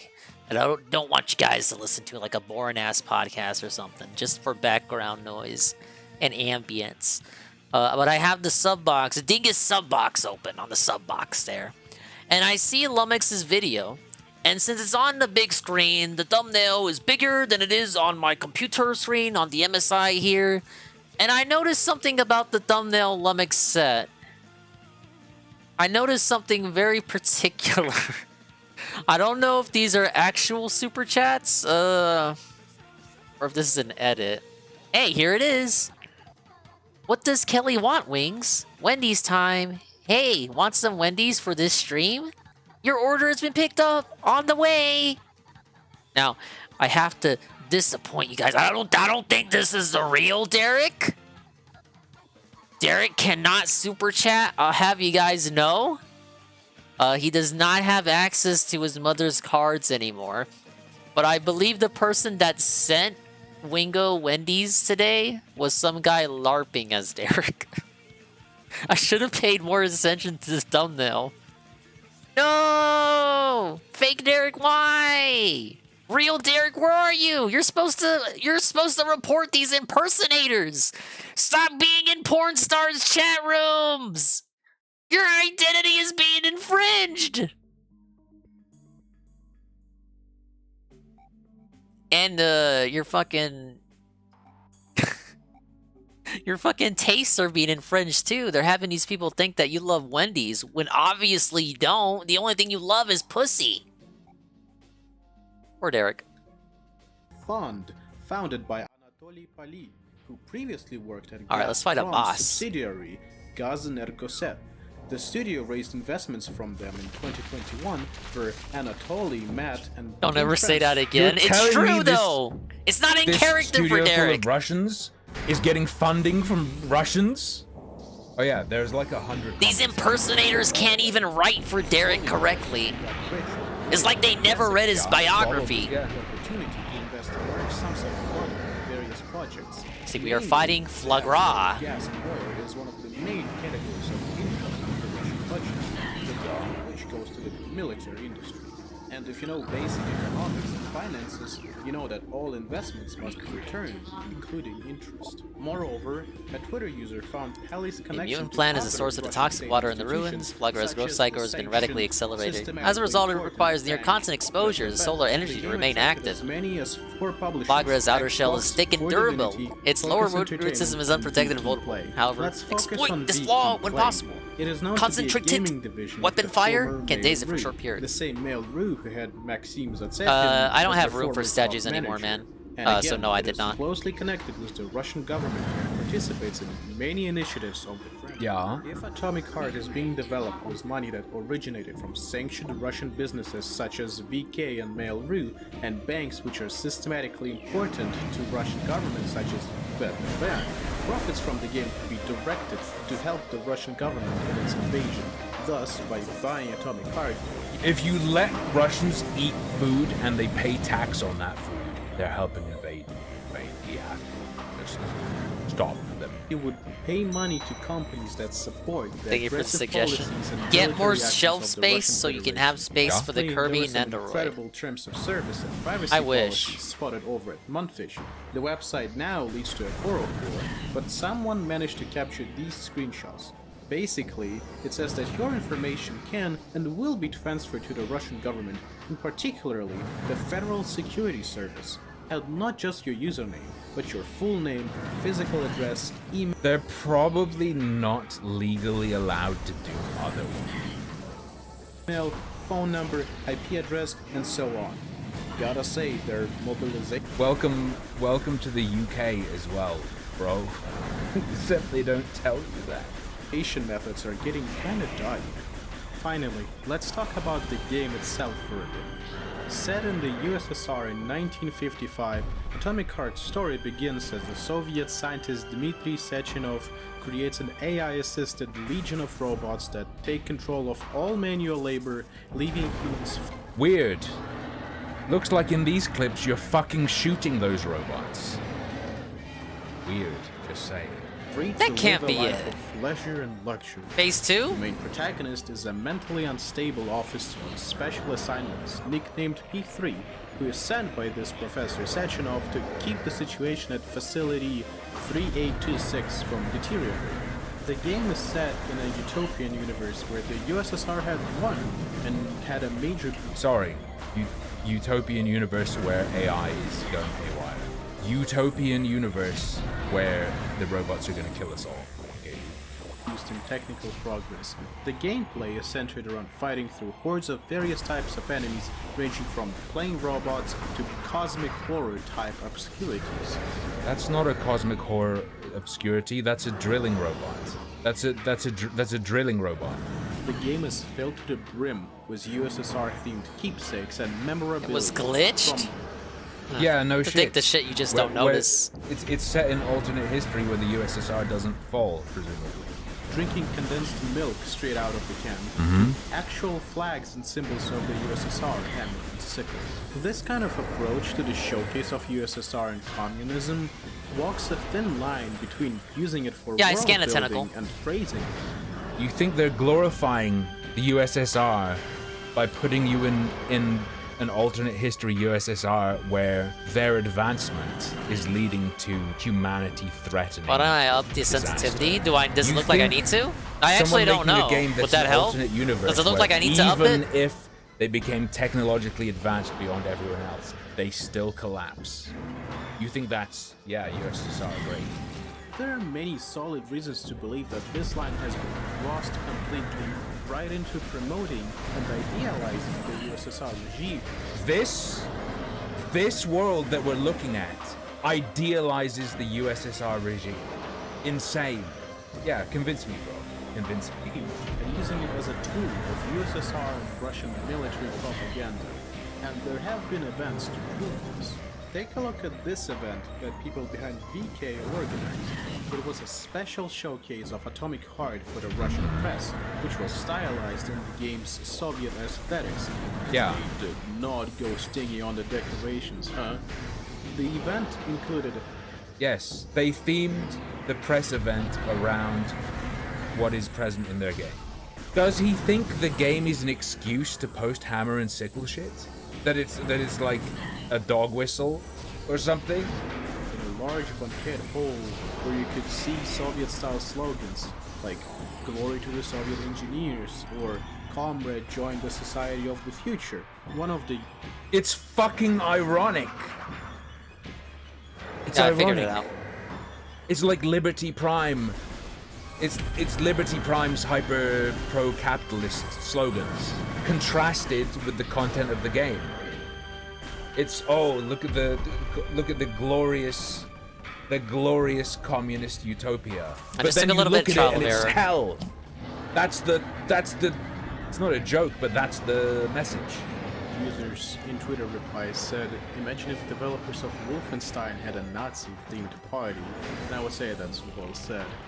Sergei Mohov, a Remedy lead gameplay designer, rightfully accused Monfort. People feel differently about the two, bro. But also, their party is about the contrast between the messages and what Well, that's it really bad. is. It's not actually a Wahoo USSR party.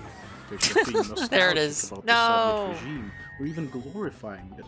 Ironically, the party's date coincided with the adoption of the new anti-LGBT law in Russia, which brings us right back to USSR, I guess. A major point that I want to bring attention to, that there have been numerous well-made games with a The video game developers don't control the country. This is unacceptable. Soviet or USSR or low-lying Eastern Europe theme or setting. Let's bring some examples. It's hard to remember what I last saved on, The but Soviet I'm Union thinking I've discovered done the everything I source need of element that I'm able to 99 do. and has special powers that could warp time itself, trying to bring it to the glory days through time travel. If you're in the mood for video games that came out 15 years ago, but already played through all the world famous ones, you should give it a try. In Half-Life 2, the setting of City 17 has not been directly said to be in a specific part of the world, but it's clear that it's been influenced by Eastern Europe's architecture and style. Bulgarian art director Viktor Antonov, the person behind City 17 and Dunwall of Dishonored, mentions his childhood hometown of Sofia as main inspiration for City 17.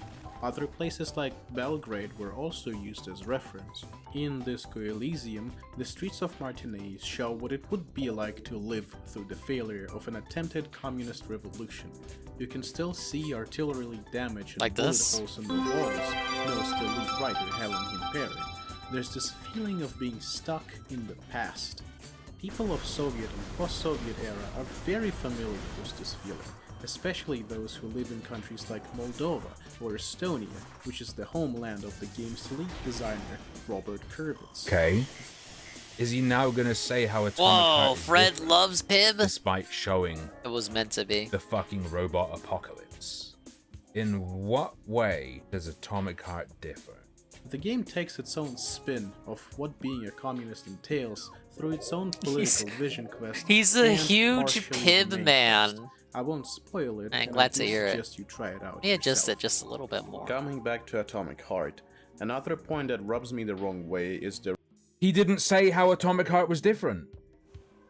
He didn't say how it's different. He just showed other ones that do the same thing. Is he saying those are bad? Or is he saying those are different? He just didn't do it. He just didn't do it. A recent marketing strategy.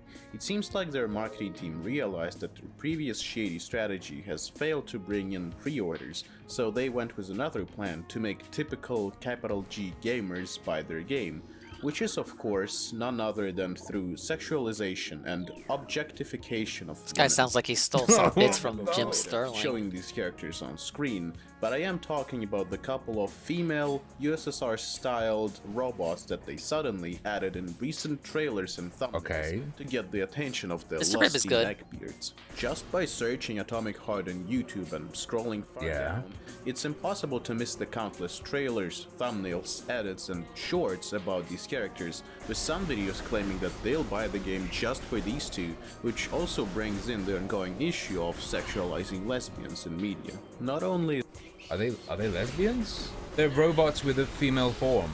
I mean, like, if it just showed a couple of real-life ballerinas together, they could more or less look like this depending on how form-fitting their clothing is. Wait, let me check something. Like, ballet is a yeah. There's Russian ballet. I always associate ballet with Russia. I thought it was like a ballet type reference thing. It's also a horny posting thing, sure. They are meant to be sexy to people, but I thought it just falls in with the Russian stuff because they look like ballerinas. To me, that's what I thought immediately. Is marketing like this highly unethical and immoral, as we've been fighting with objectifying and sexualizing women, especially in media and advertisements. They're not women. They have. They're not sculpted women. breasts. Whoa. But it's a humanoid. He didn't mean it robot. like that. Especially lesbians, but it's also actually illegal. It's also actually illegal. In what fucking retard country? For example, in Ukraine, our parliament. Is he mad that the Russians aren't following Ukrainian law? Adopted a law banning sexism in advertising, which became active in January 2022. Also, not a lawyer, so I don't necessarily believe that you're interpreting this correctly. Discriminatory advertising containing or using statements and or images that are discriminatory on the basis of race, skin color, political, religious, or other belief. Uh-oh. Good thing this guy's video isn't an ad, or it might be illegal. Gender, age, disability, ethnic and social origin, citizenship, family and property status, place of residence, blah blah. By Train language sounds like or a other shitty characteristics place. regarding a person Yeah, or a group of. probably is. Discriminatory advertising on the basis of gender. I'll stay over here with my advertising burgers. containing Thank you very statements much. and My or images burgers regarding and the freedom. intellectual, physical, social, go, or other lose your war, superiority I of one guess. gender over the other, But in and BB? or regarding the stereotyping of the role of men and women, promoting humiliating and derogatory attitudes, degrades human dignity based on gender, demonstrates gender-based violence, uses an image of the human body or part of the body exclusively as a I sexual mean, object for the the purpose bombs of aren't attracting great, the yeah. attention. Yeah, I guess getting There's bombed no way every this now and falls then. foul. There's no That way would this ruin falls your day. That would put a foul damper of on this my law day, either. too. To me, this doesn't seem like the law says breasts are illegal, and because it doesn't, I don't think Atomic Relax Heart's your ads dingus. fall foul of this, even though they don't need to not fall foul. Elected officials have banned showing the superiority of one gender over another. Physical, intellectual, or Metal Gamer. social aspect, showing stereotypical roles of men and women, gender-based violence, as well as the human body as a sexual Silence is object. violence, In simpler idiot. terms, No, it doesn't say that, you fucking liar. It says. Hey, Casper. The You mean human getting body or bombed parts isn't of the human bomb? body Yeah, some people have to learn it the exclusively hard as way. a sexual object. Is he stupid or is he deliberately omitting that? He did. Previously, he showed examples of text he was talking about, right, as he talked. If he wasn't dodging that These word, these he would've ESLs shown tend it to on take screen. our sayings a little bit too and what literal. pains me to say is you know that what it I mean? seems to be working. These YouTube shorts and edits are getting millions of views, quickly becoming favorite among the fans, who quickly started to spread rumors about a possible 6-hour sex scene. Bro. 6-hour sex scene? Also, am I allowed to say those robots? And it's including free the, with like, Game Pass? Splitting open. There's a sexual element in that I find women's bodies attractive, but also it's fucking weird and creepy. It's definitely not exclusively sexual. I'm married. It's so wrong on so many Phil makes it to that part. In All right, conclusion, well, what let's can go you play do to Metroid. support Ukraine Ah, on yes, this Metroid matter? Prime. If you did purchase a pre-order, Support Ukraine on the matter of Atomic Heart being pre-ordered. Dude, holy shit. And he's gonna call other people neckbeard ignorant gamers? of Atomic Heart, the first and the best step would be to cancel it, request a refund, and send that exact amount of money to Ukrainian charities. Send all your money to Ukraine. Were you gonna buy Atomic he's Heart? Talking about like biases Donate to and Zelensky connections, instead. whilst being a Ukrainian asking Oh, you come to on send over, money volunteer. to my man. Die for a country Wait, that's so not even cancelling yours. The pre-order isn't enough. I have to atone by also sending that amount of money to your country. Fuck off. Live, delete it on stream, and buy The second part Metroid. is admirable, but not necessary. Simply canceling the pre-order is fine. And let's be honest, Canceling the pre-order is acceptable, I suppose, but you should really be. I can't sending me decide and if my that's a country. Chad move or a baby move. this day and age, you shouldn't be buying pre-orders anyway. If you Like, want to maybe if go it was a step different further, person, you that can would be do the kinda following. based. You can go to the game's shop page, click on the complaint flag. It'd be funny, select the though. item breach of the law, contains materials that violate the laws of your country, and write a similar text or something on that. Holy. Chad moves, dude, tending to blur the lines, huh? Holy. Yeah. Fuck. Go to the Steam page of the game. Click on the. You know what complaint isn't flag. Chad? Donating Select to the item. Ukraine. Breach of the law contains materials that violate the laws of your country. Write the following text. Violation of the law of Ukraine. You guys wanted to see It has to Metroid. be your country. Can this guy? I know he's ESL, but does he just not understand? Yeah. The point of that is to get the game pulled from being distributed in that country. That's why it specifically contains materials that violate the laws of your country. Restricts and bans all Soviet and USSR propaganda, symbols, and memorabilia. We had quite enough of that. So after all that, you're saying you don't want politics in your video games. Yo, we're gonna owning the communists by implementing draconian laws against art. Nice. You simply want to stand aside and be an innocent bystander, there is a way as well. When the game comes out, February 21st, simply play a different game. It's that easy. Don't wishlist Atomic Heart, don't buy it, and go play something like Disco Elysium instead. You should wishlist Stalker 2 though. Some users could make a claim that they could simply pirate it and... They're doing a weird thing with a tube. This isn't just sex. They're doing a weird tube thing, dude. Pay no money to the Russian devs and still enjoy Got some the Nintendo game. rewards recently. That Yeah, so did I. Oh, so the problems I got the all the Russian cool devs shit I got get, added recently. It is just anti-Russian, which I understand. I understand a Ukrainian feeling that way, but no. Can't say anything. At that point, it depends only on your moral. Yeah, Crisis Core isn't happening. If you feel comfortable playing the game after watching this video till the end. I feel like I have to play the game now. It was a maybe before. Because of this video, I have to.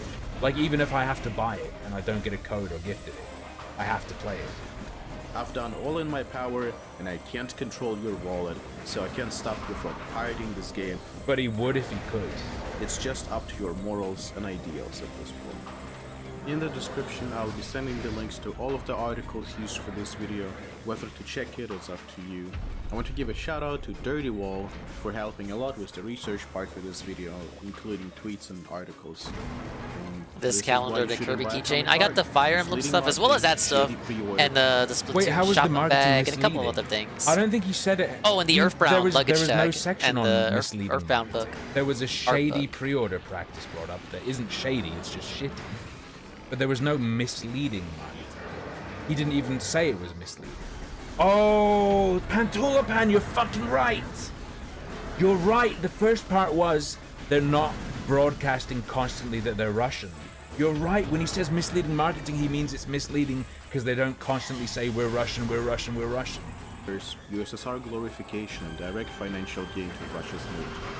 I know that this is not a usual video I would make, but I had to spread awareness. No, indirect. Oh, it's Sav on Katamari Damacy reroll. Reroll. She's playing the new trial, I think. Via the company. Ah, yes. It's a good I game. wouldn't say that's direct. I might get the Know new that this remastered video they're might attract doing, some honestly. Enlightened centrist contrarians who will buy the game either way, and those I shall rightfully ignore. Have a good day. So, just so you know, scrolling down isn't showing it there.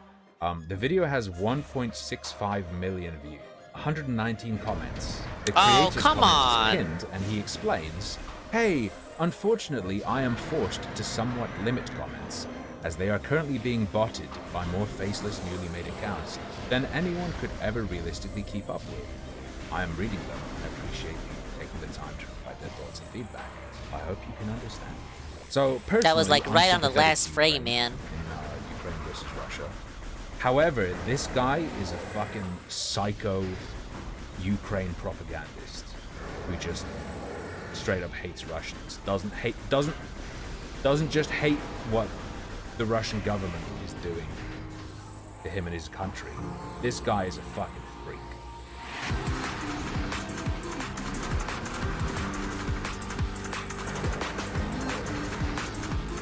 Alright, let's run that one back.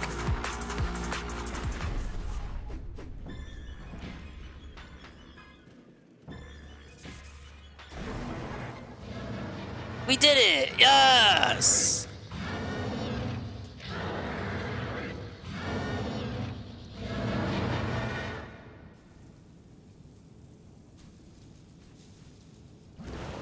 Yeah, I save up my points.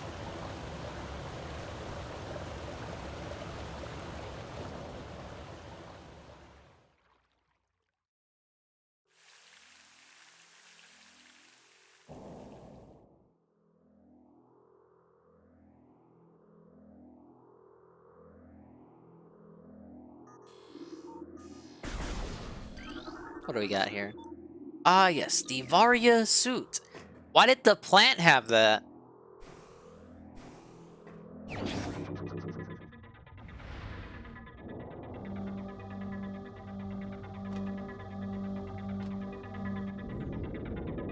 Bigger, stronger, faster. Usable in Smash Brothers. This is the Varia suit.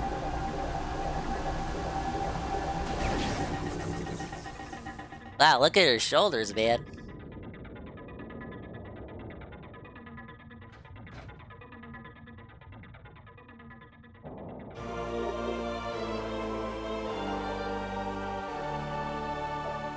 Dangerous areas of heat are now accessible. New extras unlocked. Yes. Alright, we're ready to go. Obviously, to demonstrate the abilities of my new suit, there will be a super spicy hot area coming up. I can already see it in the back of my head, in the back of my neck, in the back of my mind. Also, why am I stuck in the water? What?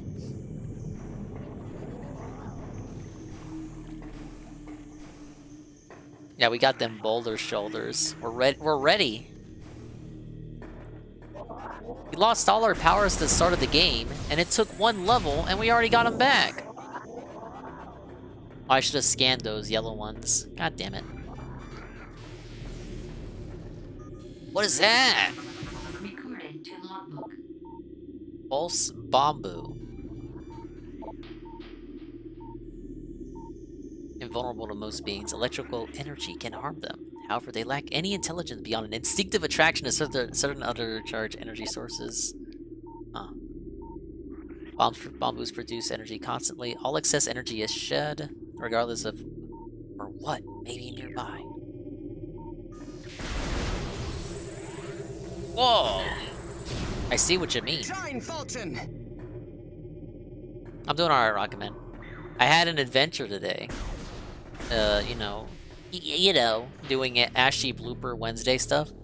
And then running the fuck all over the place looking for a Walmart that had this fucking game. And then finally finding one and enjoying the game with you guys. I'm having fun, guys. This will be an amazing game to add to the amazing, positive, already stellar Swollen Dingus rotation. And Scrumbles with the on-demand Nintendo factoid.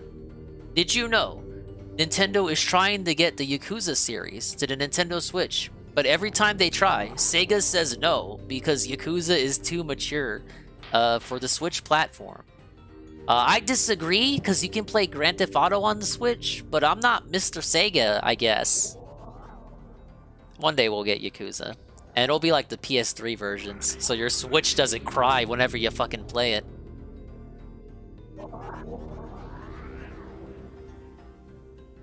Okay, but waifu uncovered is... Hey, I'm just telling you what Mr. Sega said. Maybe he doesn't mean it literally. He's kind of... Maybe he's speaking colloquially.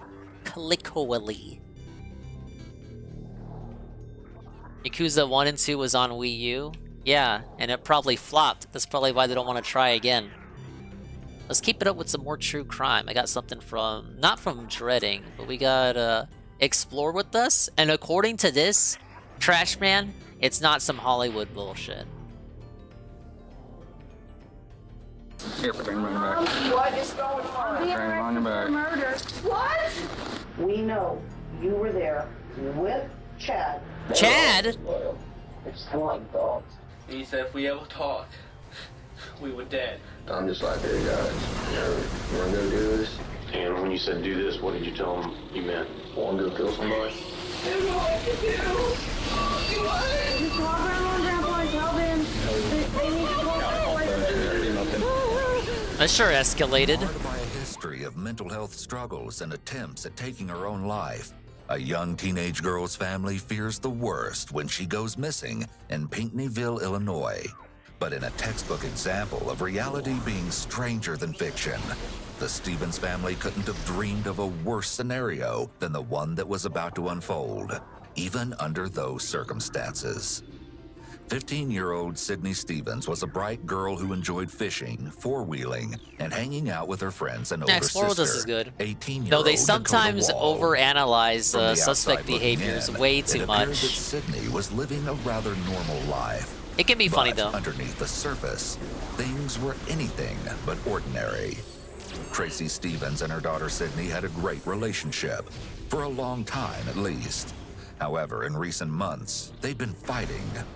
Not only that, but Sydney and Dakota had been engaging in fights of their own. Tracy's husband, Tim Wall, told police that Sydney and Dakota used to be very close, but had recently grown apart. In addition, Tracy's divorce from Tim was not something that Sydney took well.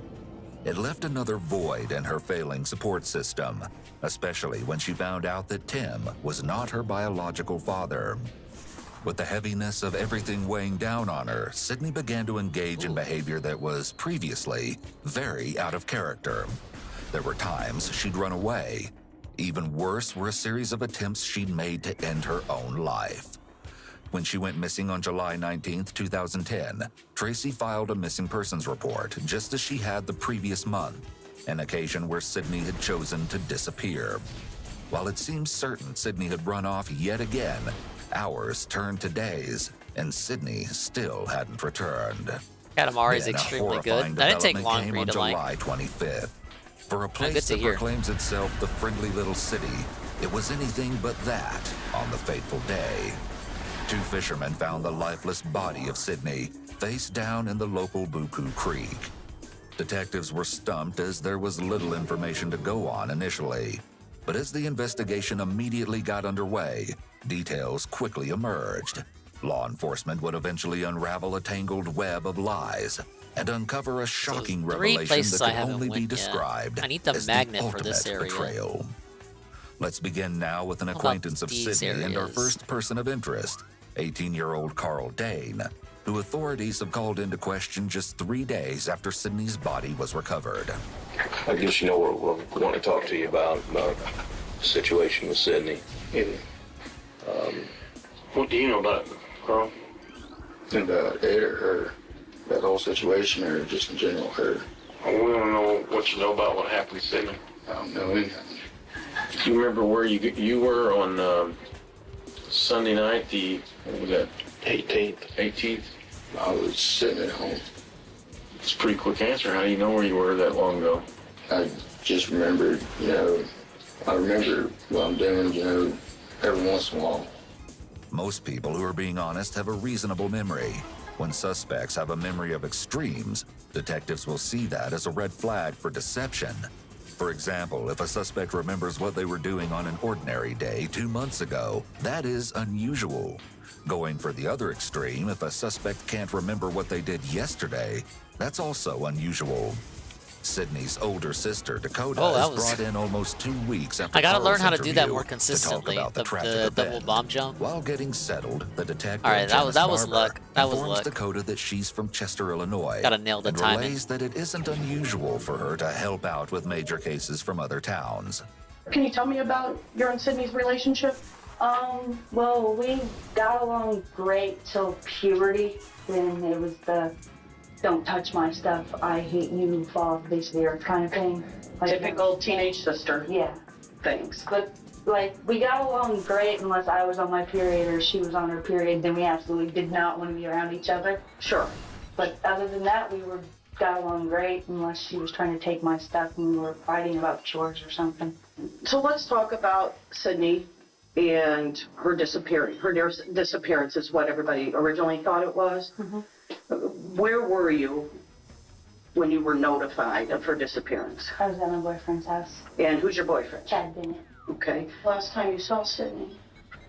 The Sunday before, the day before. The day before? The day that she went missing, I seen her because I came back from camping. Okay, and what time was that? I got home at between 11 and 11:30 in the morning. And then how long were you and Sydney both there at the house? Yeah. How long? I got there about 11:30 and I came back at about between 3 and 3:30 and I left about 3:30, so. Dakota had apparently gone camping on Saturday, July 17th. Oh wait, this takes me to the 2 next days area. before Wait. Sydney's disappearance. She promptly returned home the next day on the 18th. Along with Dakota, her 20-year-old boyfriend, Chad Bennett, had spent a couple of hours at the girl's home before the pair departed for Chad's house later that afternoon. According to Dakota, this was the last time she saw her sister. Shortly thereafter, something unexpectedly sinister was carried out, and things would never be the same. Whoa. 2 days after Dakota's interview, we meet Chad, who may possess salient details regarding Sydney's Chad. tragic final Get your moments. wicked emotes ready. The detective begins by shaking Chad's hand, a gesture of respect, likely aimed at building a positive rapport. Chad sits slumped over with his legs spread apart, coming I don't know across as if I don't unaffected think by that the that doesn't circumstances. look like a Chad Then to again, me. this may be a comfortable position. Nonetheless, the detectives have most likely taken note of this nonchalant behavior, and they proceed to question Chad about his whereabouts on Saturday, July 17th. Man, what did you do that night? Saturday. Okay. You Oh, this and sent me friends back in? to the first boss area. I know there was a hot room in here I couldn't access before. It's probably optional since I can already go to the next You don't area. know which one it was? See if I can backtrack. And so when was it the next time you saw Dakota? The day after. So Sunday? Yeah. And when was on Sunday you saw Dakota? I think it was Sunday. I don't think we have any Right, people what- with what loud time? ass car alarms over here. Morning or afternoon? One morning. I guess count my blessings. Yeah, so it'd be like... Instead, I get gunshots. Very, very, very frequent, numerous So how long do you think you gunshots. stayed there? I mean, not all the time, but when they happen, they don't want to stop the whole night.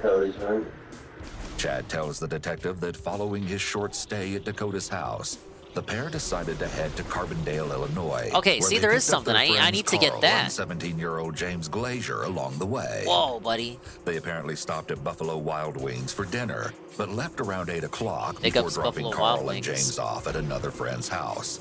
15-year-old Robbie Mueller, Yeah, who I'm we'll dodging also bullets. hear from soon enough. The mean streets of Following Connecticut this, over Chad here. drove Dakota back to his house, where she spent the night. Since her phone was supposedly turned off, Chad had awoken to a panicked call from Tracy the next day, on July 19th. Tracy asked that he inform Dakota that Sydney had once again gone missing. But Dakota wasn't too worried, as this seemed to be a regular occurrence. However, when she returned home from Chad's shortly thereafter, it was clear that something was horribly wrong. We pick up where Dakota is detailing what happened on that unexpectedly harrowing day.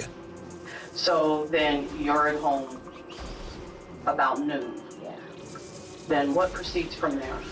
When I got home, when I got home, my mom asked me if it was me in the house. I was like, yeah. She's like, have you heard anything from Sydney or heard anyone that knew where Sydney is? I was like, no. She's like, well, I was told, which is one of her friends, that Corbin had seen her up at that lunch thing, the free lunch to do with one of the churches here. They had seen her up there. And she's like, and I went up there, and one of the ladies that was working, they'd seen her walking up town about 7 o'clock in the morning by the high school with a lady that looked like she was about her late 20s or 30s. She's like, do you know anyone that Sydney would know at that age? I was Ah, like, yes, no. the I was missile like, I don't know. expansion acquired. I think that's earned a sip, I think. Okay, and she's like, do you know? She's like, has anyone been on her MySpace or anything? I was like, no. So you would go and check on MySpace? Yeah, we were checking on MySpace every day to see if she'd gotten on. Okay. Because the last time she ran away, she kept getting on MySpace and making contact. Okay. And after a few days of her not making contact, that's when we thought there was something weird Tasty about tangy. this. Something not right. Pib sip. Pib sip moment. Yeah, we'll call that a pib sip Probably moment. about Wednesday. Unfortunately, this gut instinct will prove to be terribly correct. Though her family could not have foreseen the unimaginable circumstances of Hey man, this Sydney's case is a last bit old. moments. Give him a break. Pissed me on Monday, a little bit after I came back. Okay, we went in I her need to room get. to look to see if she took anything. I don't if there think I was can get anything out of over place. We here. noticed the thing was knocked over, that plastic dresser, that there was papers scattered all over the floor, that her money was still there, and that all the shoes were still there. Yeah, So I'm not gonna be able to get this way. But you know, maybe she just had the But intentions of there's coming nothing back. blocking me over Tuesday, here. I do believe, was the day that we had noticed the drag mark. And this has a magnetic Because strip whenever that we I called can't the police access. station, and they had Murray come down here. Can Murray was like, definitely well, get it's over just here. A chair. We didn't drag across the rocks. But I was just like, no, that really doesn't explain drag marks in the bedroom. Was there a chair that had been moved? I like how you can see the lady's face whenever you let off a charge shot. It's like the blast of the fucking bullet is so hot it reflects light off the visor. You can briefly see her face illuminated. It's a nice effect, man. She's like, come here. I was like, what? She's like, look at this chair. I was like, she's like, it looks like someone was trying to climb out of the house. I was like, so you think that she snuck out? She's like, yeah. She's like, I think so. Going downstairs. Also, I'm she pretty came sure up if you here and charge went the off the charge shot, The disorderly state in Oh, which Sydney's I was gonna room say, I thought left could smoke indicate came that out of the something cannon. Far worse may have happened than the teen simply having run away. Maybe if I hold it for Dakota longer. follows up by telling the detective that Chad had come over to the house on that same Tuesday, July 20th. The pair supposedly watched a movie before Chad left around noon for work. Did you guys ever talk about Sydney? He asked if he had found anything out. I was like, And no. who could forget the gooey slime effect when you fucking squish alien guts? I was like, we're trying to see if anyone's seen her or not. Like, but we haven't, anyone's seen her. And he was like, oh. He's like, well, I hope you guys find her. He's like, because he's like, your mom's already taking his heart. I was like, yeah. I was like, just a little bit. Was he nervous? Okay, it's in here. How long have you and Chad been going now? A year and a half. I mean, you in love? How did I never go over here? What? The detective asks Dakota if she's ever gone through Chad's phone. Maybe I to which died she and forgot replies to that she has only circle done back. so as a result of others Okay, speculating that this he is may the have been heat area. cheating. I wasn't allowed to go this way, but now I can. I'd be very, very, very upset. Very upset. Okay. Now that the detective has glimpsed a preview of Dakota and Chad's romance, she switches gears in an attempt to learn more about another union, one with a seemingly violent dynamic. So let's talk about Chad. There's Chad and Carl. Well, there's Carl Now, and can I touch lava? Robbie. I cannot touch lava. I can only What's the other withstand boy's it. name? James. James. I'm guessing these are grapple Carl, beams. Chad's pretty good friends with Okay, these for three sure I boys. need to come back. I know he's It good looks like at friends with some point I'm Carl, gonna be able to go but into lava. James, he just met. Apparently I've known James since I was little, but I don't remember it. Ever known James. Whenever my dad moved back here, James was always over at his house, and that's how Chad met him. So it had over years he met James. And then Turtle just moved here and he met Turtle a couple months ago. Okay. So what's the deal with this? Explain this gang to me that they're all in. I have no clue. I find it stupid, and I told him that it's stupid because if you're gonna live in a town of 5,000 people where the majority of the people are prisoners, you don't have a gang. Okay. But they classify themselves as a gang. I'm not quite sure. Wait, how do I get up there? You see Something that? happened with the cops, and What? the cops Oh, started grapple beam. calling it a gang. Someone told the cops they I were need to spray grapple painting beam and from getting here. illegal weapons and illegal drugs. Oh shit. In the small rural community Oh of my god, they're Pinckneyville, regular a enemies so-called now. gang had Zerklu was allegedly right. emerged, known as the P-Town Saints, consisting of a few local members, including 17-year-old James Glazier, 18-year-old Carl Dane, 20-year-old Chad Bennett, and 15-year-old Robbie Mueller, also known as Turtle. Numerous other young men were Turtle? reportedly involved in the group, but the four named in particular will remain our focus. We will now meet the youngest member. Could you state your full name?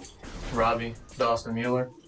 Robbie's formal attire demonstrates a level of respect many might quantify as unusual for an interrogation. If a businessman was brought in for questioning, detectives would expect to see him dressed up in this manner.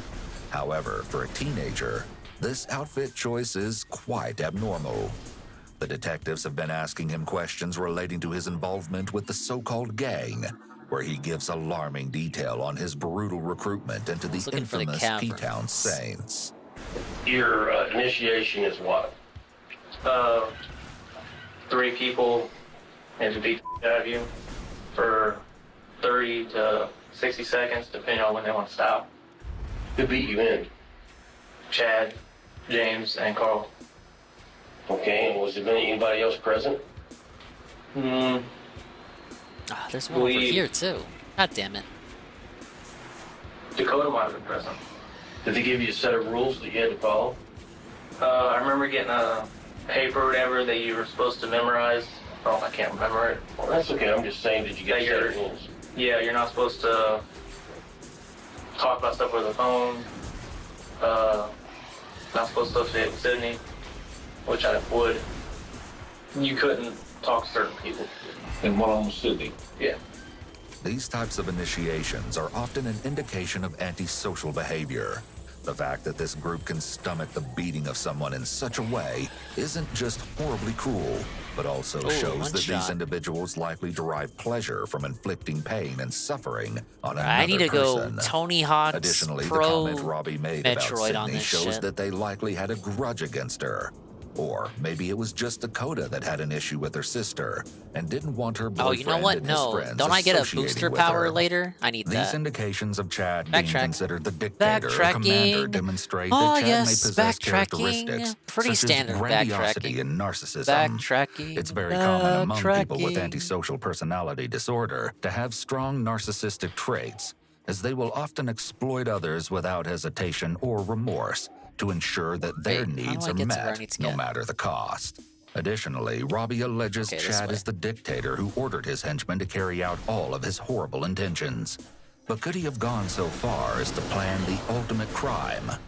Let's hear from the so-called commander himself. But I mean, with the whole Saints thing, I'm out. Let's talk about the Saints for just a minute, okay? Because this is something we got to talk about. I understand. How long has there been a Saints? Very long. Long? How long? A couple months, maybe. Just a couple of months. In recovered texts, Chad, codenamed Chuckles, had recited the official Saints pledge. For my fellow Saints, I hereby pledge my life to my brothers, and will do whatever is in my power to help them. If need be, I will die for my fellow Saints, just as they would die for me. This sort of unconditional devotion to the wannabe gang is typical among these delinquent groups. Human beings have innate desires to belong and to be accepted, which drive us to be a part of one or more social groups. We need to get together and protect each other, do what friends are supposed to do. And, that was wasn't even really that long ago. Ganja Kings just went away. So originally you were Ganja Kings? Yeah. Apparently, before the not-so-well-known Peace Saints came to life, a group of young men had previously formed what was known as the Ganja Kings, although they were supposedly no longer active at this time. It started out with a bunch of us, and we had a setup of how it would go. What's the setup? Like, Low X underscore 3400. What's up, him? There'd be us, and there'd be 3 people that were up above the rest. And when you say us, who would be? Ah, yes, the Magmore Caverns. I'm ready to get hot. And James were the 3. So I'm assuming it's hot. Yeah. You're number The 1. fucking prefix is mag. You know what that means? It doesn't mean magazine, it means magma. So the order would be 1, 2, and 3 then? Yeah. Top, bottom? Yeah. And now, does anybody else have a tattoo like you got there? Why are there platforms? There's no fall damage in this game. Could you imagine if there was? You're going to love this. Why is that? Because Pretty easy to follow, man. I hope you love true crime and you hate DSP and Ethan Ralph. Is supposedly part of the gang initiation You're in the right place if process, so. although it's not reported that Carl, James, or Robbie have the same one. This initiation system can be seen among various gangs across the world as a notable indication of one's The allegiance guy to their update, group. it's his day off. What do you want me to go New over? members may be required to undergo a physical beating, such as the one described Ah, by yes, Robbie. the save room. Like you say, it did turn into a gang. Oh, yeah. And you were the leader of the gang. You were the OG. Yeah, I know. And some of your guys His tweets. really got into it, didn't they? Yeah, we can go over his They were all tweets. really loyal. Right. Something, more like hate to something say air. it, but it's kind of like dogs, to be honest. I mean, Alright, what did he tweet today? Like dogs, you tell them to do something, they'll do it. But I never did. But that's the point, though. I mean, and that's the point of a gang. You're the leader. You have your soldiers or people below you. Wow, no main and if you tell tweets. them to do something, it's just like in the army. They're supposed What to about do his it, replies? Gosh, yeah. And Carl was really into that one. Yeah, I guess you could say that. And James was really into it. Oh, yeah. Oh, God. James is probably the most loyal person we had. People who have antisocial personality disorder with narcissistic traits have an excessive need for admiration. They'll often seek out people who will worship them to satisfy their grandiose Gator sense of follows self-importance DSP? and preoccupation Why? with power and control. Having these loyal young boys around him means that Chad was likely able to use them however he saw fit, even if it meant committing a crime or harming other people. Along with this, Chad's demeaning reference to the other members as dogs may be yet. DSP is so lame that when I opened up this accessibility tweet, You have Super Blind Man's wife as the first fucking result. Then you see the major thread that the major reply chain that she replied to. And you got this other lady here. Then it says there's 4 other responses to her. And DSP is like the second thread, but the second thread is longer than the first thread. I don't know if that means the algorithm hates DSP or not, but DSP says, I remember in 2015, well, the fucking Super Blind Man's hog says, I remember in 2015, when Super Blind Man was talking about accessibility to some developers and they laughed at him. Look at how far things have come. Then we have the actual important reply chain that shows up when you look at the tweet and you don't look at the other replies. Then you have DSP. DSP is in love, even though it's February 22nd. Who the hell laughed? What a bunch of closeted-minded? Wait. No wonder I'm mispronouncing it. He said closed-minded. What a bunch of closed with a D. Closed-minded. Closed-minded. You're fucking dented. Dented-minded. What a bunch of closed-minded, short-sighted dummies. Ah, yes. He didn't actually say ah, yes. Super Blind Man's wife says, people who are probably not laughing now, that's for sure. Then Super Blind Man himself comes in because he's been tagged in the thread. I honestly don't even remember the guy's name. I remember what his voice sounded like for some reason. Boy, oh boy. Would I like to reintroduce myself to him now, though? DSP says, I'd like to think they'd move on from game development, but likely they're a millionaire CEO of a major game company, since that's how life tends to work. Keep up the good fight, my man. And then, my good bot boy Cameron over here holding it down. No wonder Panda Lee broke up with you. Probably as good a response as you can give to that. I know people hate Super Blind Man's wife. She's kind of fat.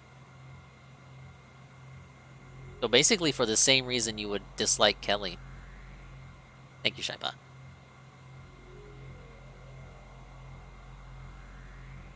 But that's what the guy's been doing. Literally tweeting. And not having his tweets important enough, despite having a checkmark, to be the first tweet in a reply chain. Someone that doesn't have a checkmark was deemed a more important reply chain to display primarily. You have to go to more replies to see DSP's worthless-ass reply chain. Lord on Super Blind Man's wife, I don't have it. She's fat. That's all I got. She's fat. That's because I saw her at the Game Awards show.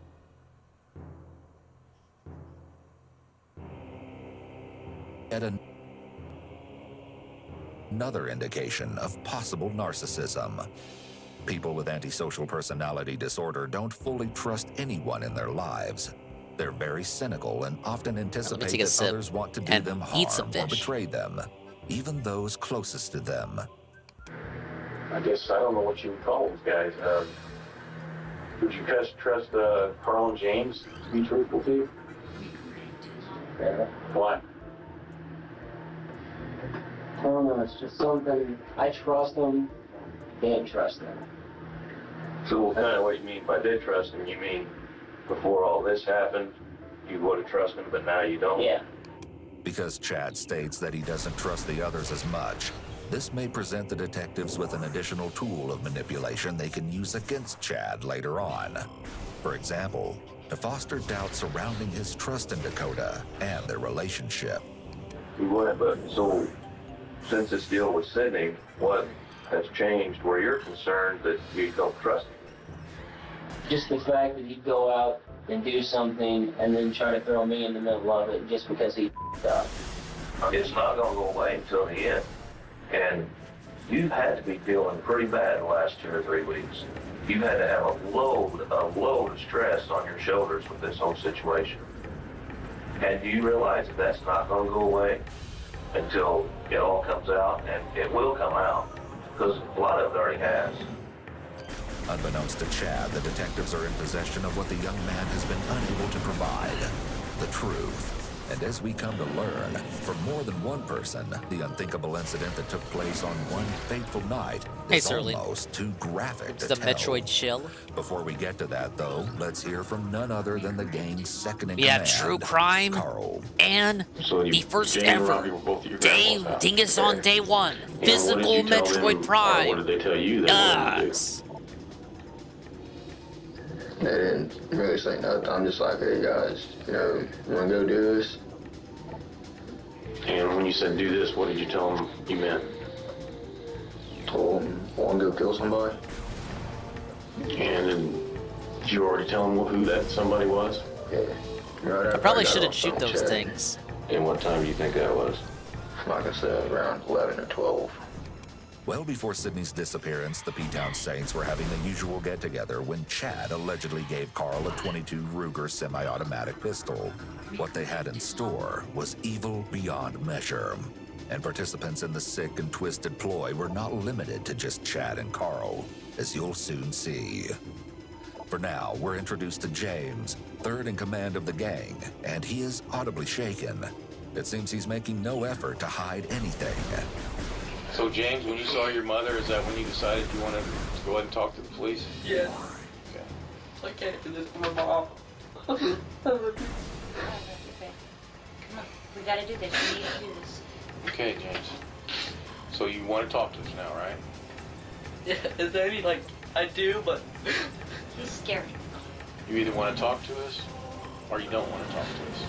Okay? Talk. You know, what we want is 100% the truth, okay? Well. No matter how difficult it is. That's why I've already tried to protect him once. I'm done. Okay. And when you say try to protect him, who are you talking about? Carl. Okay. You 100% sure When you say Whoa, Carl- 25% of the When you logbook. say Carl, who do you mean? Carl Day. Did you hear his question? No. You 100% sure he's in jail. He can't harm me. Yes, I'm He's in 100%. jail. He's in jail. And he can't hurt him. No, he's in isolation. It appears that James has finally grasped the severity of the situation, but only so when his freedom is on the line. It was Sunday, the 18th, I think, right? Yeah, Sunday the 18th. The whole day I've been drinking wine that I had left at home, and I got a little bit of tequila left, so I've been drinking all day. Who were you with? Me and Carl. That night Robbie came over. And whose house were you at? Carl's grandpa's. Out in the country? Yes. Okay. And Carl was driving. He asked me if I wanted to go somewhere. I said yes, and Robbie came too. And What are he told us on the those? way what he was doing. And he said if we ever talked, we were dead. Okay, then what did he say? He told you what you were going to do. What did he say? He told us that we were going over to take Sydney and go. He told us we were going to. And he had the gun down his pants, a .22 pistol. Although James is emotional and sounds very distressed as he's describing the series of events that transpired that night, it's unknown if he was really forced to go with Carl to commit this crime, or if he's just saying this now because they've all been caught. By telling the truth, he may even believe that this will lessen his responsibility for what happened. He sounds very emotional, but it's important to remember that while his tears could be due to feelings of remorse, they could also be a result of him being afraid for himself and what is going to happen to him now. We went to the house, checked the doors, they were both locked. So who all went to the house? Me, all was me and Robbie. Okay. Robbie was to look at Carl's head. No, Robbie and Carl lifted me up and made me unlock the doors, wake up said. So I'm gonna have to lifted come you up back where? here. The patio. And where'd you go once you got on the patio? I unlocked the door, the front door. How'd you unlock the front door? The patio was unlocked. Oh, so it's unlocked. Are you Yeah. talking about a regular door or a sliding door? The sliding door was the patio. And so it was unlocked? Yes, and then I went downstairs and unlocked the downstairs. What's up, basement Nido door to Sydney's Welcome room. to the Metroid It's chill. rather suspicious that the patio door to Yes. Sydney's room had already been unlocked. And The given Dingus that this on day intrusion one coming happened at in you the middle live. of the night, Metroid Prime it might not Remastered. be a The coincidence. Dingus fake fan, I first had thought playthrough. Tracy didn't wake up because if Tracy woke up, Carl was gonna shoot her. I wanted to kill Tracy. How do you know that Carl was going to shoot Tracy? He told us before we walked in. He said, "No, leave no witnesses." So you're in the house and you go down and let them in. And what happens? Can I not place a bomb here? Carl points the gun at him. No, I can't. And make sure he I need to wakes her blow him up.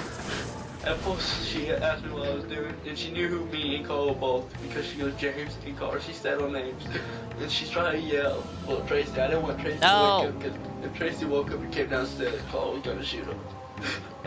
So what happened? What to stop that from happening? I jumped on her so she'll be quiet and put my mouth and then. Child Natal hated this place. Is she on the bed or where? Yes. DSP's gonna hate it too. If he ever gets here. I have to be Look, quiet. how is that fair? I fucking magnetized over to it.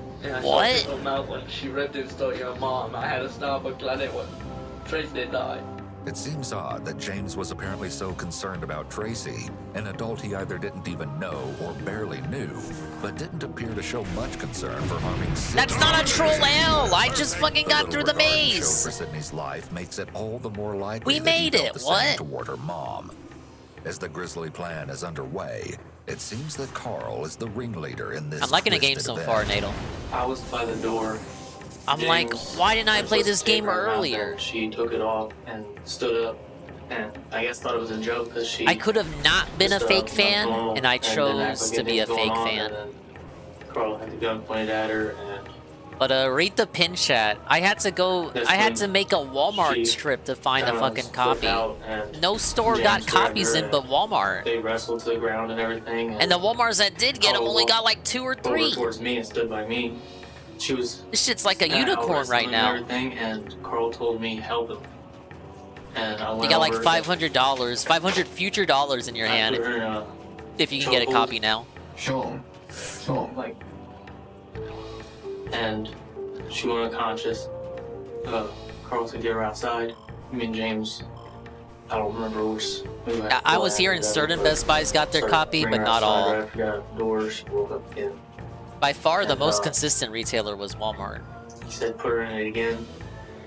James ended up putting her in a chokehold and kept it on her for quite a long time. What happened next? He put her in chokehold again and held it for several minutes. You weren't there for it. He stopped, checked her pulse, and there wasn't one. James said, get the car.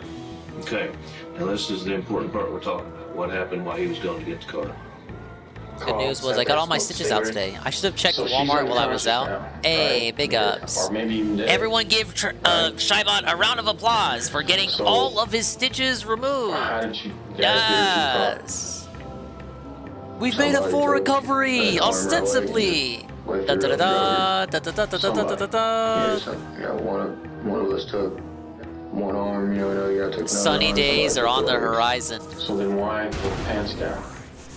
Well, I wasn't, you know, I was walking behind them while they were dragging, you know, until we got to the creek. And that's how the pants got down. So you still say that the pants were pulled down because We got 5-star days on the way, and baby. So nobody touched her. You sure? Not that I know of. This statement is considered a qualification phrase, which can sometimes be an indicator of deception. It gives the suspect an escape in the event that they later need to retract what they said. The response is rather vague and leaves open the possibility that someone did assault her. 100% in cage today. She woke up halfway down the good creek, job. and so I just. I hope you enjoy walked 2 Chain of feet, Memories. Away. Been waiting for the 100% of that. Enjoy looking for the random Joker card. 4% chance of spawning it on Proud Mode. And why did you walk away from that? Because they had Twitter? Wait, no, it's not 4%. It's 0.7. Yeah, 0.7% chance on Proud Mode. You know, smoke cigarette. So who choked her? Robbie was at that time. Choking is commonly a crime of passion linked to jealousy and personal rivalry. But it's odd that Carl isn't the one to actually strangle Sydney, given the fact that the two had allegedly engaged in a short-term romance earlier that year. Supposedly, the relationship lasted for only a week, ending over another boy. In the past, Carl had allegedly vowed to take revenge upon all of the women that had scorned him, but no one would have thought he would take it this far. Why is everyone begging for the comp playthrough? Because you own the game! Anybody shoot her out there? No. What? Does that sound like a crazy ask? Choked her this time. Did she stay choked? Never woke up again? You're not 100%ing it? Why not? I did it! And how do you know I it was Rob 100% agree Calm and Cage too. that was choking her, not James? Because it was dark, wasn't it? You want suffering? Try to 100% birth by sleep. You know why it's suffering? Because you saw me do it. Literal definition of insanity shit. Get back to it. This comment is especially indicative of Carl's total indifference to the fact that this is a human life, and not just any human life, but a girl he knew and even had a brief romance with. Carl's behavior is very typical of individuals with antisocial personality disorder. As he sits there with a slouched posture, practically motionless, it's very evident that he is completely void of any empathy or remorse. Can't be racist to Italians. When law That's probably enforcement recovered true. Sydney's body on July 25th, 2010, Proper term would probably be she was xenophobic. unrecognizable and needed to be identified. In a meeting with detectives, Sydney's mother was asked if her daughter wore a specific type of necklace with a dangling music charm. When you 100% the Grinch, I'll call you crazy. Tracy That's not confirmed it was happening. Sydney's, Why do and people with the think I'm coming back to the heartbreaking Grinch? Tracy came to the terrible realization that her daughter What was the dead. implication that I was coming back to it? Because I ended it no differently than any other playthrough. And why did you call Chad? What did you tell him? Just to see what's up. No. Come on, Carl. You know, we're all just... Tell him the mission's accomplished? Told him job's done. Told him the job's done. And how do you know what The job Grinch you me? had because of the phone call you made ahead of time? I guess that's fair. Told him, want to go kill somebody? And did you already tell him who that somebody was? Yeah. Right after I got off the phone with Chad. So when you called him before you went to Sydney's, you told him what you were going to do. And you wanted to make sure that he had I'm not going back to the Grinch! Yeah. Is that right, or Yeah, is that the plan? Yeah, just wanted to make sure Dakota was out the house. And he understood why Dakota was going to be out of the house. It'd actually be more in character So if you I and him didn't would go talk back about to the this Grinch, because plan people to are do this. asking for it. I'm like Grinching you by not Carl's giving it voice to has you. become weaker and his words Yeah, are short and Grinch. prematurely cut off. He sounds defeated, and for good reason, as we'll soon learn. It was late at night, it was dark, whatever, and them two showed up, and we was outside on my porch. They said we need to talk, whatever, and I had Chase stay on my porch, and we went around the house and talked about Why do it. I keep Said, doing "We're going morph back ball tonight. accidentally? You gotta go," I and keep thinking the morph ball I button told is the him, "I'm rocket not button. going. I should have been involved. I didn't want to be involved. She was a close friend of mine, and I said I didn't want to be involved. Robbie's show of remorse is too little, too late. Although the shocking truth behind the gruesome murder has been revealed, there's still much more to the story. The detectives are well aware of the truth, however, and they want Chad to reveal his ultimate role. You explained it in a way that's going to make it really easy for us and grand jury, Chad. You understand that? That you're the number one. Those guys that were as loyal to you as dogs. So what you're laying out is there's no possible way they would have done this without your permission. That there's no possible way they would have done that without you telling them to. You just laid that out for us. I guess you did. Chad is remaining unusually calm for someone who's being accused of giving permission for someone else's murder. He may believe that his reaction is in line with an honest person, but in actuality, someone who's being truthful is more likely to have a strong, adamant denial to a false accusation. A truthful Probably don't want to individual drop may in there. even become hostile if their denial is not accepted. On the other hand, someone who's being deceptive is more likely to offer vague denials or use a weak tone of voice, as Chad is doing now. I have a hard time believing that you would order the murder of your girlfriend's sister.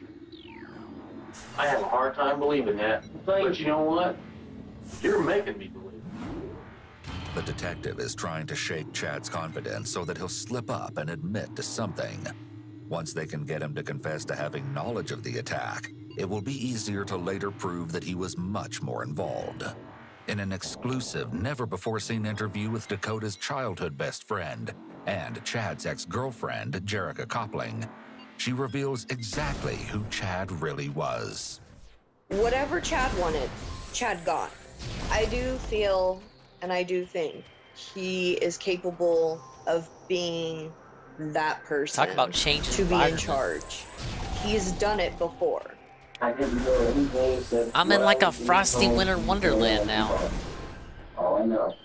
Let me ask you this. Pearl had a 22 Ruger. You've seen it, you've shot it. Ah, right? yes, Vendrana Three planes drifts. came from you. No way. How did you get it, Carl? Doesn't have any money. Talk about a chilly I can't even reception. get around Eh. guns. You know, let alone get But you have. But you have been around guns. Yeah. When you're not supposed to be around guns, so that's not really an excuse. I mean, it's just like... As we already know, Chad allegedly supplied that- the gun to Carl. That is a Intentionally lying floating about it takes away any rock credibility that he may structure have previously had. supported although that by might have a been rocket. slim to none. Don't tell what's Okay. going on. Say, if I was in their position and say someone did something, right? Mm-hmm. Yeah, and they got off with nothing, I'd be pretty pissed. We've got at least 5 other people telling very important things about what took place. And they're all asked bunches of questions, and they all match up, and they all make sense. It's just not going to be good in the end. Chad likely feels torn here. If he believes that the others have turned on him as the detective is claiming, he may be worried that he will face a worse punishment for lying, not appearing remorseful, and being seen as uncooperative. However, if it's all a lie and his friends haven't mentioned his involvement, Guessing I can't there may touch the not water be here. enough evidence to convict him. Without being able to communicate with them, he's faced with a decision No? dilemma. Oh. No, the Rather water than doesn't hurt admit to Samus. anything, Chad maintains his innocence, but the question is Think it still would. lingering in the air. Why was Sydney murdered? There's one other person who has yet to give answers, someone unexpected but undoubtedly close to Sydney, though not by choice. Again, we're met with the lively Dakota, who up until this point hasn't been a person of interest. When we pick up, the detective leaves no room for small talk and jumps right into the most critical of information. Is there a reason Carl, James, and Robbie did not like Sydney? Robbie, I do believe, never knew Sydney. James, from what I have heard him say, he was getting mad because Sydney was apparently going around spray painting stuff and blaming it on him and Carl. And him and Sydney dated during spring break, which... This year? Yeah, which I think would have been the first weekend of April. As you'll see, the next question that the detective asks will come as a total shock. Which one of these warrants murder? Spray painting? See? No, let's answer my question. We gotta stay on track here. Notice how Dakota begins to touch her nose here, possibly indicating that she feels uncomfortable and is trying to soothe her nervous energy. Why would these 3... In like a ice beam door, I would assume. I dated her for 2 weeks.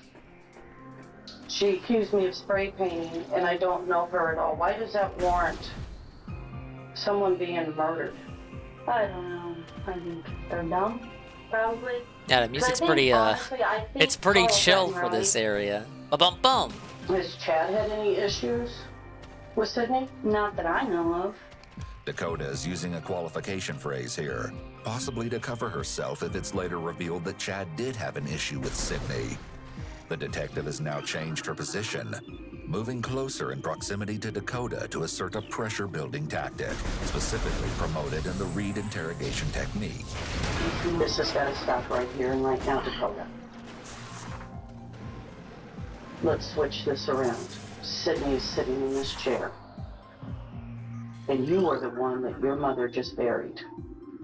What would you The door want directly Sydney above to has been do unlocked. Oh, okay. for you? As we have previously heard, there had been a rift between Dakota and Sydney well before her death, but it was never clear on how tumultuous their relationship was until now. Dakota did not like her sister. She would always talk about how she did not like Sydney hanging out with us. She hated Sydney bothering us when she had us over. she would always yell at her and tell her to What go is the that? way and all this other stuff. And I'm just like, dude, you need to relax. Scatter bamboo. Stop being mean to your sister, because you know that's your sister. I got back a hold of her. I was like, dude, what's going on? Where's your sister? Have you heard anything? This and that. She was just so nonchalant and was just like, oh, she probably just ran away again, da da da. Well, that And wasn't was like, perfect, but I got okay, through 'em. well, when Sydney died, I went to whoa, the funeral what is that? Because Tracy That reminds me of talked to me about there was it. an enemy So I like showed that in up, a Ratchet and Clank game. and what bothered me and made me question about Sheegoth? everything was the fact Isn't that a Dakota DSP dent, was Sheegoth? acting her normal self, smiling, bouncing Maybe around, this is where the name comes from. just Probably casually not. talking to everybody like it was no big deal. What would you want Sydney to do for you? You know what, man? I've got 2 sisters. Growing up in a household, let me talk. Ultra cold gas. Growing up, there's going to be a lot of argument, okay? Shogoff, okay. I still do. Hey, We hey, love it's each pretty other close. very much. Leave me alone. Oh my god! Sydney loved you very much.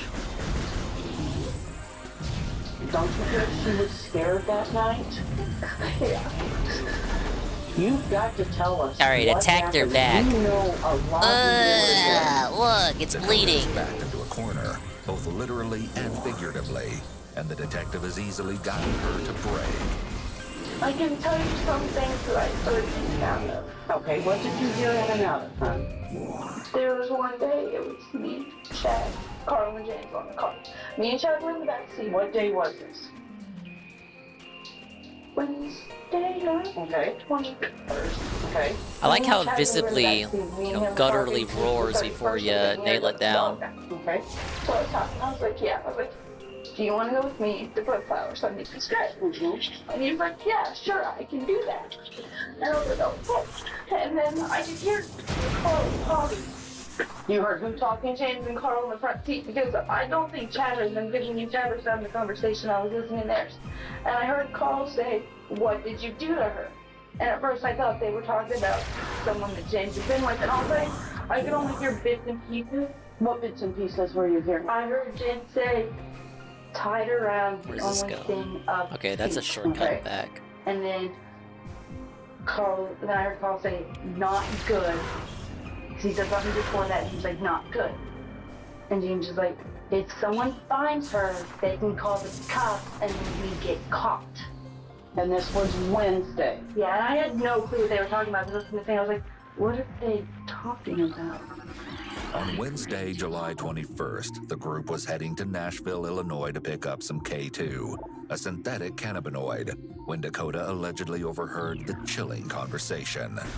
But did she really just hear these things, or did she actually take part in the discussion? I want you to ask me one thing. I don't want you to answer me very honestly. Why did Chad order the murder of your sister, Sydney? So baby. He ordered it? Why did he order that? Why did he want her killed? He ordered? Why did he want her killed? No, this isn't a blonde Why did he playthrough. want her killed?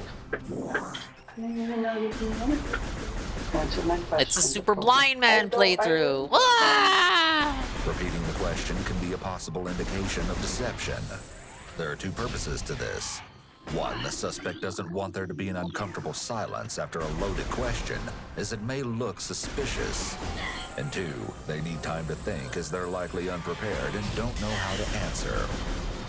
It's also a red flag that Dakota does not adamantly deny that Chad was capable of doing this, but instead offers vague answers like, I don't know. It should be pretty upsetting to find out that your boyfriend ordered the murder of your little sister.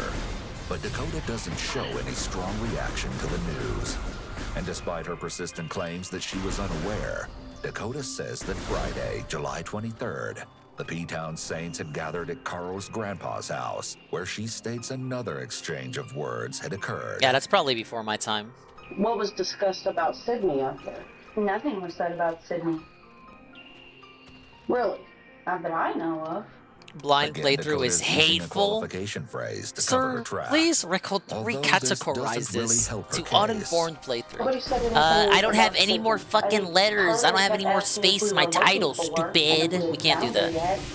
'Cause he was like, It's not because I'm hateful, it's because I don't know how to fucking be more concise in my titles. That the people that you named off were out there that we have interviewed. I'm not hateful, I'm just theatrical. And you guys all discussed Sydney. I do not remember. Let's don't go there, Dakota. Let's don't go there. Okay? It's time you start being honest. I'm tired of this. It's warm in here. You've got to start being honest with me. You guys discussed Sydney that night. Dakota likely feels very stressed, which may explain her sudden increase in fidgeting with her hands. Her mind is likely racing as she tries to decide on what to say. The conversation between you guys. I'm trying to think.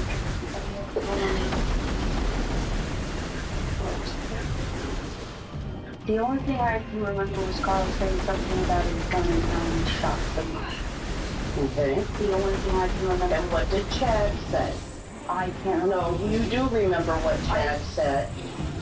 And that's what we need to discuss. What did Chad say about Sydney and the police? Yeah, you can. Yes, you can. I know it's hard for you. I know it's hard. Because all I remember was Carl told me that he said, you told me that we talked about kill you and it was like check.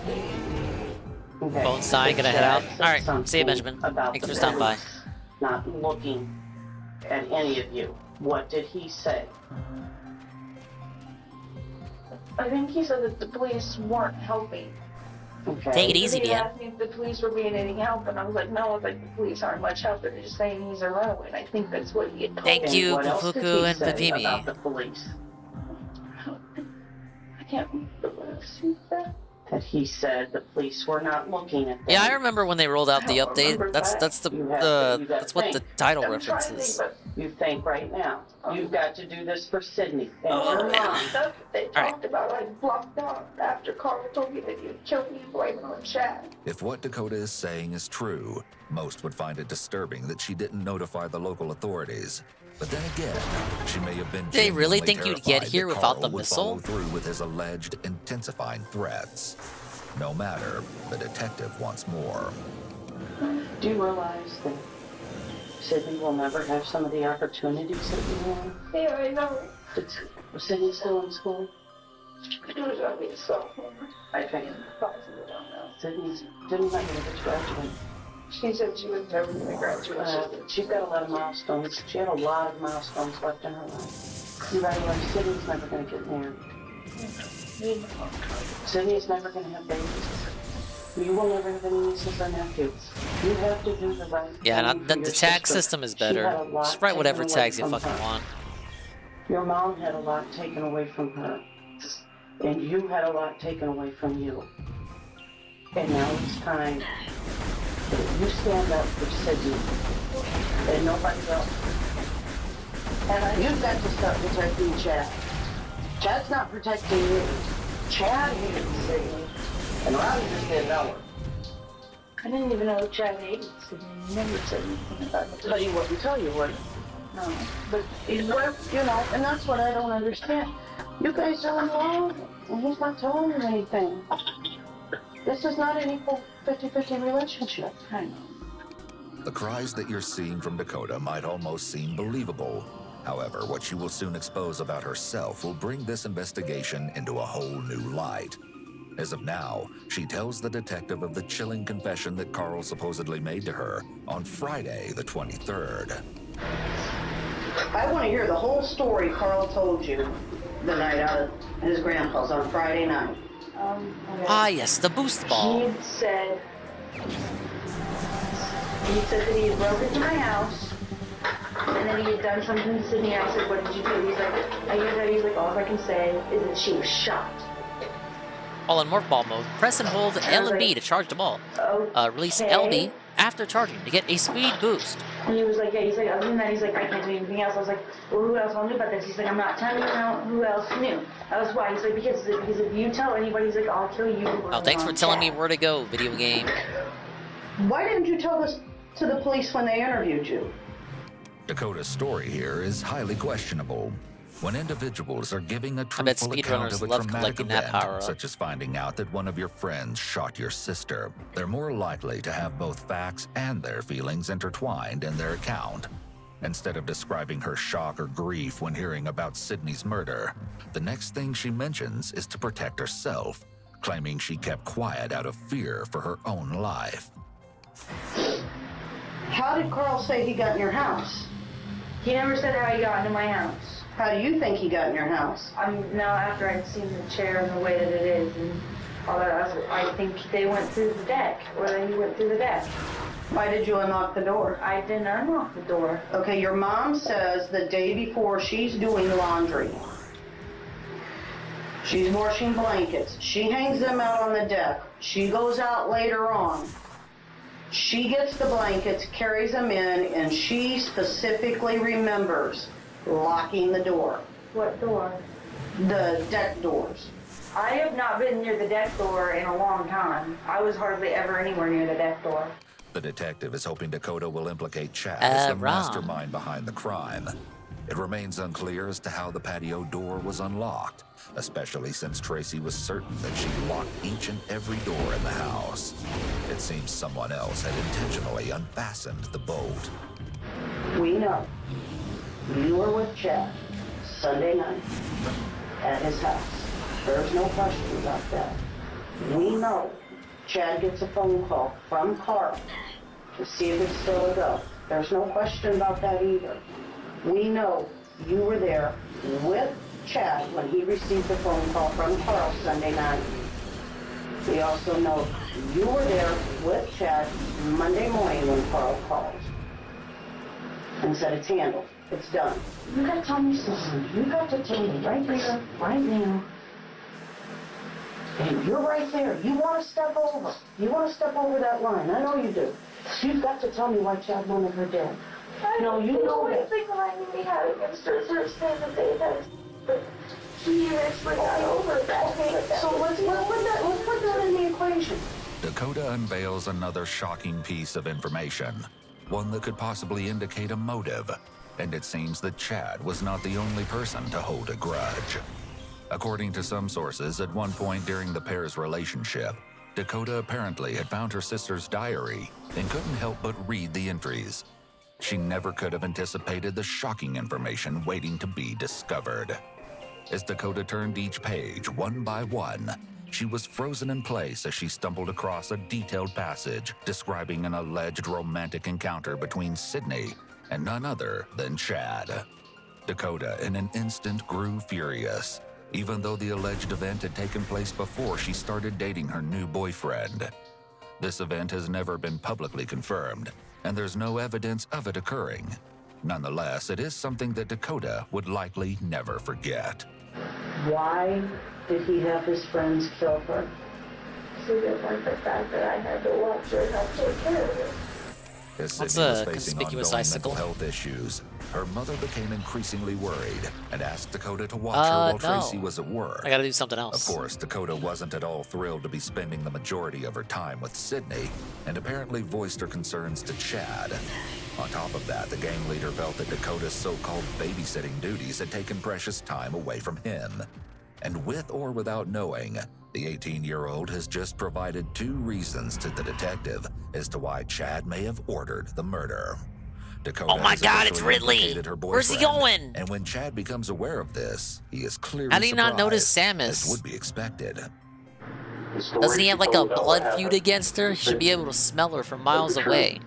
The only way she could have known it. Am I is winning? to hear Maybe. directly from Carl or James or Robbie or from you. I did the first the only dungeon, I options there suppose are. you could Could call not it. have heard from anywhere else. And the third one now. Well, fourth So, technically. Dakota's lying You about it? count the tutorial, Yes. as Jordy would call it. Why would your great love The lie about you? tutorial. I don't know. I'm over here on Yeah, the really tutorial. bugs me. You know, it really bugs me. You too. That you're gonna put this on now. You're gonna put it on the cover. I'm not putting anything on anyone. Sure you are. You're just calling her a liar. You just called her a liar. No, that's what it sounds like. So you put it on her now that she's lying about you. Well, put yourself in our position. Who are we gonna believe? Dinger doesn't know the And Lord. no, People she told me to didn't stop hear scanning from us. shit, and by people I mean me. You You watch the first hour, it's just me endlessly scanning shit on the Orpheon. That only leaves you. This is the first run playthrough. Give me a break.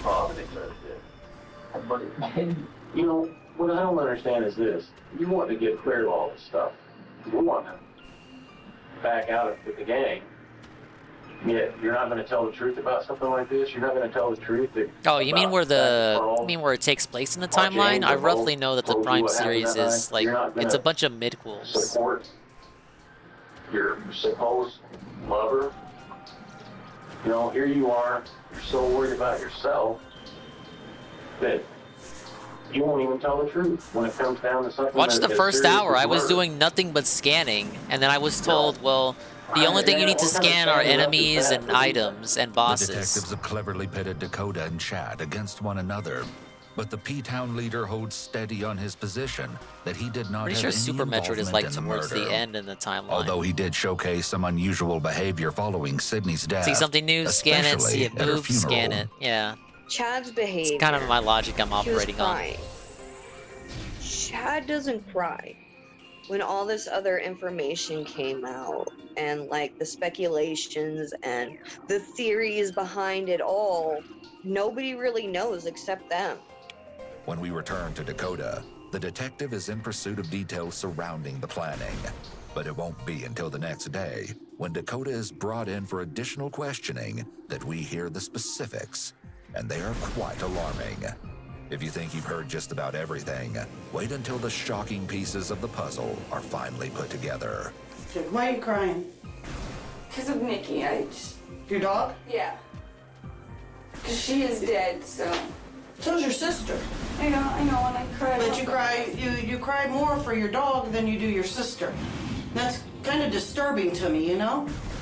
I mean, Dakota is she loves her hiding dog. a dark secret, one that not even her closest friend saw coming. Oh, does she was fuck very the bubbly, dogs? and she was always pretty much She full of fucked the dog, energy didn't she? and bright, It always comes back to and fucking the she was dogs. clumsy, What's wrong with and these women? She Leave was the dog funny. alone. Her normal, everyday behaviors never Whoa. indicated. Big ups UNFW. The right way to party one. Hello, sir. What would you call it? Welcome to the Like, literal Metroid cuttigness? Prime chill.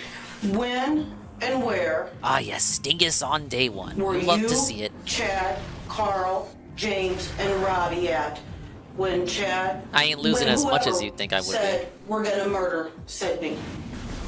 Robbie wasn't even in the picture. Okay, First. so who was all there? It was just Carl, James, Chad. UNFW felted by the When water was it? temple. It's pretty difficult. About May. So Okay, I've and what- heard. Who brought the conversation up? Carl did. And what was the conversation? Carl was like, one day I'd love to kill all the whores who me over. And then James was like, who? He's like, mainly Sydney and Bobby. Bobby's a girl. Yeah. But just a few minutes ago you said Chad told them. Chad told him that he didn't want Sydney dead. Carl, a deceivingly reserved person, has had a most turbulent past, and one of his ex-girlfriends, Bobby Elder, was able to see his darkest sides. While dating, Bobby recalled that at one time, Carl allegedly pointed a gun and threatened to shoot her, while simultaneously attempting to take his own life with the deadly weapon. The traumatized girl would remember what he said during the terrifying incident for the rest of her life. The voices won't stop telling me to kill you, Bobby. Soon after that, the pair decided to split up, but that wouldn't stop the scorned ex from enacting the most violent behavior that Bobby had ever witnessed from Carl. In that disturbingly memorable instance, Carl allegedly threatened to shoot Bobby along with everyone in her house, and vowed to burn the residence down. Along with this, he allegedly stalked Bobby and her new boyfriend, You think this is the first death? Whaley, who had previously been married to Carl's sister. The gang member would supposedly insinuate the use of a gun with his hand and give out a warning to his ex-brother-in-law, "You're next." In addition to the threats, Chad and Carl had allegedly committed a callous act. Bill It's didn't said have a that they no-death shot run. Bobby's Shut pet the cat fuck up. 15 I refuse to times believe that. and left it for dead. Animal abuse is associated with additional violent crime like domestic violence, assault, and homicide. So it's unsurprising that they could do something so sinister. But as we've already found out, this is only a sliver of what they were truly capable of. But just a few minutes ago, you said Chad told them. Chad told him that he didn't want Sydney dead. But Okay. for reasons I don't know why. And We're just gonna go in circles, aren't we, Dakota? well, I'm trying to tell you, but like You're trying to tell me anything you can tell me that's Didn't I gonna save put it though? It brought me everything back at the on start. James, Carl, and Robbie Robbie wasn't in the picture of any. for the death of your sister. And there's more to it than just those three. This interrogation is mostly a replication of the day before. And because Dakota is unwilling to give any further information, she's arrested and charged with obstruction of justice. She's eventually released to home confinement. But in the future, we hear from Sydney's sister yet again. And this time, nothing will be left on the table. Hey, come here for a second. Go ahead and turn around for James running back, okay? You're being under arrest for murder, all right? Why? Why? What? If you want, you never mom. Here, for James running back. What is going on? Turn on your back. Murder. What? I don't know what to do. Do what? Just call Grandma and Grandpa and tell them that they need to call Here, help her put on her shoes, okay? After the trauma of Sydney's murder, it's no surprise that Dakota's mother is hysterical and seemingly not reacting to what's happening. She's already lost one daughter, and she doesn't want to lose another. And although there's been an ongoing investigation into her sister's death, Dakota may have thought that her name had been cleared in the process. It would be 2 years before she's brought back in for questioning. And in that time, the evidence against her has drastically mounted. It's October 5th, 2012. Now the entirety of the sick and twisted truth will finally be revealed. Let's get over the hump and let's talk about this door. Let's get this door out once and for all. You hear me? Once and for all. What did you do to that door? Tell me. Huh? What did you do? Told me to unlock it, but they just said. Okay, look at me. Take your hands away from your mouth and look at me. What did he do? He told me to unlock the door, but he never said lock. And you unlocked the door. So you're telling us, what are you telling us as far as what your knowledge is about the door being left unlocked when you were asked to do that and you did it? What did you think was going to take place? You know, they were just gonna scare her. Okay, so that's what you're saying. It's not that you knew for sure they were going to go in and do it and kill her that night. In a gut-wrenching confession, Dakota has now admitted that she did in fact leave the patio door unlocked. And although she provides a justification, it's clear that the detectives aren't buying it. Now, you're at different meetings. They're plotting. You know, you brought out the first time we knew that they were conspiring to kill your mom. What was talked about if your mom woke up? What were they going to do to your mom if she woke up when they were doing this to Sydney? I need you to tell me what they said they were going to do to your mom. Chad told me that they were just gonna shoot her if she woke up. As the layers of this terrifying story are continually peeled back, a slip of the tongue on the part of Dakota reveals another piece of information that she has been so desperately trying to hide. Which meeting was this? I don't remember what days they had, what days that they had. Was it before? Before or after? Was it before or after? She went missing. You said we had meetings, they had, no, let's not go there, okay? What day I wasn't. Yeah, but you said we had meetings, you've been at these meetings, correct? Dakota knew exactly what was going to take place. She knew that her sister was going to be murdered, and she did nothing to stop it. And when it was done, she apparently shared in the appalling triumph. And you said to celebrate. What was it celebrate about? That it was done. That's what Crash Day was referring to. And Carl, Chad. Carl's the one that said celebrating, said it several times, and put up toasts and stuff. So, What did you toast to? I didn't know I had a projectile attack. So the whole time was Dakota knew all about this. Yeah, what you're saying. She knew what the guys were toasting you. She knew why. She was smiling and all cheerful and everything, and toasted with it. The group seemed to be quite happy with their organized murder, to the point that James was supposedly laughing when he viewed the tragic news segment on TV. Although, as we heard in his previous confession, his laughter had been replaced by hysterical cries. These would not be for Sydney, but rather for himself. James knew that he'd been caught, and his freedom was about to be stripped away. Nevertheless, it couldn't possibly compare to the way in which he brutally took hers. Following the crime on August 18, 2010, one of the group had written a note to Sydney's mother, apologizing for their unthinkable actions. Part of it read, "I just wanted to say how sorry I am. I'm not a bad person, and my life is getting taken away because of what happened. It seems like no one will believe me. I hope you do, and forgive me. I'm sorry from the bottom of my heart, and wish you the best." The writer's reference to their life being taken away is extremely self-centered, considering their punishment is the result of them choosing to end another person's life. Although they I don't think that's going gonna to garner you much the fucking penman is most sympathy. likely seeking sympathy for themselves, rather than truly understanding the ramifications My of their life actions. is being ruined, you It has not guys. been reported as to who the letter is it's because from, you took another nor life, if Tracy stupid. ever responded.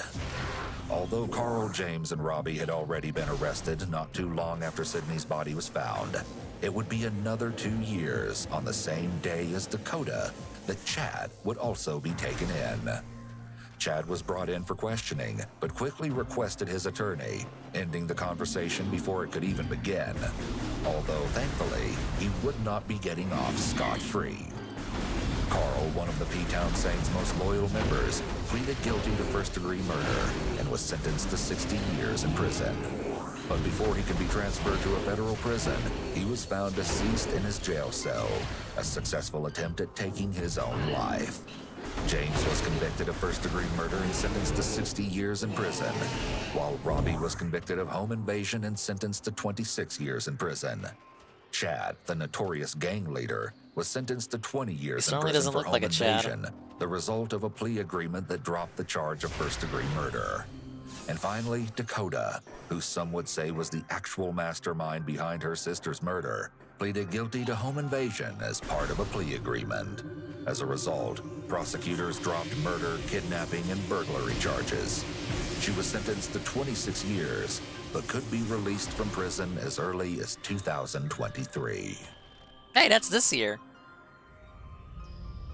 Oh, alright. I don't know how much longer we're gonna keep going. For some reason, perhaps due to my activities earlier. Ah, yes. I'm not feeling like a night owl tonight. And it never hurts to readjust my sleep schedule. Alright, what do we got? I know I had something in here.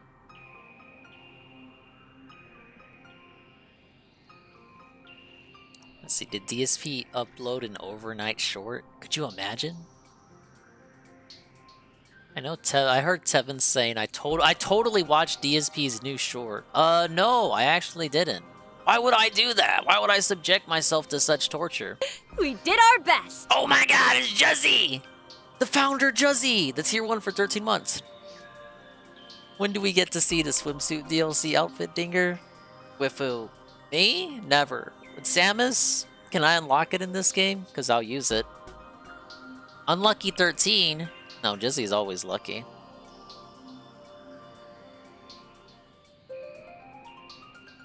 He's lucky Twitch hasn't banned him for finding out he's Australian yet. What's up, Jizzy? Welcome to the Metroid Chill. Ah, yes. I assume you grew up with Metroid Prime, and you're like, oh my god, Dingus is playing it for the first time. I am so hyped to see him fail in this game. I was waiting for you to finish your 10-hour nap. Oh man, that sounds nice. A fat nap, as they say. I don't know what you mean. I love the US of A. I do too. Ow.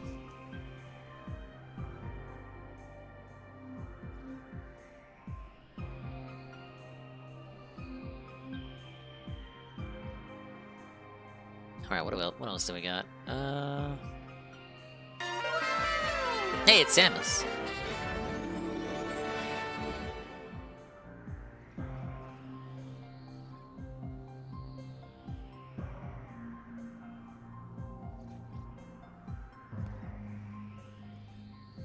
Alright, pulling up redeems. Alright, we saw that one. Got that one, got that one.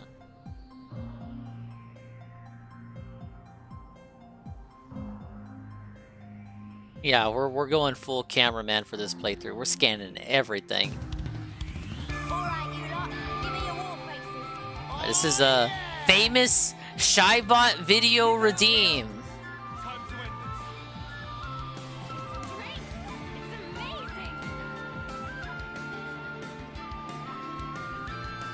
Maybe I gotta jump down here.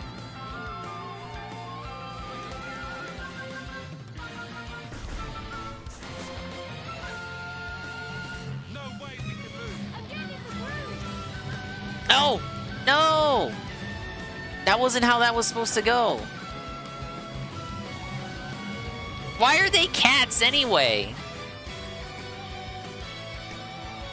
This video has no context to it, and thusly I am confused. Yeah, it is that thing I like, isn't it?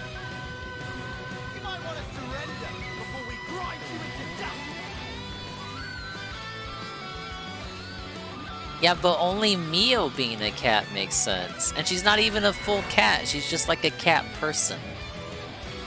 The rest of them aren't cats.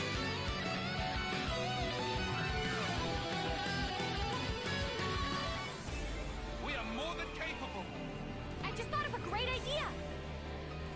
Yippee! I'll start us off.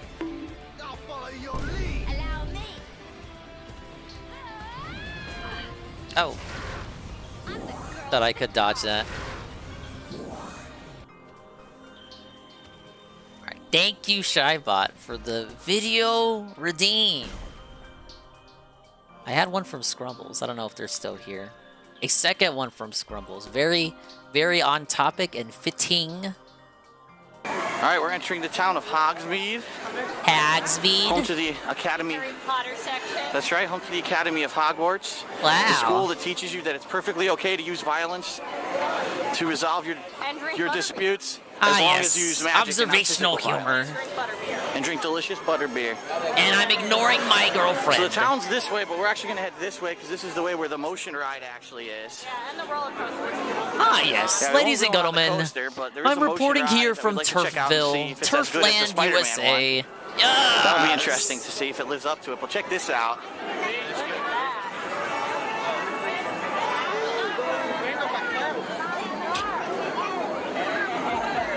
Alright, so if you're on vacation, before you fucking stop to take a picture, you should probably look to see if anyone else is around you, unlike that asshole who stopped dead in front of me. Because I could have kept walking. What a fucking bitch. This video isn't that long anyway. Did he show this video in his Harry Potter retrospective before starting Legacy? No. He's too much of a coward. Did Phil shit on Butterbeer in his playthrough? Hell if I know. I ain't watching that shit. Let's replay that. That'll be interesting to see if it lives up to it. But check this out. No one's really in his way. He's getting a shot of, he's getting a full shot of the castle. No one is in his way. Oh, is he talking about this guy? The guy with the kids? The guy with the children?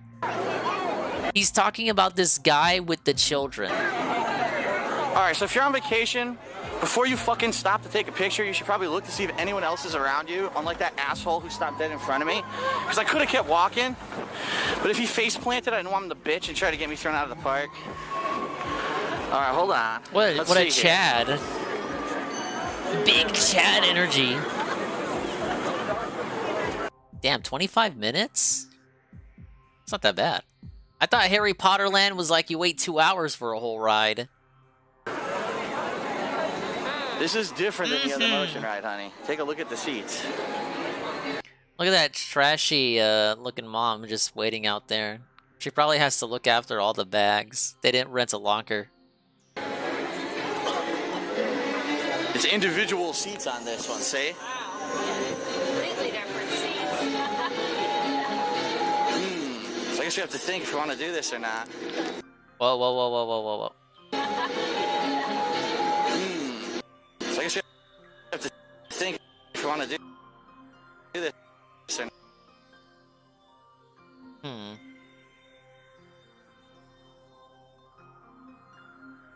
I could do something with this.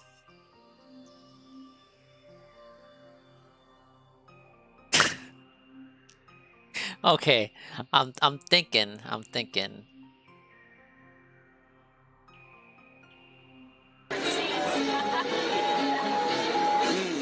I guess you have to think if you want to do this or not.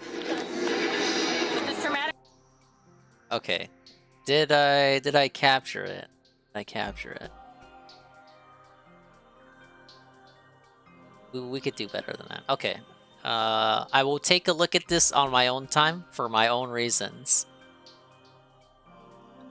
Hey, it's Ann Lee. Thoughts on this face, Ann? It's individual seats on this one, see? Completely different seats.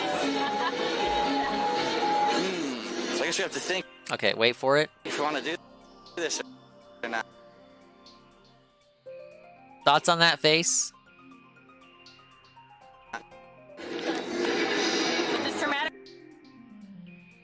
I wanna do something with that reaction. You know, we get the Rihanna Pog and we put that right in front of Soy Point. We have Rihanna Pog, then Soy Point, then nice hat. Nice hat, dog. Alright, thank you Scrumbles for the video redeem. That was interesting. I did not know DSP went to fucking Hogwarts Genocide Turfs Land. Wait, no. That would be Embrace Turfs Land. Ow.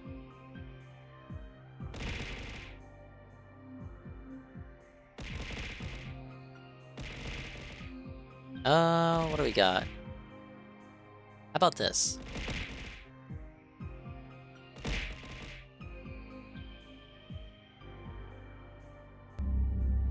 This better not be the clown. Comments on my videos. Sometimes. I'm never one to ask people to comment. However, Okay, it's not. This case is rather peculiar, and I would very much like to know people's opinions on this case. I will be Why are we keeping my tossing eyes on stuff the at comment me? section of this video in particular, so I would encourage you to comment and share what you think. Also, there are a few names mentioned in this video, and it's a rather complicated one, but I've done my best to keep it nice and simple. This case takes place in Live Oak Springs, California, on the 26th Go of ahead, June, waste your points if 1988. you feel like you need Irene to. May was a 23-year-old mother of 3 and was married to a man named Bobby May. Irene was known to abuse illegal substances, and on the 10th of June 1988, the two lost custody of their children. Shortly after, Bobby was arrested. And then, on the 25th of June, Irene was evicted from her apartment. To say the least, things weren't going too well for Irene. However, according to the CPS worker assigned to her children, she was attempting to make positive steps to getting her children back, but during this time, she was failing. As a result of being evicted, Irene needed to find a place to stay. A friend of hers, Cheryl Ann Baker, helped her move some of her possessions into storage for the time being. Another friend, only known as George, came along and helped Irene and Cheryl move her belongings into storage. Oh, you're While fine. They were moving I'm Irene's catching up with stuff right belongings, now. A 39-year-old woman named Kerry Lynn Dalton came by the apartment. At some This point guy's in the narration past, voice is terrible. Irene, It's not my Cheryl, fault. and I didn't Kerry pick this had video. all lived together. Yes. However, Kerry had been arrested and had just recently been released. Kerry spoke with Cheryl. She was angry and shouted that the majority of the furniture in Irene's apartment actually belonged to her, and she wanted it back. She also told Cheryl that she was looking for some stolen jewelry, and that she believed that Irene had stolen it. Cheryl assured Kerry that she would keep an eye out for any jewelry, and let her know if she found some. Shortly after, Kerry left. After moving everything into storage, Cheryl made a call to Kerry and informed her that she had looked for her missing jewelry, but claimed that she never found anything. At around 5 p.m. that night, Irene, Cheryl, and George went to go and pick up some meth. The pickup point was at a convenience store. While the three were there, Kerry pulled up in her truck with her boyfriend Mark Tompkins. Kerry and Mark asked Cheryl to help locate a stolen car that belonged to one of their friends. Okay, sorry. So I was, they could steal catching it up with back. stuff. Actually, no, Irene there's and one more thing I George gotta look decided at. to accompany God damn it. Cheryl with Mark and Kerry. Forgot I Despite gotta agreeing update to this, go along, whatchamacallit. Irene did tell George and Cheryl that she was afraid that Kerry might do something to her. I love throwing people under five the then bus set without off to hesitation. try I'm and just locate covering my the own stolen ass. What's car. wrong with that? Kerry and Mark were in their truck, and Irene, Cheryl, and George followed behind in I'm theirs. not gonna get felted for As shit the I group didn't were do. driving around, they came across a woman named Joanne. Just Fedder shut up and at pay attention. You might learn something. 11:30 p.m. Joanne had pulled over to the side of the road because her truck had broken down. She was accompanied by her 3- and 4-year-old children. The group offered Joanne and her children a lift back to their trailer, to which Joanne accepted. They all arrived back at her trailer and began to shoot up. During the early hours of the morning, Kerry and Cheryl became paranoid and snuck away to go and search George's truck. Irene was the only person who knew George. The rest of them were worried that he may be a police informant. However, nothing to suggest that he was one was found. Back inside the trailer, Kerry got a hold of Irene's purse. She turned it upside down and emptied the contents onto the floor. Some of the missing jewelry that Kerry was looking for allegedly fell from the purse. Kerry was outraged. To make up for stealing, she made commands for Irene to follow. She demanded that she clean the entirety of the trailer, wash the dishes, and perform various tasks and chores. According to the others who were present, Irene appeared to be extremely scared of Kerry. Later on in the early hours of the morning, Joanne overheard Kerry and Cheryl shouting at Irene. They discovered that they had all been using the same needle and Irene had hepatitis. Kerry also began to accuse Irene of being a police informant. When the morning rolled around, Kerry demanded that Irene make everyone breakfast and dress Joanne's children. After everyone was done eating, Joanne helped Irene to wash the dishes. Irene told her that she had a knife and was thinking of using it on Kerry, as at this point she claimed that she feared for her life. Joanne directed Irene how to get out of the trailer park and to the freeway, and told her to get out whenever she could. Irene then asked Joanne to pass on a message to her CPS worker assigned to her children, that she would be unable to attend a scheduled meeting with her on the 27th, which was the following day. After this conversation, at approximately 11:30 a.m., Mark and Cheryl left the trailer to drive Joanne and her 2 children to visit her partner. Joanne's partner was incarcerated at the La Cima Conservation Camp. The journey to this correctional facility was approximately 45 minutes away by car. And now, Irene was left behind with Kerry and George. Cheryl and Mark dropped Joanne and her children off, and Alright, there they we go, went big to go ups. and pick up some Stuff I more could have meth. done after the Joanne stream, told but I'm the doing it two now. that she and her children would find their way back to the trailer. and that they Yay, did the not need to come and playthrough's pick her up command is again. updated. A few hours Stuff after only leaving I the care trailer, about. Mark received a call from Kerry. She told him to come back to Joanne's trailer immediately. So Mark and Cheryl dropped what they were doing and made their way back. As they were driving, Mark turned to Cheryl and told her that when they Alright, time to get got back back to the into trailer, action. she Where are we? needs to just go with the flow. The two arrived back at the trailer at approximately 3:30 Time to be p.m. fucking lost. and walked inside.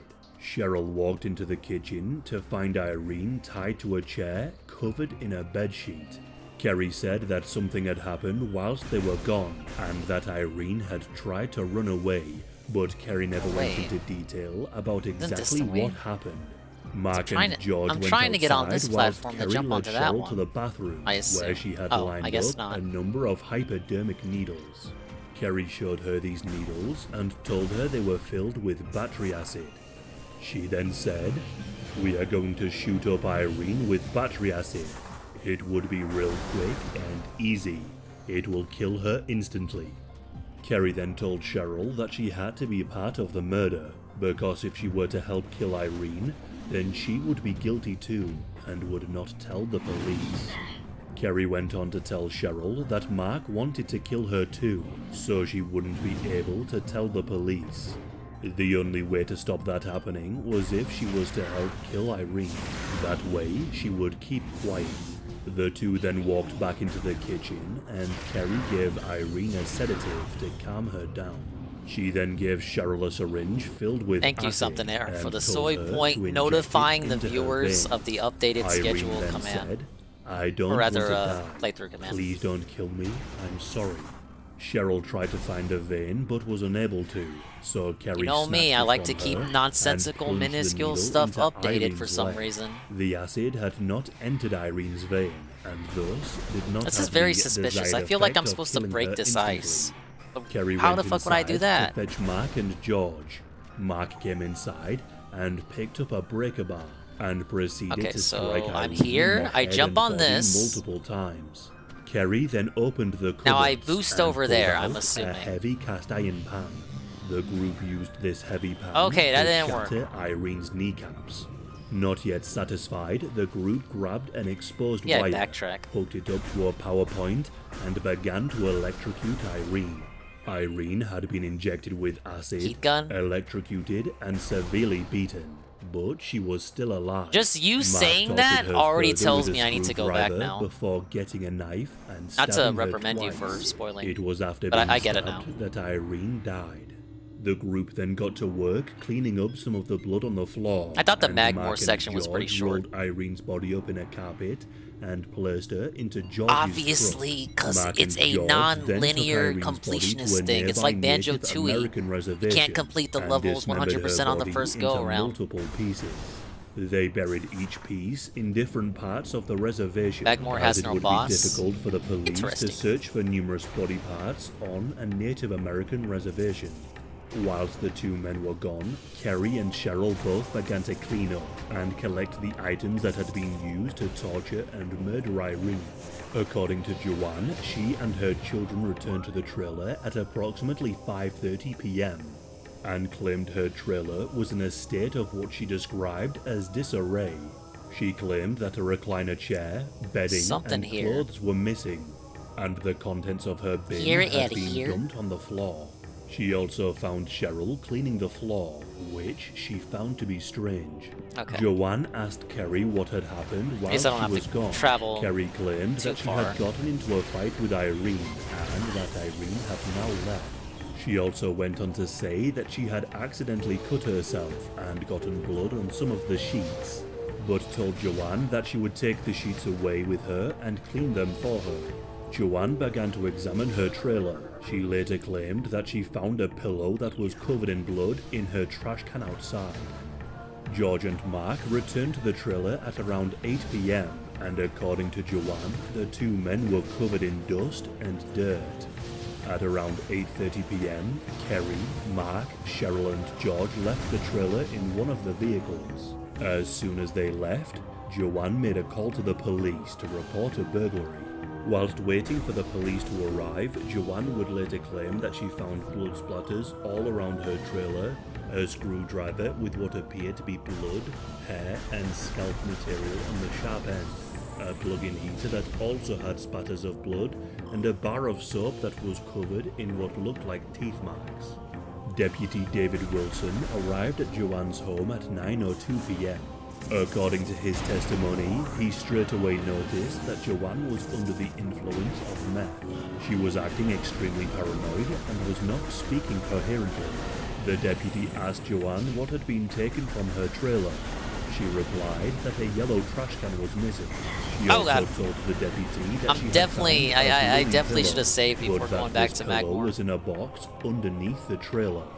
The deputy took his flashlight and looked under the trailer from several points, attempting to locate this box. He could not, however, find anything matching this description. He also inspected the entirety of the trailer. Now, why is this seemed to be in immune? order, apart We from actually some dirty can't clothes explain it. that were on the floor. The deputy would later testify that there was no blood anywhere in the trailer and no sign that a murder had taken place. He also stated that Joanne had not pointed out any blood spatters or mentioned that she had found a screwdriver covered in blood. Deputy David Wilson then left the scene.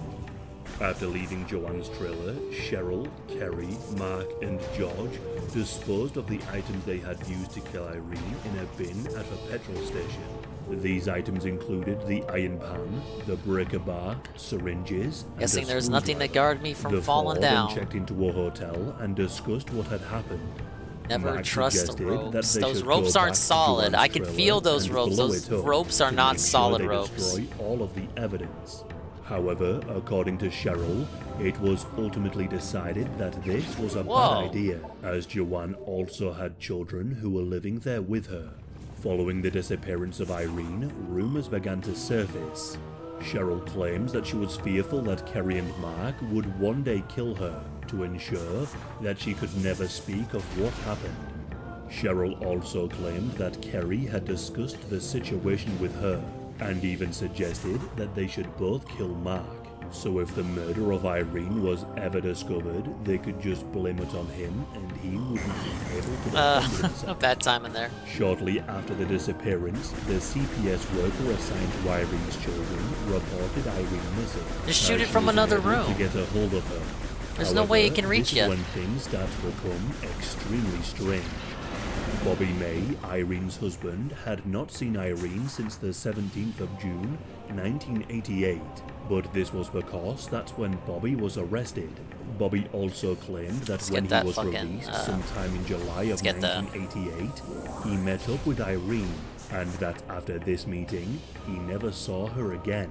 Irene was allegedly killed on the 26th of June. Old enemies in So, new areas? Was Irene really murdered that night? I mean, Well, old area. some think New she enemies was. in old areas. Others Sorry. think that the story I have told I is a get ya. total fabrication, created by the police to make themselves seem more competent.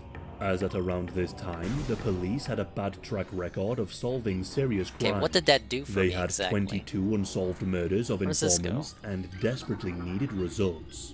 What I have told Whoa, you Talon so far Overworld has West. been from the point of view of Cheryl and Joanne, and was pieced together by their testimonies.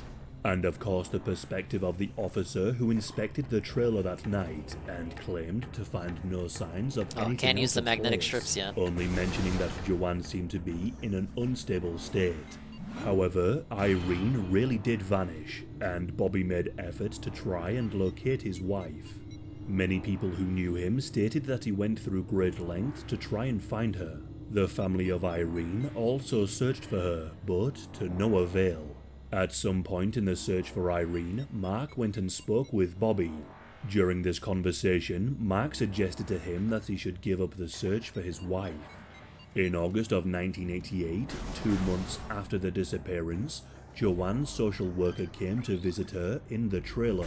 The social worker could tell that something was seriously wrong with Joanne. She appeared to be nervous and frightened of something.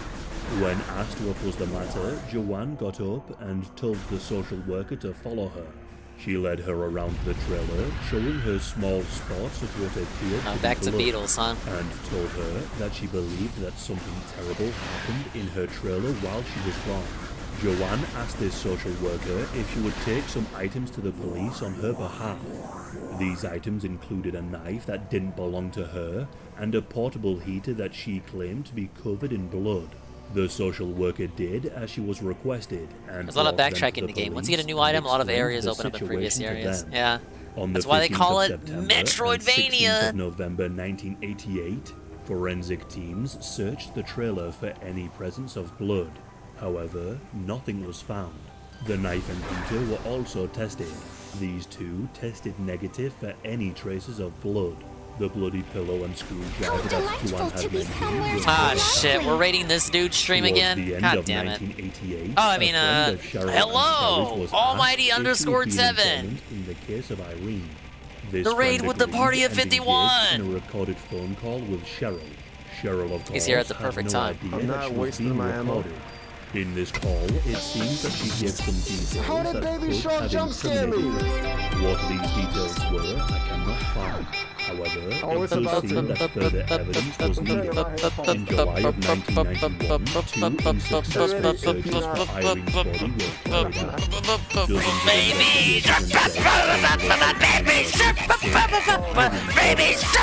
investigators Baby shark. Native American reservation, and the other Hello, near Joanne's Spanky trailer, Joe, which and Back at Alley this Minion, point, and Egg Gang she no longer lived 1738, and on Low the underscore 12th of drag, August, and 1991, Shroom two Duke DNA Down. specialists Was I went live to the before you trailer in started? which Yes. Joanne used to live in. The DNA specialists found small spots of blood in the Never living seen a room Pib in your and on life? the master bedroom walls, floors, Mr. and Pib ceiling. hits different for These different people. spots tested Sav positive was for here blood. earlier Later and was on in the gushing same about how month, Blooper further in real life inspections is were like carried out literally in the trailer. Mr. Pib. Like he's However, all due to about an Mr. Pib. insufficient Like he quantity isn't of just blood, Mr. Pib, their he's samples Master were Pib. inconclusive He's the of any Pib man, DNA. allegedly. On the 31st of October, So there's some Joanne there's was some asked to Blooper take lore out for the people who were Blooper in bros her out trailer there. on the He night really, of Irene. really, really She was loves able to Mr. Pib. successfully identify Kerry, Mark, and Cheryl by looking at their photographs. Welcome. An Almighty unknown 7 person Raiders. We're also playing came forward Metroid and Prime realized that they had been told Remastered. that Yes, the Kerry, Nintendo Cheryl, game and a DSP man by the name of refuses to George show you. had killed Irene in a brutal way. You won't believe how I got this game. I had to do a Walmart trip. In 1992, Kerry, Mark, and Cheryl were brought in and questioned as to what I don't know, I happened should to have last Irene. minute after long day, so But big it ups to was good in dude. I'm gonna ask Ann for your 1992 Discord name so I can send you the black metal cover of Baby Shark now. It was in this year that It's Kerry, just Swollen Mark, Dingus. and Also, Cheryl Mr. were Pibb is arrested. better than Dr. Pepper, It's mainly because it's unclear 35 if cents they were cheaper where I already live. arrested due to other crimes or if it was due to the Yeah, Pip is disappearance of alright. Irene. Cheryl was questioned. Mr. Pip has the and it was illusion of reported having that she like learned that she had a been bigger apparently bottle, a bigger volunteered 2-liter describing than murder the of competition. Cheryl then Maybe it's gave just my the eyes first playing of a tricks on number me. of confessions. At first, she claimed that she didn't know who was under the bedsheet. However, she would change her story to what I What was I saying? described Oh, before. I had to go to Cheryl Walmart to get this confessed game. that she took No part other in retailer the had brutal it. Target torture didn't have and it. GameStop didn't have it. And Some Best Buys had it, but not every Best Buy. And not even every Walmart had it.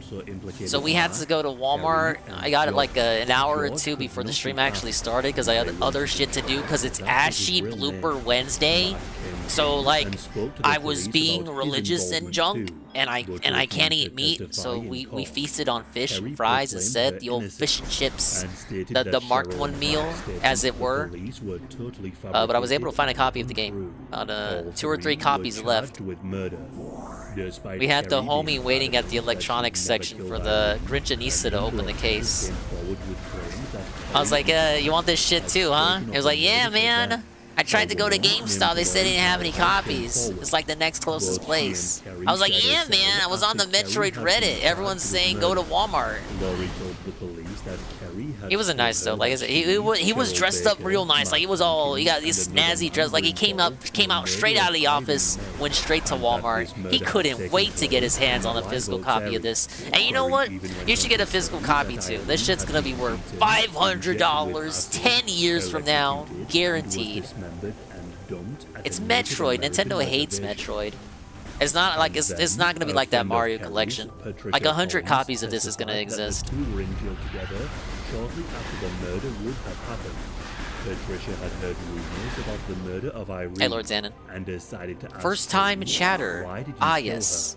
her? You bought it Patricia digitally? claimed that I'm not Kerry Mr. replied Digital. by saying, because I'm all about she was a physical. rat who deserved to die, but did not go into details about the gruesome murder. However, she did say Just the way the that bottle's she didn't shaped? think Yeah, there would I ever be a figure. case because there wasn't a body. But just in Oh, case you bought there it digitally, was, then she found out wanted it was to gonna leave have a town hard to copy. You avoid should have being watched the caught direct. if They the kind of made it police did clear cut. investigate the case. That hey, it's What is digital strange, now, though, but you can is buy that it physical Patricia later. said that Kerry would flop back and forth all the time and gave inconsistent explanations for Irene's Where am I going? disappearance. Kerry once claimed that Irene was still alive and had left town with her new boyfriend. I'm And making then decent a woman progress, I named think. Judy I Brakewood did, also came forward and claimed that This she is a was with blind Kerry playthrough, in by the June way, of which is a term that will get me 1988, banned along on with some other Twitch, people but who that were cares? friends with Kerry. I did These friends the spoke to Frigate Judy Orpheon, about a obviously. horrific I murder did that this Kerry area. had committed, Then I went and to mentioned that she had shot up a woman with battery acid. God, I already and forget the burned her. name. I fucking Kerry suck. The overheard Chozo the Ruins, conversation and then Magmore said, Caverns, "Yeah, and then we Fendrana really Drifts. messed her up." And now I'm trying to backtrack. The police game offered keeps giving me Kerry a hints. plea deal, I'm to trying which to she ignore them. rejected. Despite this evidence, she continued We're making to tell the great progress investigators on that she level was 1 innocent here. and that she would never If you're gonna be confess sticking to around, something you that know she what to didn't do. I think A we'll man go by for the like name another of hour, Donald because I've McNeil already been up also came forward to 6 the hours. police. Donald And had in shared a reality, cell with I've been Mark up for 3 since like months 8. in 1992. So I'm During not this I'm not time, feeling like Mark 3 a.m. told dingus Donald right about now. the murder. Mark even I'm bragged actually that it was surprised a it's only torture murder midnight and that because the my victim mind was is named hardwired Irene to May. think that it's at that He time even in the told stream where it Donald the feels like location it's of the 3 a.m., but it's stating not. that it had taken You know what I place in mean? a trailer Right? park in Live Oak Springs, and went on to say that Oh he yeah, enjoyed Tevin, you missed it. I saw inflicting DSP violence and Leanna at upon Hogwarts, He said the Hogwarts original Land, plan was to and give her Universal an Land, overdose, and she was but making this big instead, old they poggers face, decided and I to want to make torture it a her. 7 TV. The torture and murder We can replay it. weapons were also spoke of. Mark said he used Think a about it. screwdriver, a It, knife, they, and an I'm iron hand to imagining smash it in her my in mind, the Rihanna before face, stabbing Irene and Rihanna ending Poggers her with that life. soy point. Donald recalled Mark stating chef's that he kiss. took Irene's body into a truck, drove It's it like to a poetry. reservation, dismembered the body, and buried it. Every verse Although, rhymes it with should the be last noted verse. that Donald McNeely was described as a manipulator and a desperate man who would do anything to shorten his prison sentence. See if I can bring this back From up the for you. time that the 3 were arrested Can and show the charged, Raiders this police could amazing still not 1 find minute the video. weapon, DNA evidence, or the body of Irene. Oh my god, it only Despite pulls up his this, playthrough. the Okay, trials here, would this video. begin in February of 1995, but Kerry was to be tried separately. We're Much of entering the what I town of have mentioned Hogsmeade, thus far guys. was brought before the court. Alright, I have it Joanne ready. testified in court about the state of her apartment and that she had also found a screwdriver with blood, hair, and scalp. However, Deputy David Wilson had examined her trailer that night. Alright, we're entering the town of Hogsmeade, home to the Academy. Harry Potter section. That's right, home to the Academy of Hogwarts, the school that teaches you that it's perfectly okay to use violence to resolve your And drink your butterbeer. disputes as long as you use magic and not physical And violence. drink butterbeer. And drink delicious butterbeer. I was ignoring Leanna while he was doing his bit there. Whatever that is. So the town's this way, but we're actually going to head this way because this is the way where the motion ride actually is. Yeah, and the roller I thought you hated VR. Yeah, we won't be going on the coaster, but there is a motion ride that we'd like to check out and see if it's as good as the Spider-Man one. That'll be interesting to see if it lives up to it. But check this out. Now, as you can see, DSP is trying to get a shot of the Hogwarts School of Sorcery. You will notice clearly there is no one obstructing DSP's view of the castle whatsoever. Now you have this gentleman here with his, I don't know if that's his sister or his kid or something, but he's just standing there. Looks like he's taking video. Alright, so if you're on vacation, before you fucking stop to take a picture, you should probably look to see if anyone else is around you. Unlike that asshole who stopped in front of me. Because I could have kept walking, but if he face planted, I didn't want him to bitch and try to get me thrown out of the park. Alright, hold on. Let's see here.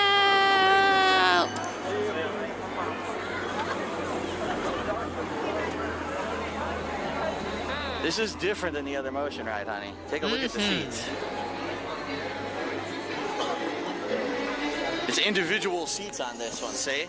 completely different seats. It's like a guess you have to think. Okay, this is the face I want to make an emote of. Not this face, but what's coming. You want to do this? I want to make this face. This should be a 7TV. So you have Leanna Poggers, and then you have Soy Point at the Leanna Poggers. Send the link. Yeah, sure. Yeah, I kind of got my hands tied here, but if you want to take a crack at it. There it is. This or not? Oh, her eyeballs get bigger. Okay, so they dilute a little. So I guess you have to think if you want to do this or not. Okay, there's like there's a perfect frame there. There's a perfect frame there, and you gotta seek through it. But that the frame where her eyes are like looking all the way out. It's all bugged out. Her mouth's as wide open as it can possibly get. That is Rihanna Poggers.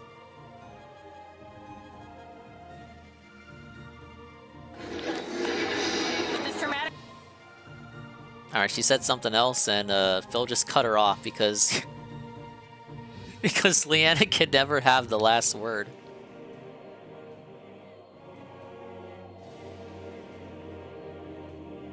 Ah, shit. God damn it.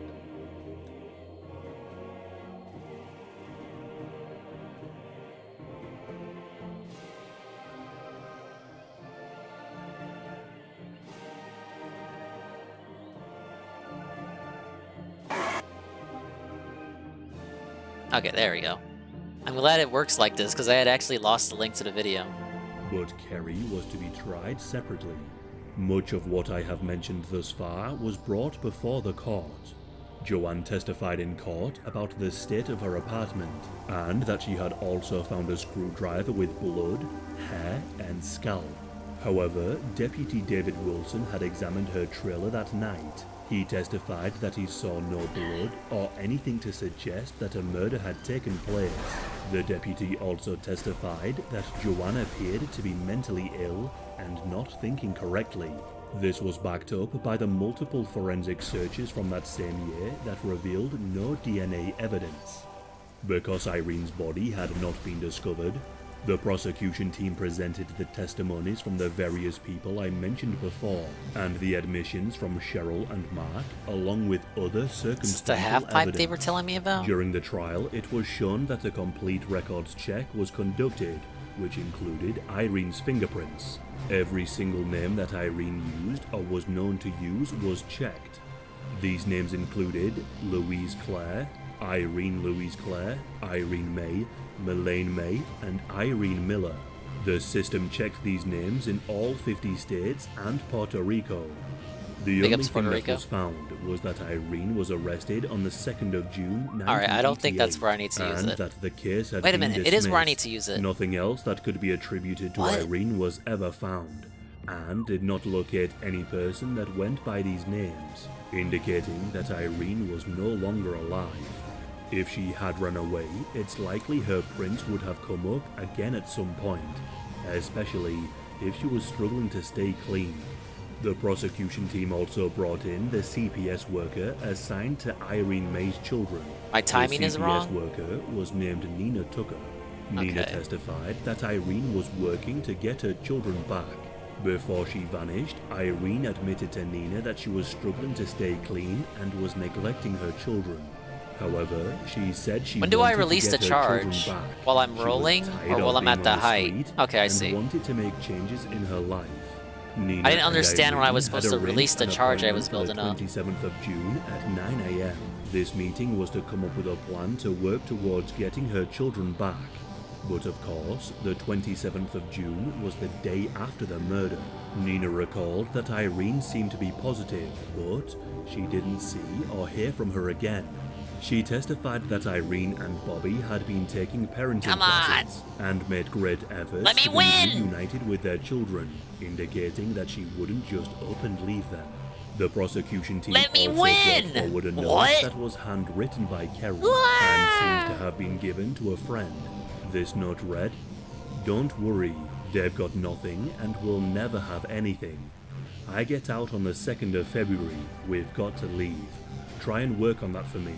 Try to find me a place to hide out. This is how till you ding get play. out, and This is how then you ding we'll play. split.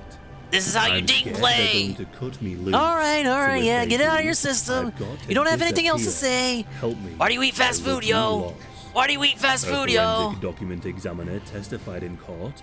Come that on, he it's had compared Friday. the note I mean, to it's not Kerry's Friday. I mean, handwriting it's and believed Bash that it was Wednesday. written I'm by not supposed her. to eat meat. Irene also received benefits and food stamps each month. She had received checks on the 1st of June and 15th It's actually of June, Thursday now, dingus. 1988, Shut up. And they were cashed by her. After the 26th of June, Irene did not reapply for assistance, and the DSS had no further contact with her, which again indicated Yes. that she Thank you, could have thank been you, killed. thank you for applause. The prosecution I'll team be here put forward all the case that week. Kerry wanted to kill Every Irene week. for a number of reasons. Because of the stolen furniture and jewelry. It's been a while since I because they had saved. Hope I shared don't needles die. with Irene, who was hepatitis positive. All and that did because was she bring me believed back Irene to here. be a police I informant, probably shouldn't jump and down, that though. in a drug-fueled rage, the group Ah! horrifically tortured and killed her. As Whoa, I said an earlier, upgrade. Irene's husband Bobby May was adamant that These he had space seen her jump in boots. July, which was of course the month after she was killed. Bobby even testified in court that he did see her. It's this fact that to me makes this case incredibly fascinating. The defense team yes, pushed the space back jump that there boots was have no been body, acquired.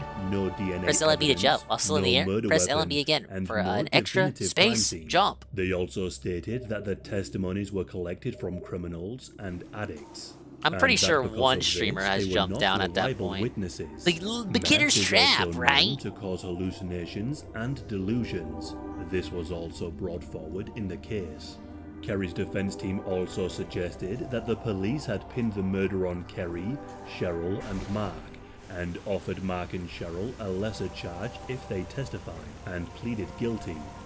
Cheryl had pleaded Alright, guilty so I'm guessing to that unlocks that second-degree path murder. over there. Mark had pleaded Let's, guilty to let's get a third-degree save in. murder, but Kerry pleaded innocent, and she never made any formal confessions to You could the get those at the start of the game? Really? Kerry accused the prosecutor, Well, Jeff do you Dussek, single of jump willful against misconduct. the rocks or During something? the trial, Kerry stated, "The thing that makes me the most mad is that he is lying, and he knows he is lying." The judge overseeing the case made a statement zero which KB. goes as follows. "I think the record is clear that nobody has ever been Zero found in this KB. case. The This is how you record ding is stream. equally clear This is how that you there ding is stream. circumstantial evidence This is how that you there ding was a stream. homicide. There's also conflicting circumstantial evidence You lock onto a door and that strafe it jump may on the not be a ledge? homicide. Oh, man. In fact, she may still be alive. Who knows how many glitches they All patched three out? were I know found there were some guilty of glitches the that work murder on the of Irene GameCube that May. don't work on the Wii. Cheryl Ann Baker was sentenced to 15 years. Mark Lee Tompkins was sentenced to 25 years. And Kerry Lynn Dalton was sentenced to Whoa, death. new enemies. The jury's foreman, John Castleman, said that The they seedling, based the a verdict of plant-based death ground on the feeder. type of murder it Dorsal was. spines can be ejected in Although self-defense. there was no physical evidence to support the prosecution's story that there was even a murder, they believe that the corroborating testimonies from the numerous people and the testimonies from Cheryl and Joanne were sufficient enough to convict the three. The man, only known as George, was never found, and to this day, Irene's body has not yet been found, and impact likely never crater. will be. This is where the due to meteor way crashed, she was right? said to have been killed and disposed of. Kerry Lynn Dalton still remains on death row and proclaims her innocence to this day. Her sister, Victoria Ann Thorpe, maintains a blog in support of Kerry. She believes her sister to be innocent and has also written a book trying to prove her innocence, which is called Cages and is self-published. The book is available to buy on Amazon. If you look at the review section, you will find reviews from Irene's family and Joanne.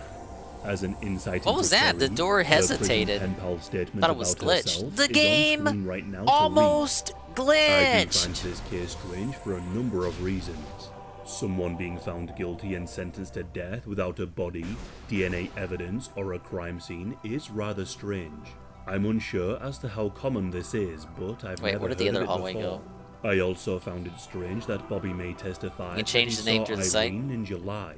It's also worth mentioning that Let's see. neighbors that night did hear the Heads sound up, of this arguing, emote is not but publicly they never listed. heard the sounds of anyone screaming in pain as if they Oh were my being god, I don't tortured. even need to change the name. Although, Joanne did claim that she found a bar of soap in the trailer with what looked like teeth marks. So it's Let's see. likely they Can we gagged do her it? with the soap at some Yes! point. Please let me know what you think about this case. This case has gripped me more than any other, and I'm not entirely sure what to think of it. I'll refrain from giving my opinion. Thank you, and allow Almighty you all to underscore make your Tevin, own for judgments, bringing my and hopefully creative get some ideas discussion going in the to comment life. section.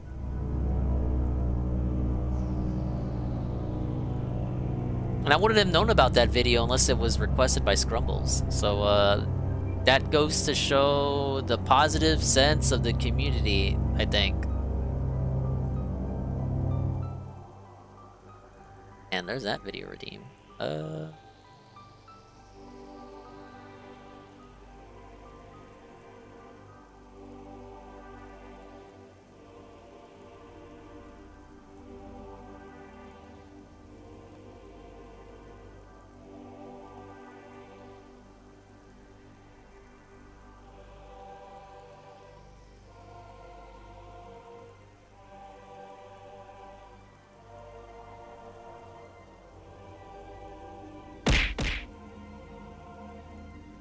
Alright, what else do we got? Something air. Video redeem.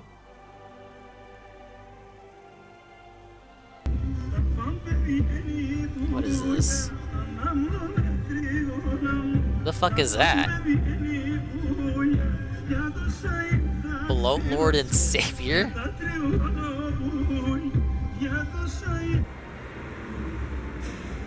Oh my god! How does he do that?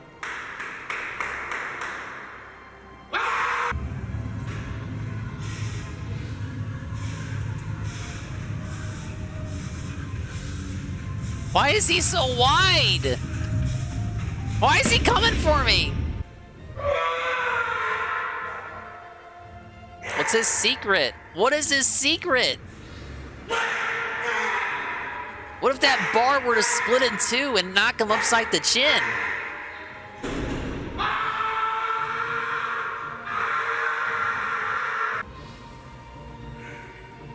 It kind of looks like Richard from this angle.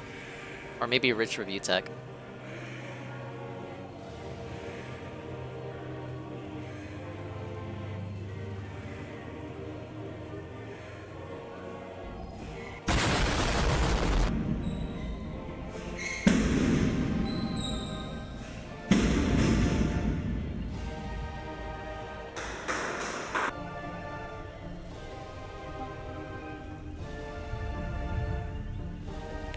The music is kind of, the game music is kind of fitting this.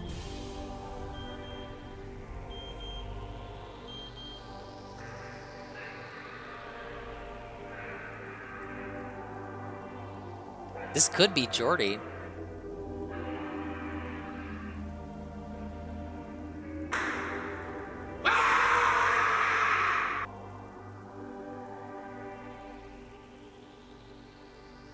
In other Cześć news? wszystkim. W końcu, po wielu namowach, postanowiłem otworzyć swój własny kanał na YouTube. Wkrótce będziecie mogli zobaczyć wiele ciężkich treningów, wielu ciekawych gości i wiele interesujących. Stawcie subskrypcję i łapkę w górę, byście byli na bieżąco. Do zobaczenia.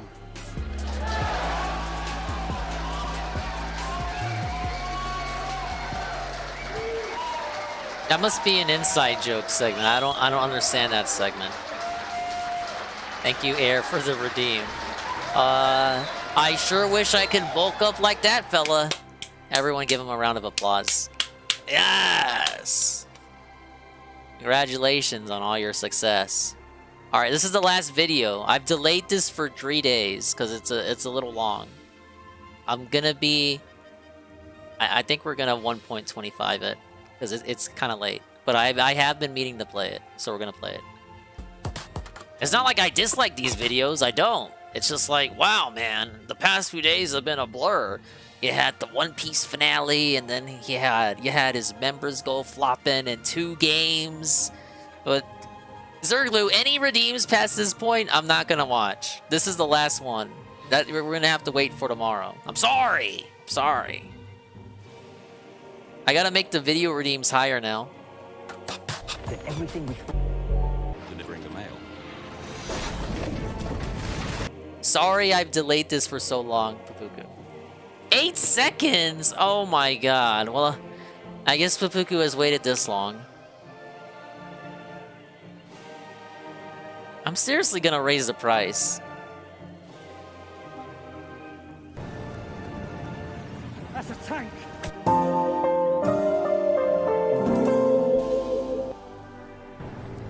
We'll watch it twice. That's a tank.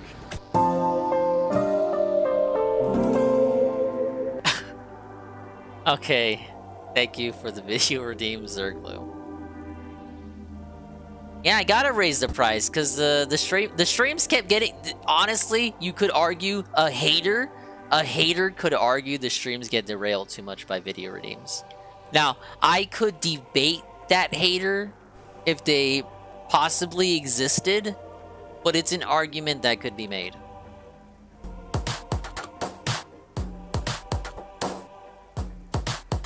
Paper was light gold. And yes, these ads are baked into these actual videos. Like, they're literally baked in. And I know there's some community run plugin where they tell you what part in the video these ads stop existing at. I'm not installing that on an OBS browser source. It's not gonna happen. Imagine hard baking ads into your videos. Alright, is this a Ridley moment? They have to try to land an airliner in a way no pilot has ever done before. We've lost all hydraulics. All the controls are dead. They've become passengers in their own plane, and somehow they have to land it. Even at journey's end, the ordeal isn't over. Do not move. This is a Chozo artifact. Collect it, then scan the totems here for clues of the location of the remaining artifacts. To get there, the artifacts will open a path to the center of the impact crater.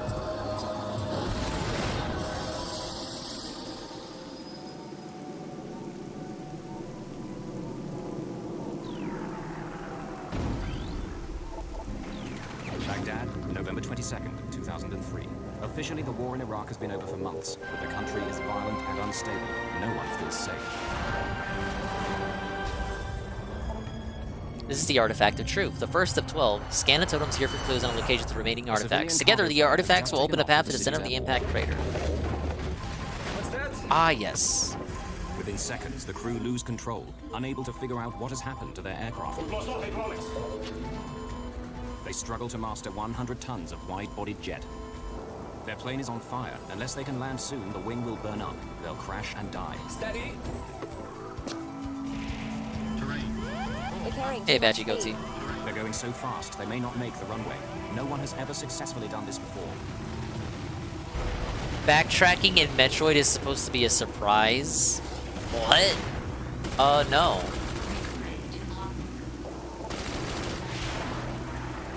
By November 2003, the American-led coalition has been in charge of Iraq for 6 months. The Iraqi army is defeated. Saddam Hussein, the deposed president, remains in hiding. Ominously, the main threat is now from secret armed groups. They're targeting civilians, both Iraqi and foreign, in order to make the country unstable, perhaps even provoke a civil war. They have plundered Iraqi army stores for every infantry weapon there is, even surface-to-air missiles. Baghdad is a very dangerous place.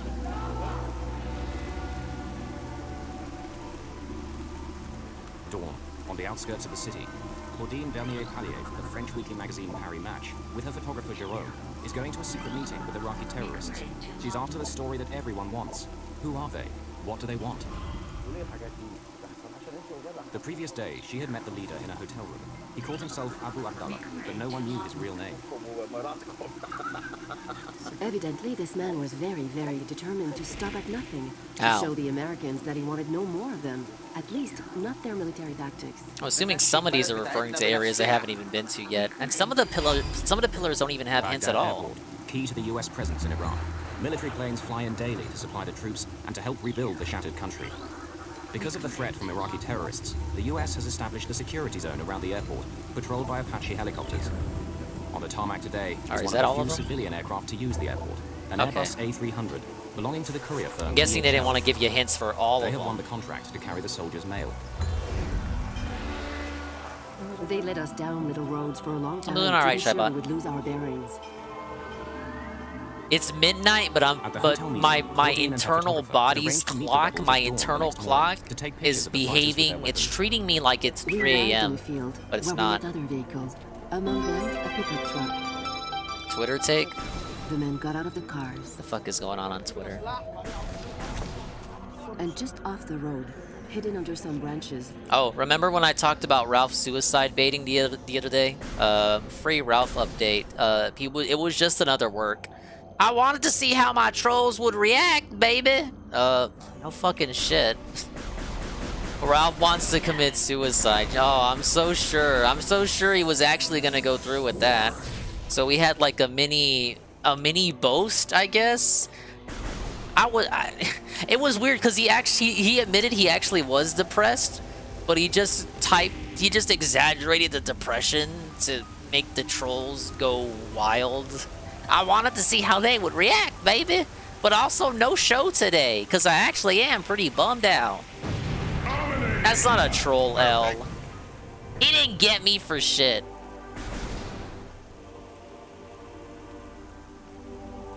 The men recovered some weapons and some missiles. They loaded their weapons in their vehicles, and Jerome took the pictures we Alright, what's trending? The journalists have got the story they came for, but Switch Online has been having Genealogy of the Holy War. What are you talking about? They don't know where. Trump water. Et puis il m'a dit que maintenant ils avaient l'intention de tirer. Ça allait être une... And he told me that a new phase Tens of thousands of pounds of goods, food, and water being delivered to the people of East Palestine, Ohio, right now before Trump's visit. Trump paid for all of it. Number of goods delivered from Biden's administration, 0. The Australian Air Force is providing the air traffic control in Baghdad. Oscar Delta Lima Lima, clear to start. Before start checklist. Start to... Captain Eric Janot is Belgian, 38 years old and single.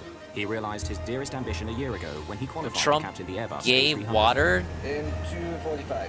Valve closed, EGT 610. Flight engineer Mario Rafael lives in Scotland with his wife and children. At 54, he's the oldest and most experienced member of the crew, a veteran of many danger zones. Okay, this is funny. This is funny. This liberal person says Trader Trump's bottled water expired 13 years ago when Trump discontinued it back in 2010. The water... Why am I reading it in Ralph's voice when it's a liberal? The water has plastic molecules and plastic toxins in it. It also has strong bacteria in it. Do not drink Trump's water! Throw it away. It can get you sick. And it's a picture of Trump standing next to pallets of Trump-branded water. Now, I don't know if this person is regarded or just being willfully disingenuous, or if they're just robotic. But if you actually Google Trump water, Trump did have a business. He was selling water, but that the logo on the bottles that he has for this little thing he did, this chicanery he did, where he gave the people of Ohio water in their time of need. The logo on this new Trump water does not resemble the logo of the old Trump water from 2010. So this lady is stupid. It's probably water from Mar-a-Lago with a new logo, and it's called Trump water because it comes from Trump, something that Trump does. But I guess it's expired Trump water. We're supposed to believe that because she did like 2 seconds of research. She typed Trump water into Google and saw that Trump had many businesses that failed, among one of which was a similarly named, well, identically named, Dever Trump water. They say none of what Trump did counts because he's just showboating. But it's like, How the fuck do you help millions of people that need supplies and shit without someone taking a photo? It's like Kanye West expecting privacy in the now, going after paparazzi. I've seen a lot of videos. It's like, dude, you're Kanye West. What the fuck do you want me to do? And that's actually what paparazzi. That's actually what paparazzi tell him now. Like, he'll get pissed at paparazzi taking pictures of him, and they'll actually get pissed at him. They'll get pissed at him. They'll get more mad at Kanye than however mad Kanye is at the paparazzi. And they'll be like, and Slur, you're Kanye West. What do you want me to do? You want me to not photograph you? You want me to not film you? You are Kanye West. You understand that? Like, there is no privacy. Don't you own like a ranch somewhere? Go to your ranch. I'm taking a photograph of you, bro. There's nothing you can do. And Kanye, the perpetual bitch, does nothing. He just walks away angrily. Maybe he'll grab your phone and toss it and not break it because he can't even break phones. That's the Twitter update. That's kind of the same comparison I get. Like, if you go out of your way to help people and you're a politician, well, some bitch is gonna take a picture whether you want them to or not, and you're gonna get your detractors, literal political detractors, and they're say, look, Dingus is showboating by helping out the needy. I didn't bring my fucking PR team. Someone else took a picture and sent that to the news, and the news circulated it. And you're saying I'm the villain? Well, maybe I should take my dinger water back, bitch. Go ahead and thirst more for my water. What else is tweeting? Hey, Best Buy is tweeting. Laughing my ass off at the Metroid Prime Remastered Best Buy page. I can't believe this joke is still alive. We did not deserve Miiverse. And the question says, does this game have Metroid? And the answer is, Metroid is the main character of the game. However, he cannot crawl. Get it? Alright, back to the video. Sorry, I had to mute everything because that comment really... That obvious bot comment from a liberal account that paid for Twitter Blue, which is something that is so diametrically opposed, there's no way it can be legitimate. Liberals paying for Twitter Blue, you may as well go to Minecraft and swim with the dolphins because you're funding Elon Musk's obnoxious empire of evil, something. So that is obviously a bot. Liberals don't pay for Twitter Blue. They either have the check marks already, like Phil, or they lose them, like Ralph. Start one. The 29-year-old co-pilot, Steve Michielsen, There's a Twitter take. He's been married just 3 months. Cargo airlines are great places for young pilots to get the hours and experience they need to pilot commercial aircraft.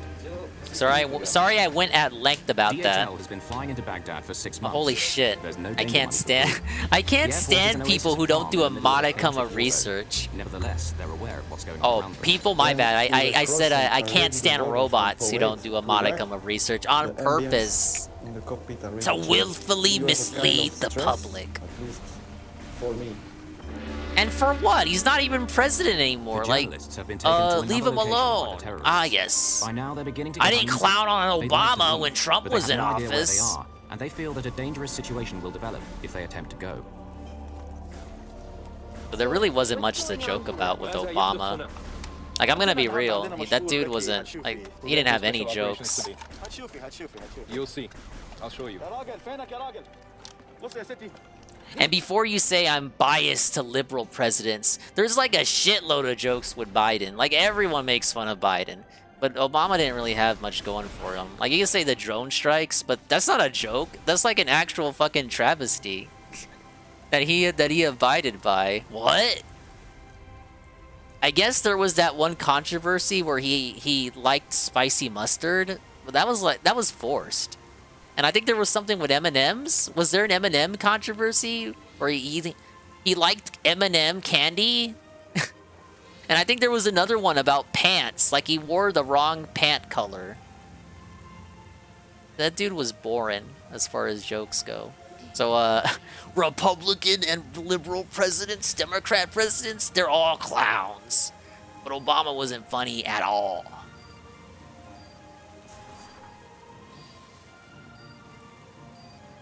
I have an Obama bobblehead in my room. If I do, I don't see it. It's this unfortunate illness called TDS. Yeah, I know it is. I know they fear the second run too. That's why I want to make sure all of you, all 52 of you fuckers, are gonna be at the polls.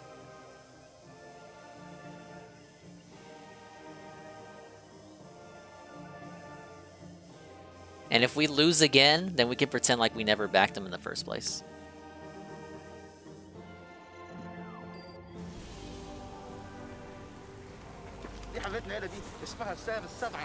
This is Sam 7. We have them from the old Iraqi army. We have approximately 28. We got them from 2 different Iraqi army depots. Hey, you should vote We have blue. already fired about 25, and we only have 3 left. I told my They are fellow heat-seeking Democrat missiles friends that I equipped with backed the devices blue, which and for detect some reason they infrared really emissions didn't from like that I planes' said that. I don't This, understand. Better than Sam 7. We don't have so many. I think we should use this one today. He was very good before. الماضي we shot down a plane in Nasiriyah, and my fighters recorded 177 dead. And we shot down another plane with Americans on, and we killed 70 men. But no one had ever heard about this. I didn't believe a word of it. From all over Baghdad, you could have seen it. So, I thought the guy was making it up. Bluffé. So, what are you going to do with this one today? فكرك ايه؟ فكرك ايه زحمه نضرب طياره ثانيه؟ What do you think? We're gonna shoot down a plane? هنوريلك يا مدام. I guess we're back on a grind. See where we can go. The journalists are getting worried. Ah, shit. What if he's not bluffing after all? This is not the story they came for.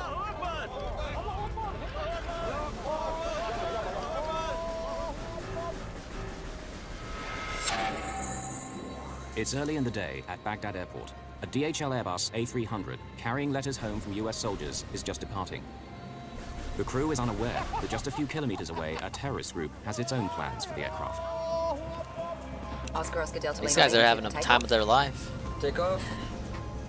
The plane is a 24-year-old airliner converted to carry cargo. Its first stop will be the Persian Gulf state of Bahrain. It's a journey they make twice a day. 100 knots. B1. Rotate. B2. Positive climb. Despite the calm in the cockpit, the crew knows that below 3,000 meters, they're vulnerable to attack from the ground. So far, no plane in Iraq has been hit with a surface-to-air missile, but it's known that the Need terrorists the now have such grapple weapons. hook later for It's that. a strange ambience, it's a strange No. feeling between the time you take off and you reach 10,000 feet. Obviously, know it's time that to backtrack. you are in Backtracking. Wah, Get up. backtracking. Pretty standard Get up. backtracking. No lights.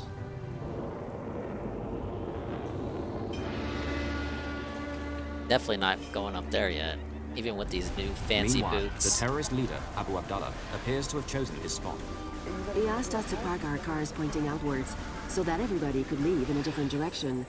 That's when I should have realized that the bluffing was over.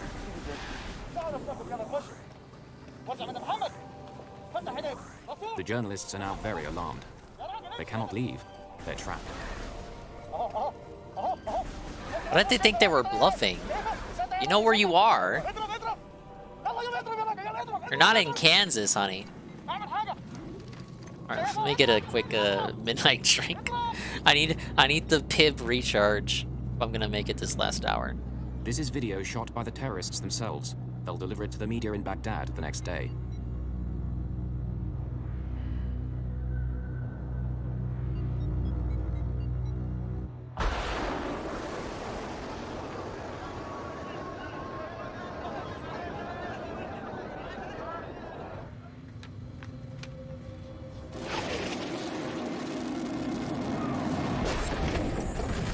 What's that?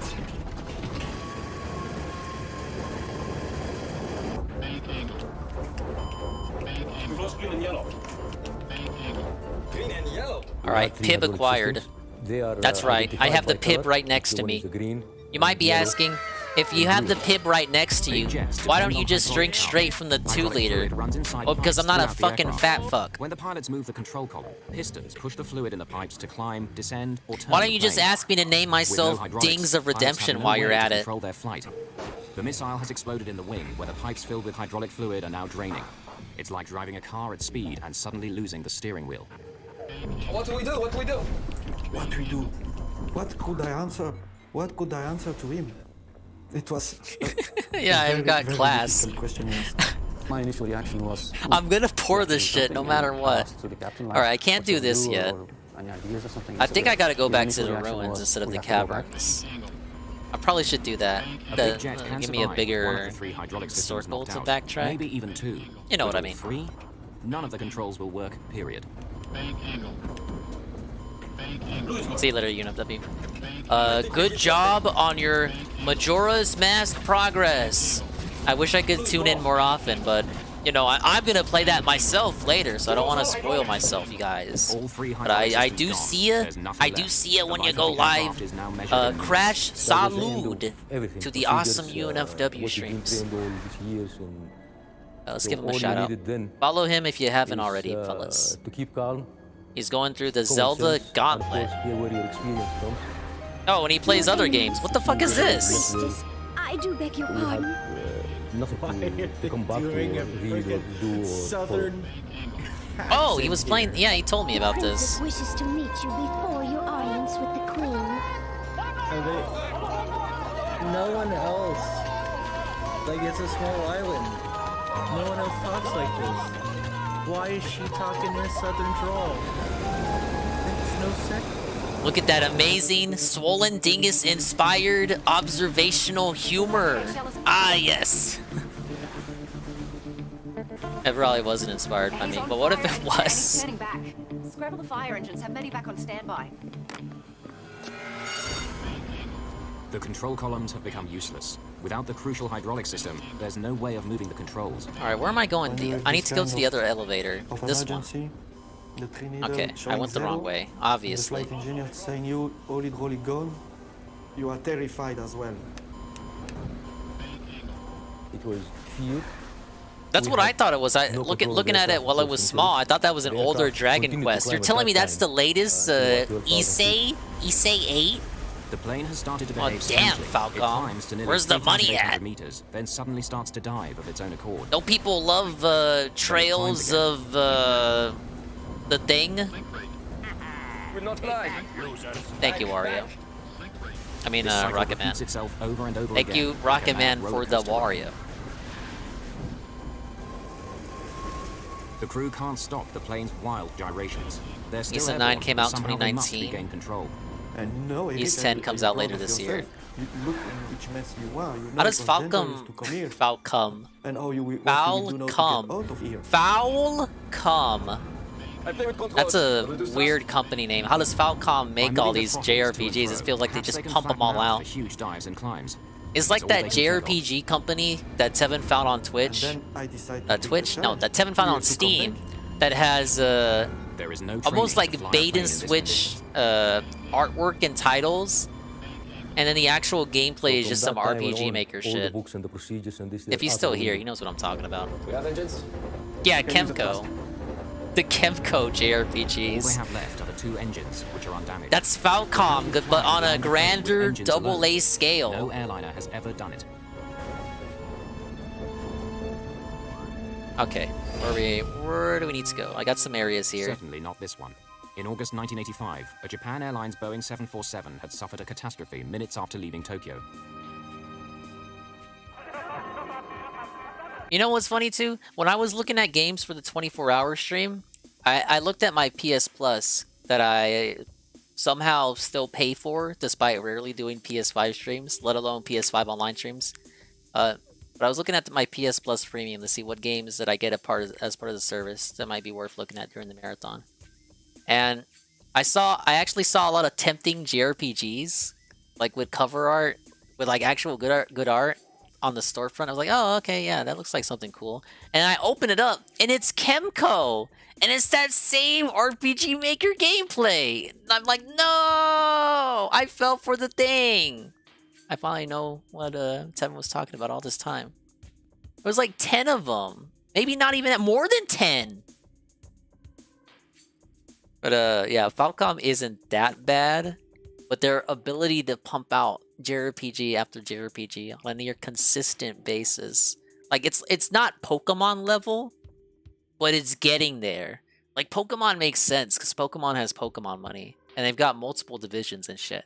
But how does Falcom do it? And sometimes their game don't their games come out dubbed too? So like they have like a Falcom US or some shit, and they gotta dub all the games too. How are they able to sustain themselves? It doesn't make any sense. Is it money laundering? Oh yeah, Legend of Dragoon got updated. That was before the 24-hour stream, so I wasn't able to play it. We need Ann to play Legend of Dragoon again. He was doing the Ann Leet playthrough on... I don't remember if it was emulated or original hardware. Should make a whole new playthrough. He's got a PS4. Him having the PS4 is like me having the PS5. He doesn't want you to know that he has a PS4. It's a secret. Oh my god, he's awake. And we are discussing how Legend of Dragoon is on PSN.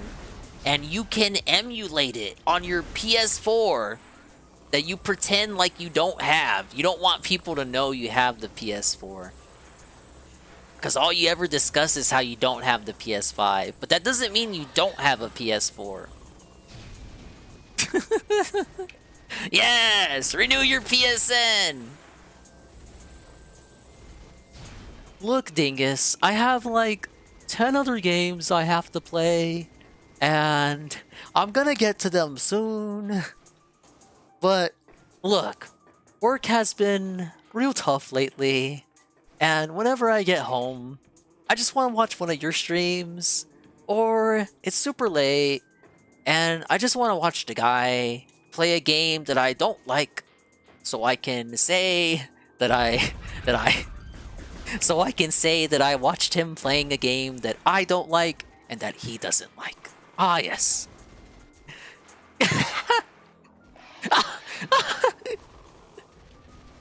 See, I got like a 6th sense for this shit. Y'all might as well just put the gun to my head right now! Right now! Work has been dog crap. I know! That's why I'm lightly poking fun at you at the moment. One of these motherfuckers got off Friday. Maybe now you know how they feel when you put in PTO. Or you want to call in a half day. Or you want to do some other stuff. Think about it. Think about it. I've never called in sick. Back when I was at the store. I never called in sick. I never used my PTO until the very last week I could possibly use it. I was the team player. I was the team player. I never took half days. I never left work unexpectedly.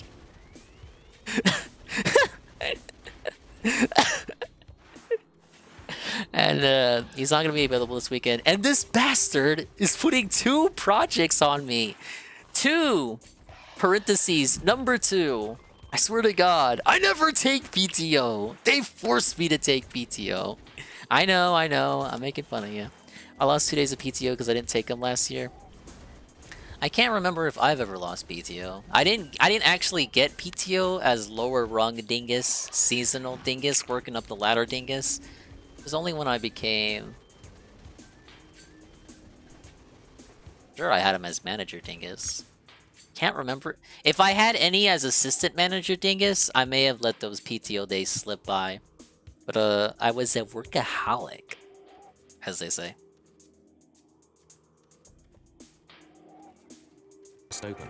The force of the rushing air blew off most of the tailfin and basically what Ann is saying is when he gets these 2 projects out of the way, we're gonna have Legend of Dragoon back. He's gonna make a dedicated Legend of Dragoon overlay. It's gonna look super cool, and everyone's gonna tune in. Dart's gonna be on there. That the pilots were able to keep the airplane flying for 30 minutes or more. This bitch is gonna be on there too. And their flight controls. But it kept circling and eventually... And he's gonna have Legend of Dragoon VTuber costume. No real alternative commissioned, of course. Except to fly as long as they could and hope for some miracle, which never occurred. I'm putting on this on the notepad right now. We want to make the... Look, everyone's gonna be happy when you do it. They're gonna think they're gonna get a normal stream. Normal stream of Legend of Dragoon, a game you haven't played in a long time. You boot up the stream, it has all these fancy improvements. The airplane will tend You can be like, surprised. Surprise, you guys. It will descend, speed up, therefore pick up more lift. Oh, God damn it, I had it. Pitch up and climb. It would slow down, lose lift, and so it would go into this, and it was very difficult for the pilots to control that. They have to do it by using engine power alone, the only thing they have left. They find that if they reduce engine power, the plane's nose drops and they begin to gather speed. If they then push the throttles forward, the nose comes up and they start to climb. But they have to learn precisely when to increase and decrease power.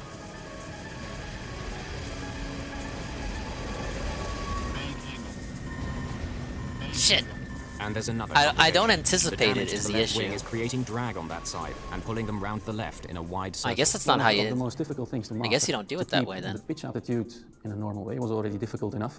And now on top of this, we had to use asymmetrical thrust because the airplane was I'll banking figure to it the out. left all I the suppose time. I'm gonna work Part from home of the today. left wing, Just slept which when I was got gone. home and just been drifting in and out. Try to force myself back to bed. So they not only have to Alright, move you the have rockets a back you and have a forth to good flatten out mimi the plane's time, big roller coaster guy. motion, but also try to apply more power to the left engine. Just to compensate for let the damaged wing, soothing, which is causing it to dulcet lose tones of my voice lull you to slumber After there. several minutes of violent Everyone pitching wished up and Anna down, good the night. crew He's managed had to a rough flatten out the work flight week. path. And here my Even bitch after ass we has to learned be making how fun to- of him. to fly it For a using the bit. throttles, we still went For through, a bit. I would say 3 to 4 times. We went through almost uncontrollable conditions. Don't worry, he'll get me back. Like very steep dives and bunks. By now, the crew realize that they've been hit by a missile somewhere on the left wing. Their Airbus has become the first civilian aircraft casualty of the war. I knew we were on fire, that I knew it. So my intention was to come back and land the aircraft. Oh wait, charge shot for this guy, right? Also, I was afraid to be shot a second time. Their fears are justified. The terrorist leader, Abu Abdallah, is waiting for a second chance to finish There we them go. off.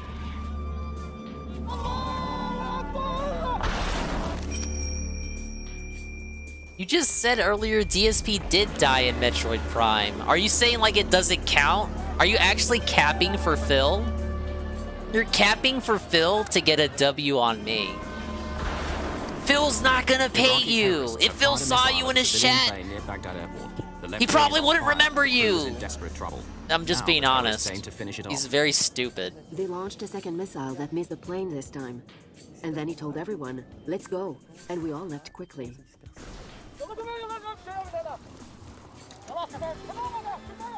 Died in an infamous moment. Probably Madame will too. Vernier-Pallier later came under a Yeah, storm of probably. criticism for not doing more I mean, to it's stop not gonna it, hamper or my at least enjoyment leave of the scene. game. I think I gotta go this way. I think that any journalist in the situation we were in would have reacted exactly as we did. We have been criticized for not having said to the group leader when he told us he was going to fire on an aircraft, "No, sir, we're leaving now." On the one hand, if we had Yeah, said that you to told him, me. he would have meant a You bullet told in the me head, he that's told clear. you were a piece And of on shit. the But how other long hand, ago right was up to the that? last minute, right up to the time when they fired the missile, I didn't think they were going to do it. I thought they were still bluffing. This dude forgets what he had for breakfast last week. He forgets what he had for breakfast the day before. While we were trying to find our way back with our chauffeur, we saw that the plane, its left wing was on fire. He probably It was not turning forgets like this. Dongus even had a first account. Not for sure, he definitely forgets that. It was like in a film. It was unreal. And it was only when we could see the plane on fire that we thought of the people on board. And then 2016 or before I was realized born. the plane could crash, that it would crash. Well, that's the And year then it we started became to red realize, pilled. why had they done So this? I guess you could It so say I happens was we were born there, then. We were filming, we were journalists, and we were French. So it seems evident that they had set us up. By the time we realized this, it was too late. Everything had gone too fast. No! The crew knows nothing of the second missile. Charlie 2-1. Hey, Graham, did you guys say there's an aircraft on fire? This remarkable video, seen here exclusively for the first time, was shot with the infrared heat-sensitive camera of a US Apache attack helicopter. Apaches routinely patrol the area around the airport, watching out for terrorists. Take time at 5-4 down. Roger, 5-4 is observing the aircraft inbound. I'm already getting way too reliant on this double jump. Fire on his far left engine. Now that I know The attention to the fire Samus of can the double Airbus jump, shows I up as can't a go blur back. on the helicopter's heat-sensitive camera. Shit. That's Lima Lima Tower. But we have a bit of problems controlling the aircraft. There was a helicopter flying, and he could see that the fire was not from the engine, but it was from the left wing. So it gave Mario the opportunity to ask the tower again if they could still see Oh, some flame come was floating on. from the airplane. Could you confirm if there's smoke Coming from the aircraft or fire or anything like that? Tower Dragon Super 5-4 You still see smoke and flame coming from the left tip. of the left wing. Okay, left wing tip fire. and Wait, it's smoke not now. even where I need to be. That's affirmative. Thank you. We were on a heading towards the airport. We could see the airport. Lower the gear. Can I take control? No, I have control. I have control. Lower the gear. With no hydraulic power, Mario has to crank open the landing gear doors and let the Mario. wheels drop down by gravity alone. The captain said, in fact, we have to land, and he called for the gear down, which is quite a normal thing to go and land.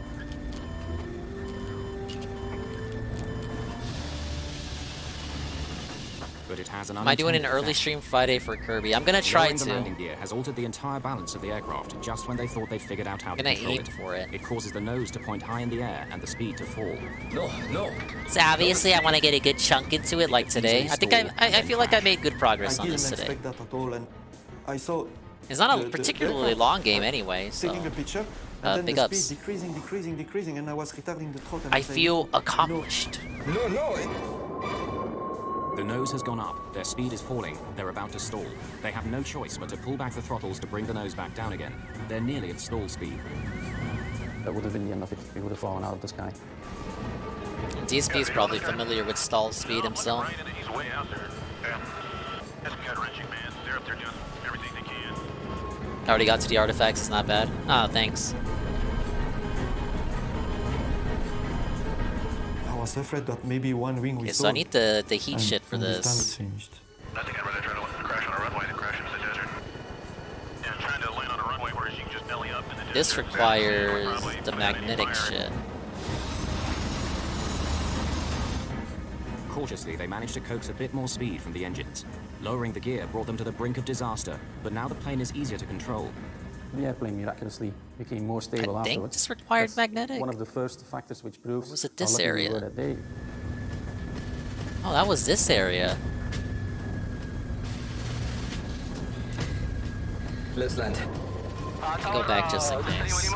Oscar Delta Lima Lima, Baghdad Tower. Can you make approach now? Runway is clear for landing. The Apache helicopter has been joined by others who are powerless to do anything but provide information to the Think stricken you'll save your DHL big plane. marathon stream for Sunday then? Oh, well, oh shoot. Don't let my schedule impact what you want to You do. could hear other aeroplanes talking at the same time. Wait, what is that? And Pull up. that on its own it was a bit. Man, I would have noticed that. It's a magnetic strip here. What? Backtracking.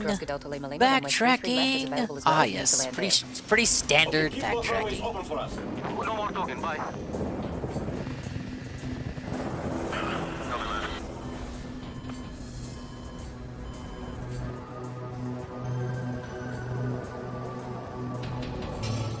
Did you know tank 1 Alpha is empty?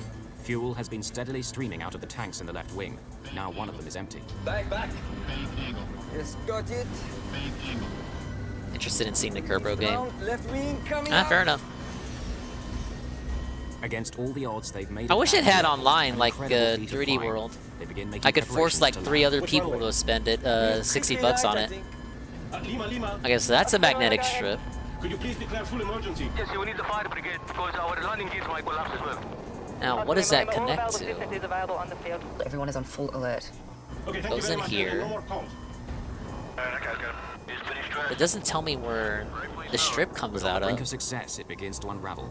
The only At other that place time, is I over realized here. that we were a little bit too high to come in and land in Oh, the no, situation we here. were. That's The what I watery thought as well. hall. We're too high and too near. We must land. We are too close. We need a long final. I mean, Steve brought a very important point here, and I think it was really a saver. Steve is giving his captain news he doesn't want to hear.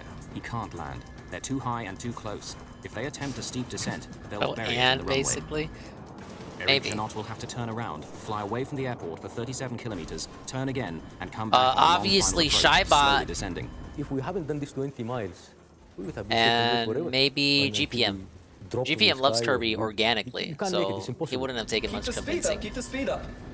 I try. I will do the best I can. And then I realized they were right. We have to go on long final. But for the last 13 minutes, the wing has been on fire. Do they have enough time? 20 miles final. Okay. Yeah. $60! $60! Now, to be fair, it's supposed to be a full remake with a new art style versus this, which is a re-whatever. Time is running out. But honestly, this looks pretty good for just a re-whatever. Then they have to turn and make a 37-kilometer approach.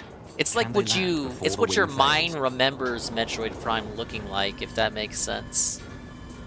If, for argument's sake, we stayed another 15 minutes in the air with that fire still burning, and maybe that tip of the wing would have broken off, and again, the results would have been disastrous. Two main structural sparks give the wing its strength. The missile has made a 5-meter-long crack in the rear spar. Too much stress, and it will snap like a twig. There's another danger. Fuel is streaming out of the punctured tanks in the left wing. Mostly upscale, but they did redo the models for the bosses. Yeah, I think they commissioned this to give people a retro experience for Metroid Prime 4 after they kicked Bandai off the project. I'm assuming is why this fucking shit exists. Now they have some control over the it's honestly, if you can believe this, it's on the exact same engine as the GameCube version. In 1989 in the United States, the it's like a modern version of it. Controls after an engine blew up, and turbine blades shredded the hydraulic. And unlike the fucking Creation engine, or whatever the hell it's called, it actually works. Backwards and forwards like the DHL crew. There were 296 people on board. But at the last minute, as they approached the small provincial airport of Sioux City in Iowa, disaster.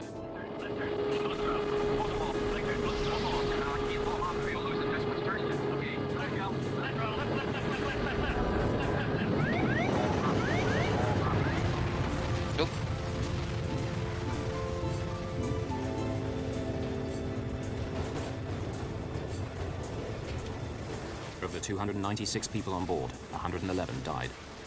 So within 4 years, 2 major airliners had crashed because a loss of hydraulics had crippled the planes, killing 631 people. In its investigation report on the Sioux City disaster, the US National Transportation Safety Board asked for urgent research to find ways of controlling big jets that had lost their hydraulics. But over Baghdad, 14 years later, the DHL crew only have their wits to help them as they try to land. I remember the story of yes, here's where I go. That it has been done before. The only control we still have on the aircraft in the cockpit was the engine. Nothing else. The crew are now 28 kilometers away from the airport, getting close to where they will turn in order to make their long final approach to the runway. 15.2.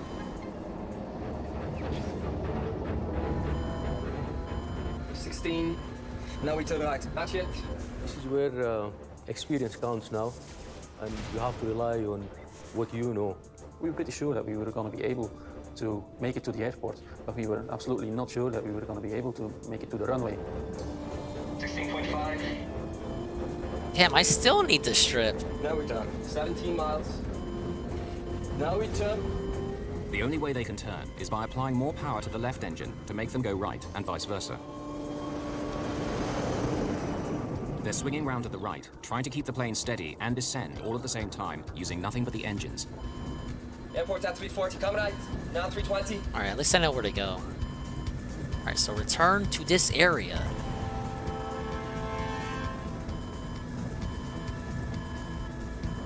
Speed? 10 nice and stable, keep speed up. Yes, yes. 1,000 feet. 500 feet. 200 feet. You turn on the head. Against all their instincts, they'll have to keep the speed up on landing, or the nose will drop and they'll crash. They should be landing at around 300 kilometers per hour, but they're coming in 100 kilometers per hour faster. No one knows if the landing gear will take the strain.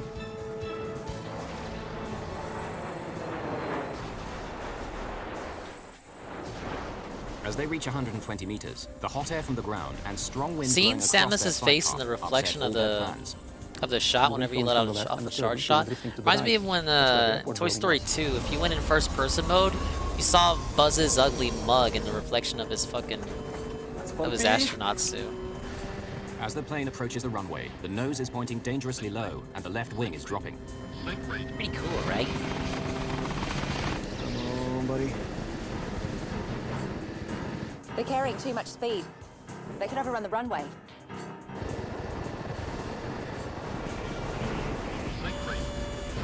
Keep the speed up. We are going left. Yes, I increase. We go to Iceland landing, maybe off the runway. They are landing 3 left. Fire trucks on standby, medevac on standby.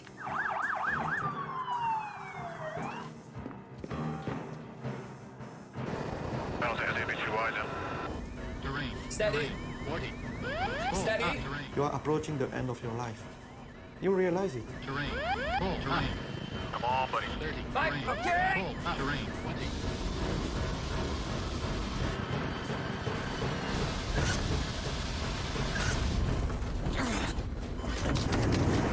Oh. It looks like one of his gear collapsed. Yeah, it did. Off runway.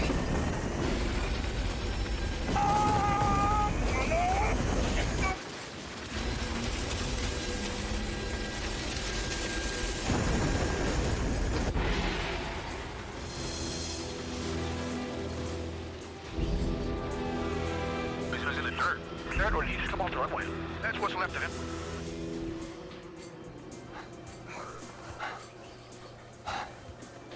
The DHL Airbus has managed to land through an incredible feat of flying. But their troubles are not over.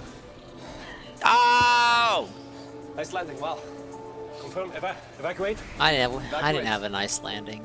Evacuation. Both. I handle. Shit. No, I'm gonna make it. Don't make fun of me. We're gonna get there.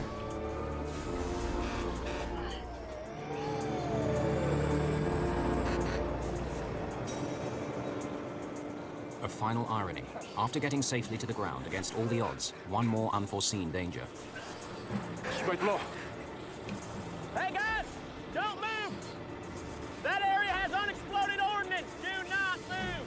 What's that? You think there might be bombs here? I don't believe so. We're coming to get you. The area is still littered with unexploded bombs and shells left over from the battle to capture the airport from Saddam's men. Now we get to you. We're gonna back up, and you gotta follow in our tracks. Now we're gonna get you out of here, but you gotta walk right in my wheel track, okay?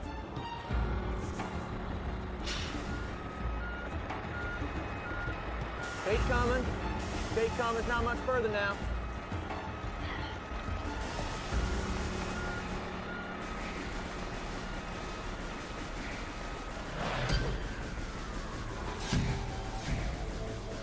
Now, for the first time, the crew can see the damage for themselves. They've survived the unsurvivable. No crew has ever successfully landed such a badly damaged airliner. They had to learn and practice a whole I'm new locked flying off from technique. this area now? The remarkable thing is, Bitch. had they known it, the Why technology do you had still already allow been me to invented get this save far, any then? pilot in this desperate situation.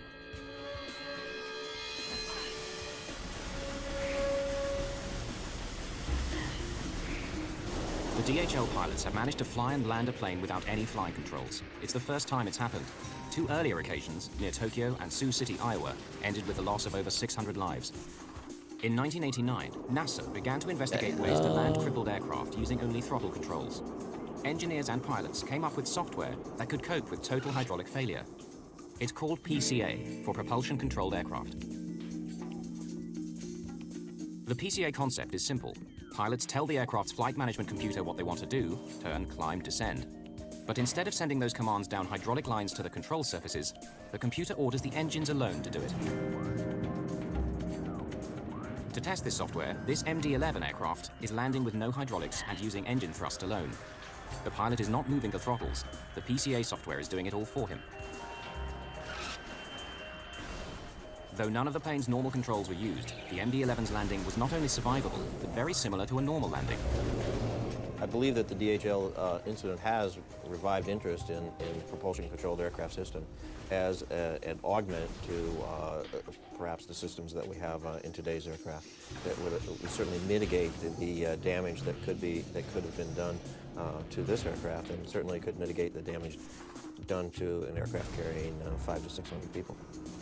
One of the enthusiasts for the PCA system is Captain Denny Fitch, one of the pilots who survived the Sioux City DC-10 crash.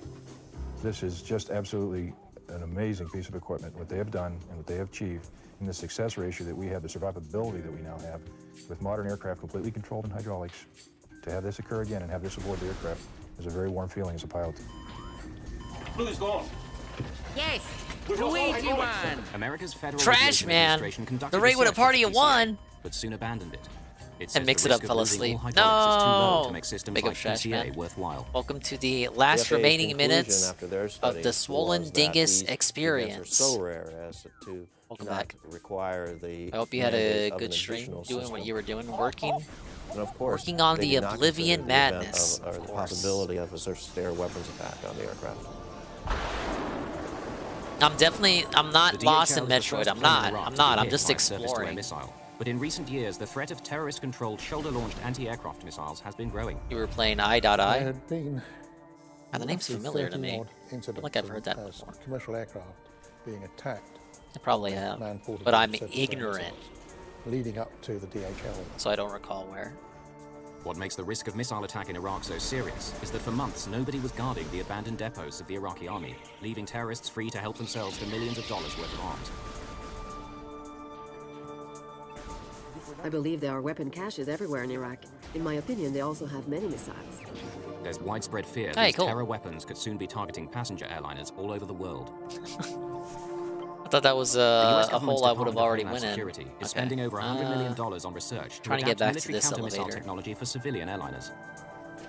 It is inevitable today that commercial aircraft will have to be fitted at some time with laser and infrared jamming systems. The infrared jammer will Jank immersive confuse sim. the Euro seeker jank. for the, missile, whereas the laser That's the best kind of jank. will direct a pulse into the seeker and burn out the seeker of the missile. Singapore Airlines, Qantas Airlines, they're all looking to install something into their aircraft. If you look at things like the Queen's flight in the UK, the President's aircraft in the USA, and the King of Jordan's fleet, they're all fitted. Terrorism is with us today and will always be with us for the rest of our lives. It's impossible to defeat terrorism, but what is possible is to control terrorism at a commercially acceptable level. If we don't do that, then This video's getting kind of deep. But miraculously, without any of this equipment, the DHL crew had brought their plane to a successful landing. It's the only confirmed occasion in history when a missile has exploded on a large civilian airliner, which has then landed without crashing.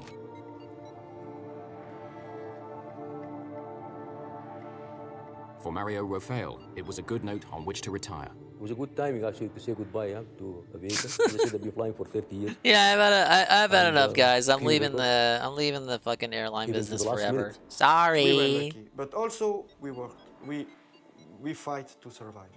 I learned some things about life, maybe, but I don't think it makes me a better pilot. Right, obviously what I need to do is here. The There's three something DHL something crew to have do here received with some my of the new highest double jump. awards that the civilian aviation community has to offer in recognition Something to of get an my unprecedented magnetic achievement. Teamwork my was magnetic absolutely the key fucking factor strip of, spider bot bringing the thing. airplane back I to don't know the what ground it's with called all yet. 3 people alive. On December the 30th, 2003, 5 weeks after the missile struck the DHL airliner, US General Mark Kimmett gives his daily press briefing in Baghdad.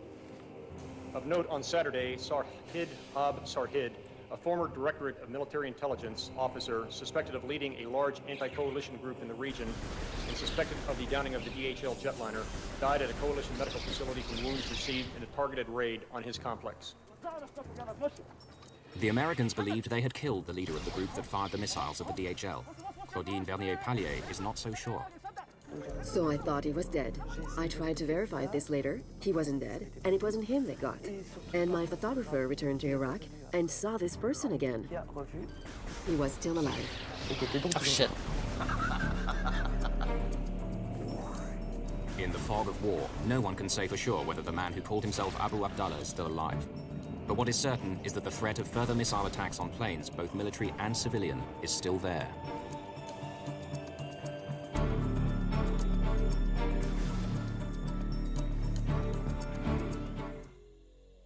Alright, thank you, Papuku and Papimi. The amazing video redeem. And on that note, ladies and gentlemen, 1 a.m. I think it's a good time to call it. The stream was a success, and everyone loved it. There we go. Let's kick on the Vector Man for this. You know what we need? A Vector Man and Metroid collab. And then you toss in Doom Guy and Master Chief. And it's a 4-player co-op game where you do squads against xenomorphs.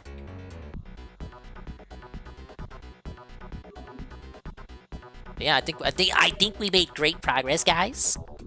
We did the big ass plant boss. We started the artifact quest. We got a bunch of upgrades. Well, we lost a bunch of upgrades. Then we got them back. And then we got more upgrades that we didn't even have before that. But overall, my impressions on the game as someone who did not play the original or the Wii version or any version, I like it.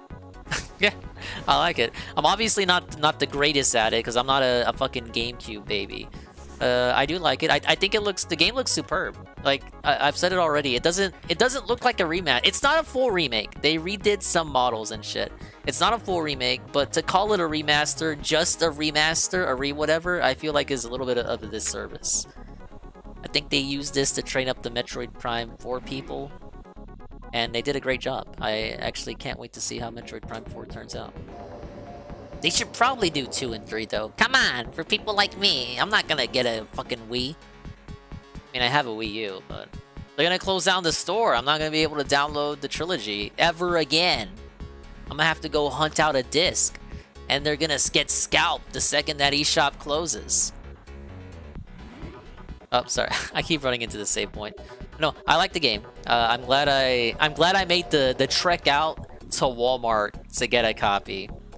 And I'm glad they had copies. And I'm glad Shaniqua unlocked the case for me.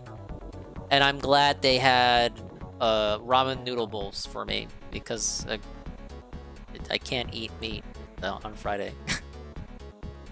And I'm glad Long John Silver's had plenty of fish for me. Yeah, I wouldn't pirate my Wii U. Just like I wouldn't pirate my 3DS. Dingus, what are you doing? Pirated 3DS is the best thing ever. No. I don't want to go to jail. You lame-o. I don't eat meat? No, it's like, it was Ash Wednesday. I'm supposed to not eat meat, you guys. But allegedly, until this period of woe ends, every Friday is like fish time or something.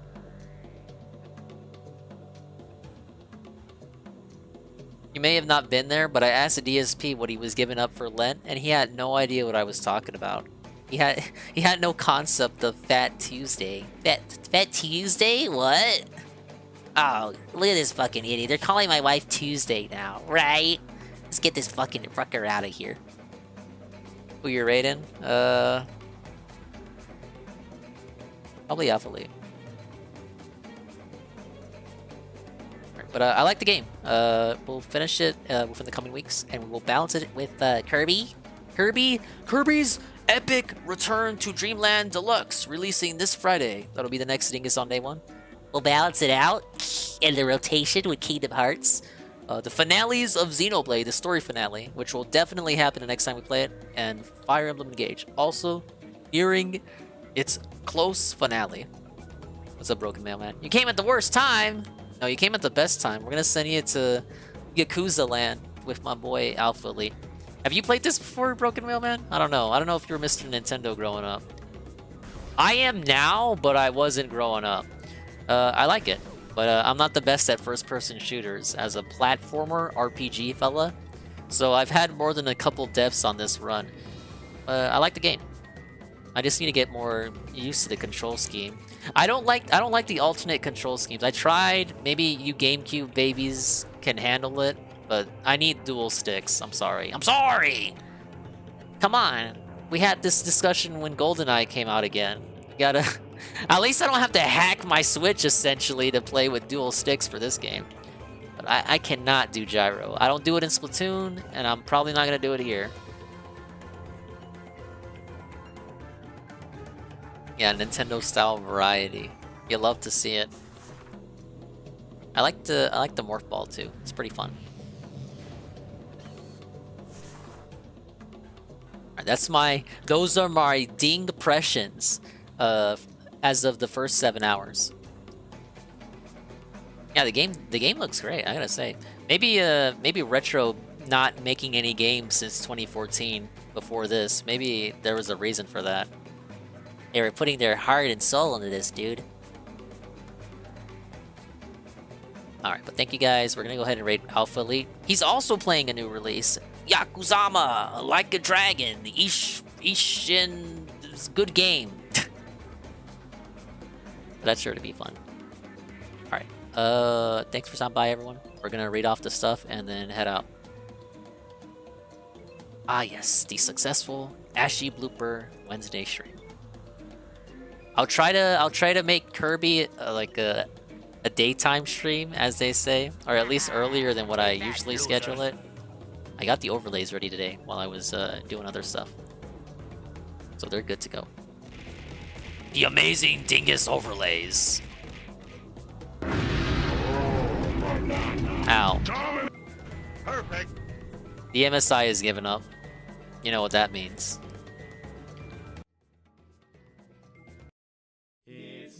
That means it's time to go home! Yes! It's time to clock out. Sorry, Mix It Up doesn't work on this scene. That's a deliberate move by me. I do that on purpose.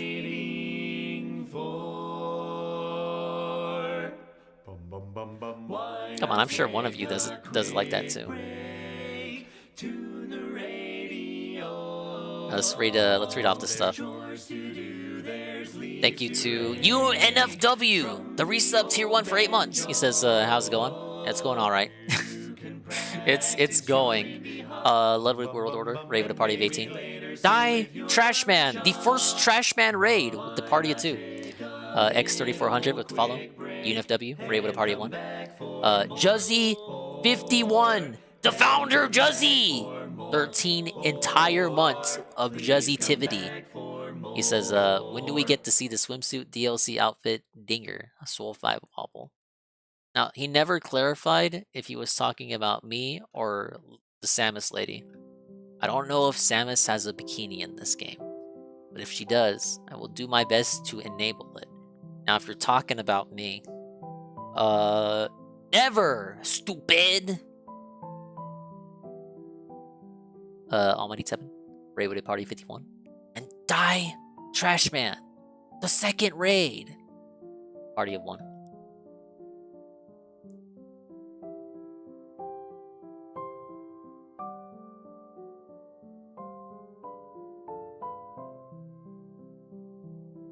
The bikini's over the power suit?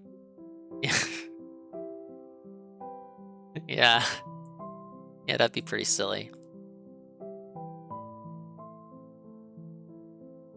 Alright, this is a raid message. I literally thought of it right now.